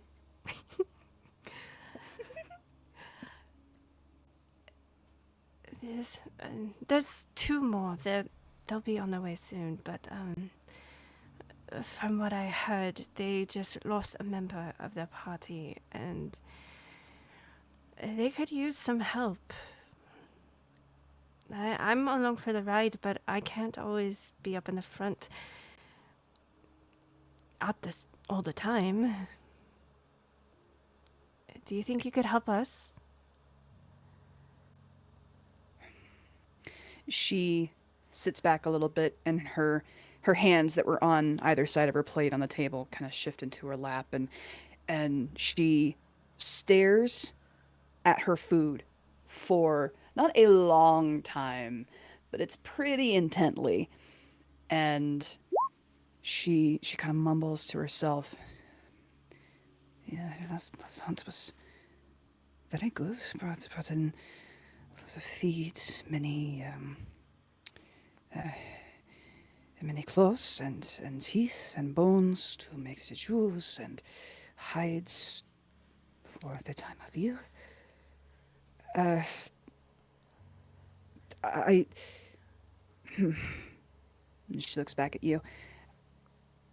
I believe that I might be able to. It would all depend on how much we have for us for trade and for barter and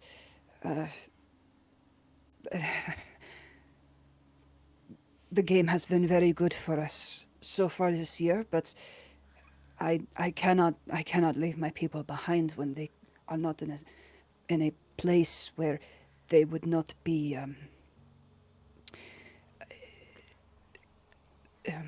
Baxter comes over, who's the barkeep. You know him quite well. Baxter places a hand on the table and says, Elery, I think we'll be okay. Are you sure though? There's I'm sure. It's about time the other hunters pick up the slack. well, someone has to show and to train and to We'll be okay.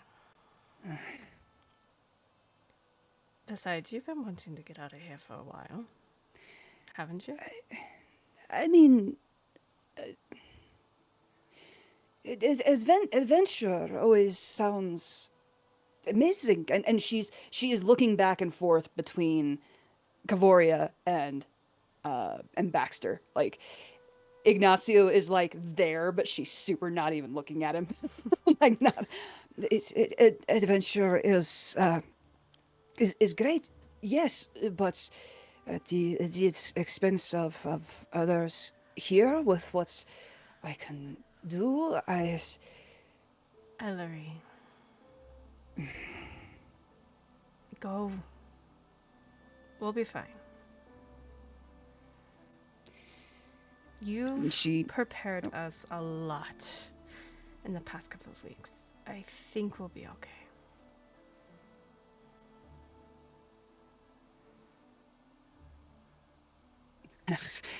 She looks over at Kavoria. I have been wanting to get out for a little while. See what else is beyond. All right. With others, you said? Yes, they should be here shortly. I'd Seraphina, like to go I ahead. would like to ask you something, Elery, if that's okay. She while talking to the others, her posture's kind of changed. She's kind of got a little bit more confident. Whatever you address her, and she immediately kind of shrinks just a little bit.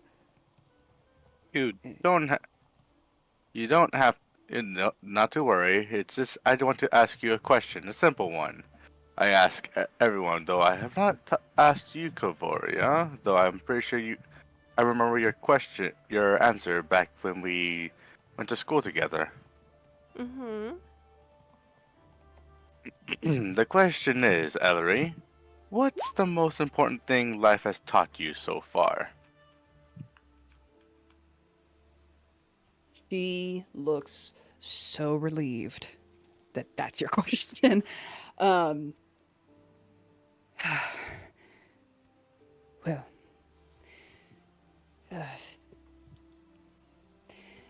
I would be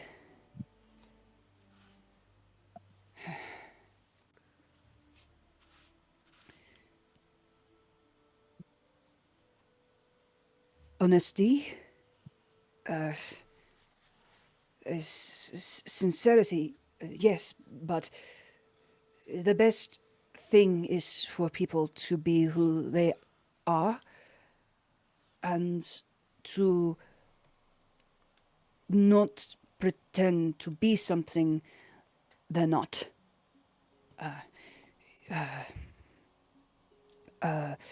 Words, people use words all the time and never have action.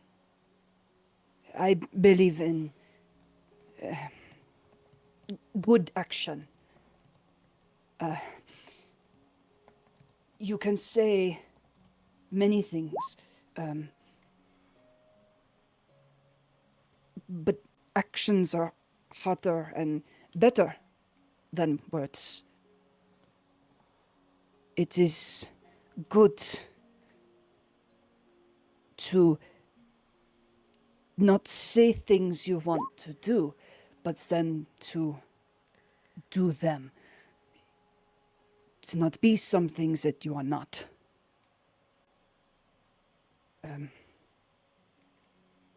Also, it is important to make sure that those who cannot be taken care of are also taken, guarded, protected. I believe so. So, you value honesty. You value honesty and you value the actions rather than the words. Yes. I respect that. You say, I respect that. Her eyes kind of dart over to Kavoria, and there's this little, like, half smile that pops on her face, like a little, like, I did it. Like, it's a good answer. Yeah. You're okay, Elry. That I promise you. What,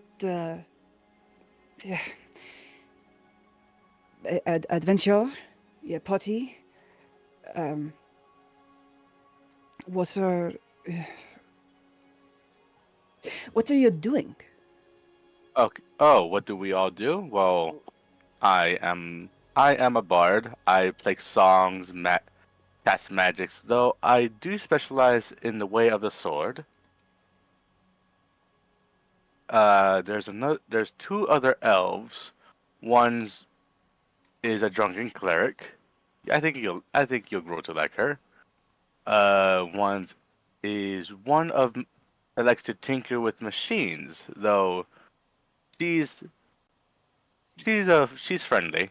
She's a fun little puffball. Little.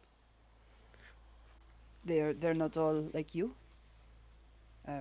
She just sort of holds her hand up to like a vague height. Like, She's and I'm 5'10". I'm not that small. Little ones. I would assume. I would. Oh, here they are. Serephina, Serephina, your Sienna. wife. So you are.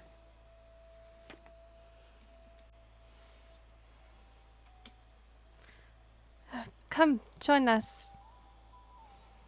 Oh, hello. It's who's this? Kavaya, who is this? This is Elery. She's going to Ellery. join us, right? She looks over to Ellery. Ellery. Ellery is going to immediately stand. All 5'10" of her is going to immediately stand, and there is like she's attempting for a formal, not intimidating kind of stance, but there's a clear like nerves in her face, like I think I'm doing this right, you know, Permission and to roll a she. perception check. Go for it. Sorry to interrupt. Go, please continue. I'm sorry. That's all good. And she looks at Serephina, Sienna, individually, nods at the both of them, and almost just as quickly is like back in her chair and looking at her food. And then realizes she forgot to say something, and her face starts to turn red, and she doesn't say anything at all. I got a 22 perception, and I'm trying to perceive if Ellery is A, a hugger, and B, the fact that she's nervous. It seems like it's pretty clear, but that's what I rolled. Ellery. Definitely nervous. Yes. I would say that. I mean, she's not trying to hide anything, so I would say Yeah. with that role, you definitely catch that she is genuinely nervous. Maybe meeting new people or people that she's not comfortable with, um, is not necessarily a fun thing for her. Mm. And is she a hugger? Maybe not right away. You kind of, maybe this is something you have to shelf for a bit, and she needs to kind of break out of her shell a little bit more. That is super fair. Okay, so Sienna's instinct, she stops herself from just like basically hugging you to try to put you at ease, and then realizes quickly like actually it's not going to help. But she does sit next to you, all 4'6" of her. Uh, You sit next to her, and she's yeah. gonna turn and just look at you. And Sienna's looking back, smiling, and she'll say, "Elery, was it? Mm-hmm. Do you like birds?"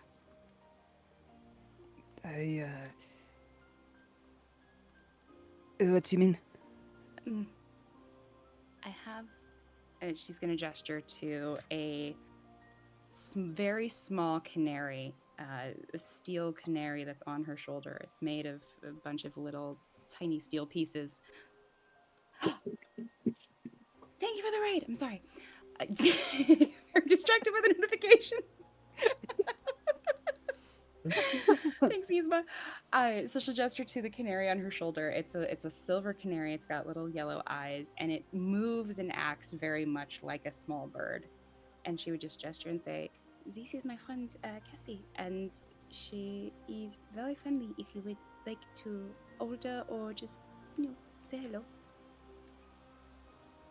She it acts exactly like a canary. Exactly like a Mm. canary.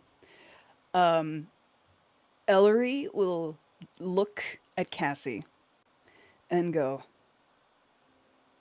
"Huh, uh, well, I do not mind birds. Um, birds that have uh, two bites do not generally pay attention to. They go free." Mm. Would you like to say I? Mhm. And so she'll have Cassie hop onto her palm because she's not. She'll let Ellery sort of meet halfway, and she'll just hold her out halfway to Ellery. And if Ellery wishes to pick her up, she can. But Sienna sort of like does the lift gesture, like "Here you go." Ellery does not get it. That's okay. just like looks at Cassie and is kind of like, mm-hmm. She'll tap her shoulder with the other hand, and then point at yours. Would you like her to be there? Oh, it's, fine. I have had plenty of the birds rest on me in times I've had to hunt in the forest. It just means you're being very still and doing a Mm. good job. Thankfully, Cassie is used to me being a bit chaotic. So she'll just sort of slowly reach towards your shoulder. She doesn't want to make any sudden moves to scare you, but she sets Cassie gently on your shoulder and say, "So, uh, Cassie, Cassie is my friend that helps me when I am scared. And she's very good at helping a lot of people. So if you wish to borrow her for a bit, by all means." You know when you give a pet to somebody, like a cat to a person who doesn't know if they're a cat person, and it's like you put the cat in their lap and their hands are just kind of up, like, I don't know what to do, but now this cat is in my lap and I have to do something. Her head has kind of arced a little bit away when you started to drop Cassie on. I mean, her whole, her body has stayed there, but her neck is just like, her head's kind of moved back a little bit, And the moment that Cassie is on her shoulder, she is frozen, stock still. Oh. Like Pavlovian response. Cassie just sort of like leaves a little tweet, like a little mechanical, and she'll kind of like hop on your shoulder a little bit closer to you and lean the top of her head toward your jaw, basically, and just give you a little like gentle touch, and then lean back, tweet, and hop back to the edge of your shoulder. Mm-hmm. is not a bird, you said. Eh, technically, you could say she's not a bird, but for all the things a bird can do, she can do. So I move. She will not fly away. No, you may move, of course. Her head centers, head centers, and she kind of leans a little like straighter, like maybe her body kind of inadvertently shifted away a little. And when she does that and Cassie doesn't move, she turns and looks at the rest of the table, and there's this little hint, like childlike hint of like, it's still on my shoulder. There's a bird on my shoulder. I love it. Cassie's just like, she starts to preen. Like, birds will only do this if they're on a branch. She's so comfortable on a moving shoulder that she just like starts preening and hanging out. Glowing. And Sienna's beaming back at you. Like, that's literally Oh the my majority of lord. the interaction. Love it.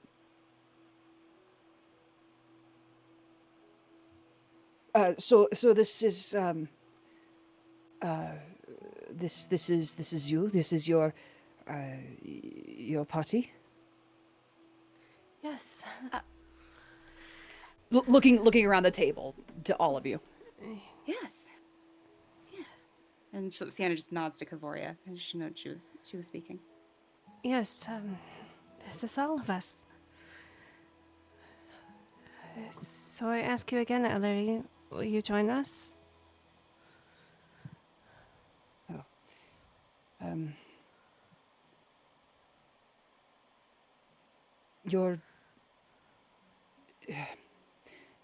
Your purpose for adventure is good action. Yes, if you wish to go with us, I think it is apparent that we need to tell you our mission. You have her full attention. And Sienna just say, I don't. I got excited meeting you, but I don't believe I gave you my name. I am Sienna, and she'll just gesture to Serephina. That's Serephina. Yes. And She'll turn to Sienna. Elery. And we'll turn to Serephina. Elery. Sienna is utterly charmed. Sienna looks to Ignacio like, have you introduced yourself yet? But she doesn't say anything. She's just looking at you. Ignacio just says, "Yeah, if you're wondering, I have introduced myself." Okay, thank you. Elery points at you. Ignacio. Yes. Beautiful. Smiles, hands back in her lap. Yes, that is my name. Ignacio. Serephina. Sienna. And Sienna nods at you Mhm. and smiles and just says, Cassie. we are... So Sienna's started to pick up a little bit on Elery's speech patterns and noting the very simple expressions. Not in such a way that's like, oh, she's dumb. That's not it. It's more just like, okay, this is the way that she's going to best receive information. And so Sienna just says, we've been asked to go and find a bunch of things that cannot fall into bad hands. They are all over the place, and we have to sort of go looking and talking to people to find them. And honestly, we don't know much beyond that. It's the short version is we are trying to save the world. Elery takes this in, nods. It is,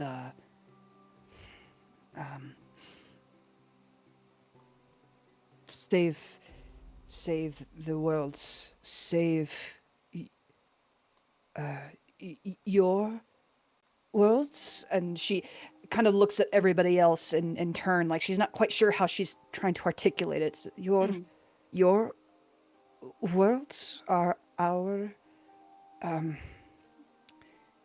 Sienna would nod and say, yes, ours and yours. And she just gives you like that little point, gentle point. The one that we all live in. Serephina realizes she never introduced herself.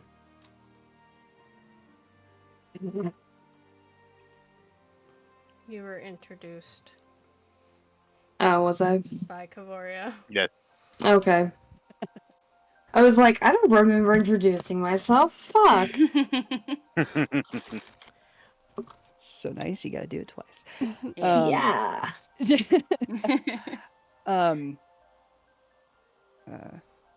Oh, so she looks at Sienna, and like her fingers are kind of clasped together. Our worlds. Mm-hmm. And it seems Kavoria and you are friends? We've met once. Mm-hmm. Amazing. And Sienna notices the axe, and she'll just point at it and say, is that yours? And you will notice Elery does perk up. Like for the first time, there's this sort of actual friendly look on her face, and she glances down at the axe, looks back at you. Yes, I am part of the hunting troop in Avona, and I bring back game and allow tanners and jewel makers, and we use animals, game that is brought in for new height and for clothes and for trade and barter. And when we are close to the bottom of that, we go out and hunt some more. And she points at Cassie and goes, much bigger than this. She would be good for a bite or less. So she would be okay. But bigger birds and other animals around, and I very much enjoy going with the party and camping and taking care of any dangerous creature with this, and she just pats the handle of the axe as it leans on the table. When Elery pats the axe, the cloak that she's wearing sort of opens, and Sienna notices your biceps. Yeah, so Ellery is wearing a cloak that for the most part covers her entirely outside of like her neck and her head. Mhm. But as she shifts to do that, when her arm comes out from underneath this cloak, pretty easy to notice. Two things right away. One is that she's fucking shredded. Mhm. And the other is that she definitely has some scarring. Not anything self-inflicted, but I mean it's she has seen battle. And when she puts her hand on top of the on the handle of the axe, and then kind of realizes her arm is out, and she tries to kind of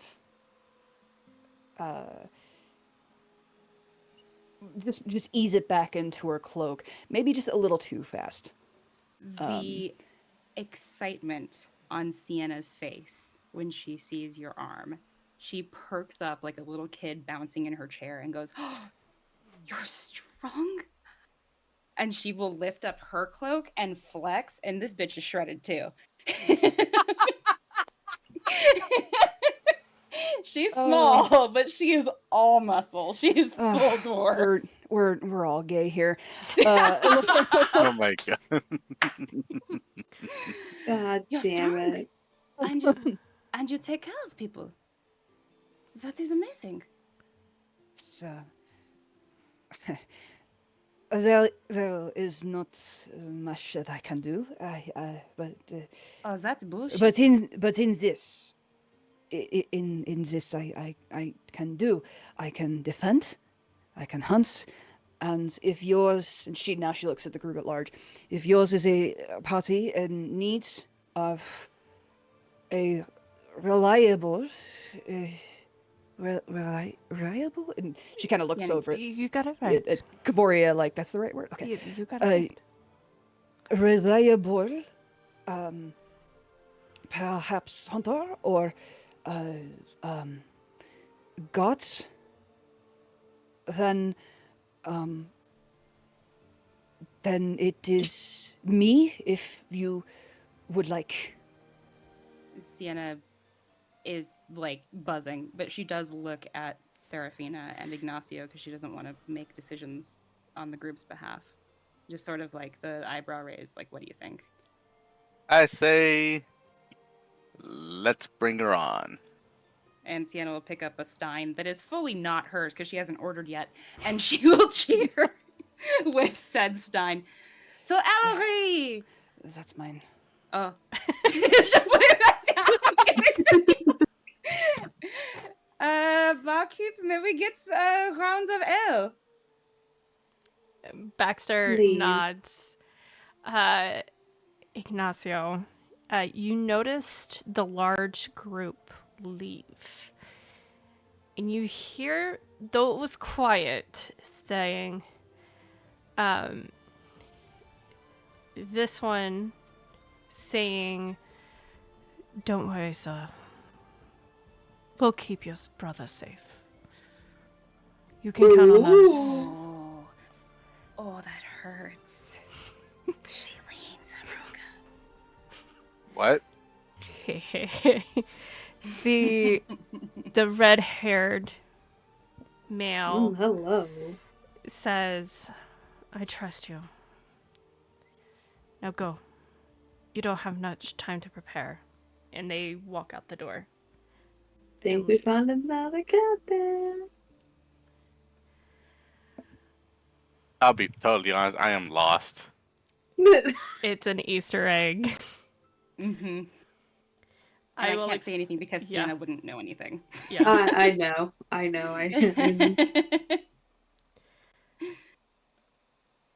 And that is where we'll end tonight's session. Yay! Alright. Yay! Yeah. Welcome in, Harper. Welcome in, Welcome Harper. Welcome in, Harper. Yeah. Thanks for having me. Yay! That was great. Yes. So if you have been following the creaty little thing that's going on, the one shot turned more shot, as a kind of to place where it is, the main campaign takes place before. Where we are at is before where creaty starts. So, little Easter egg for you guys. Rolling my fingers. Can I shove it in my mouth? What? Cat, fuck's sakes. Good gracious. What? She said it's an Easter egg. I Oh my showed him. god. Anyways, with that, we're gonna end. On that note, welcome in, Harper. So glad to have you here. Thank you. And yes, Thank you so much for tuning in. Thank you yes. for the raid, by the way. Yes, thank you for the raid. Thank you guys so much for coming out. We'll see you all next time. Bye-bye. Bye-bye.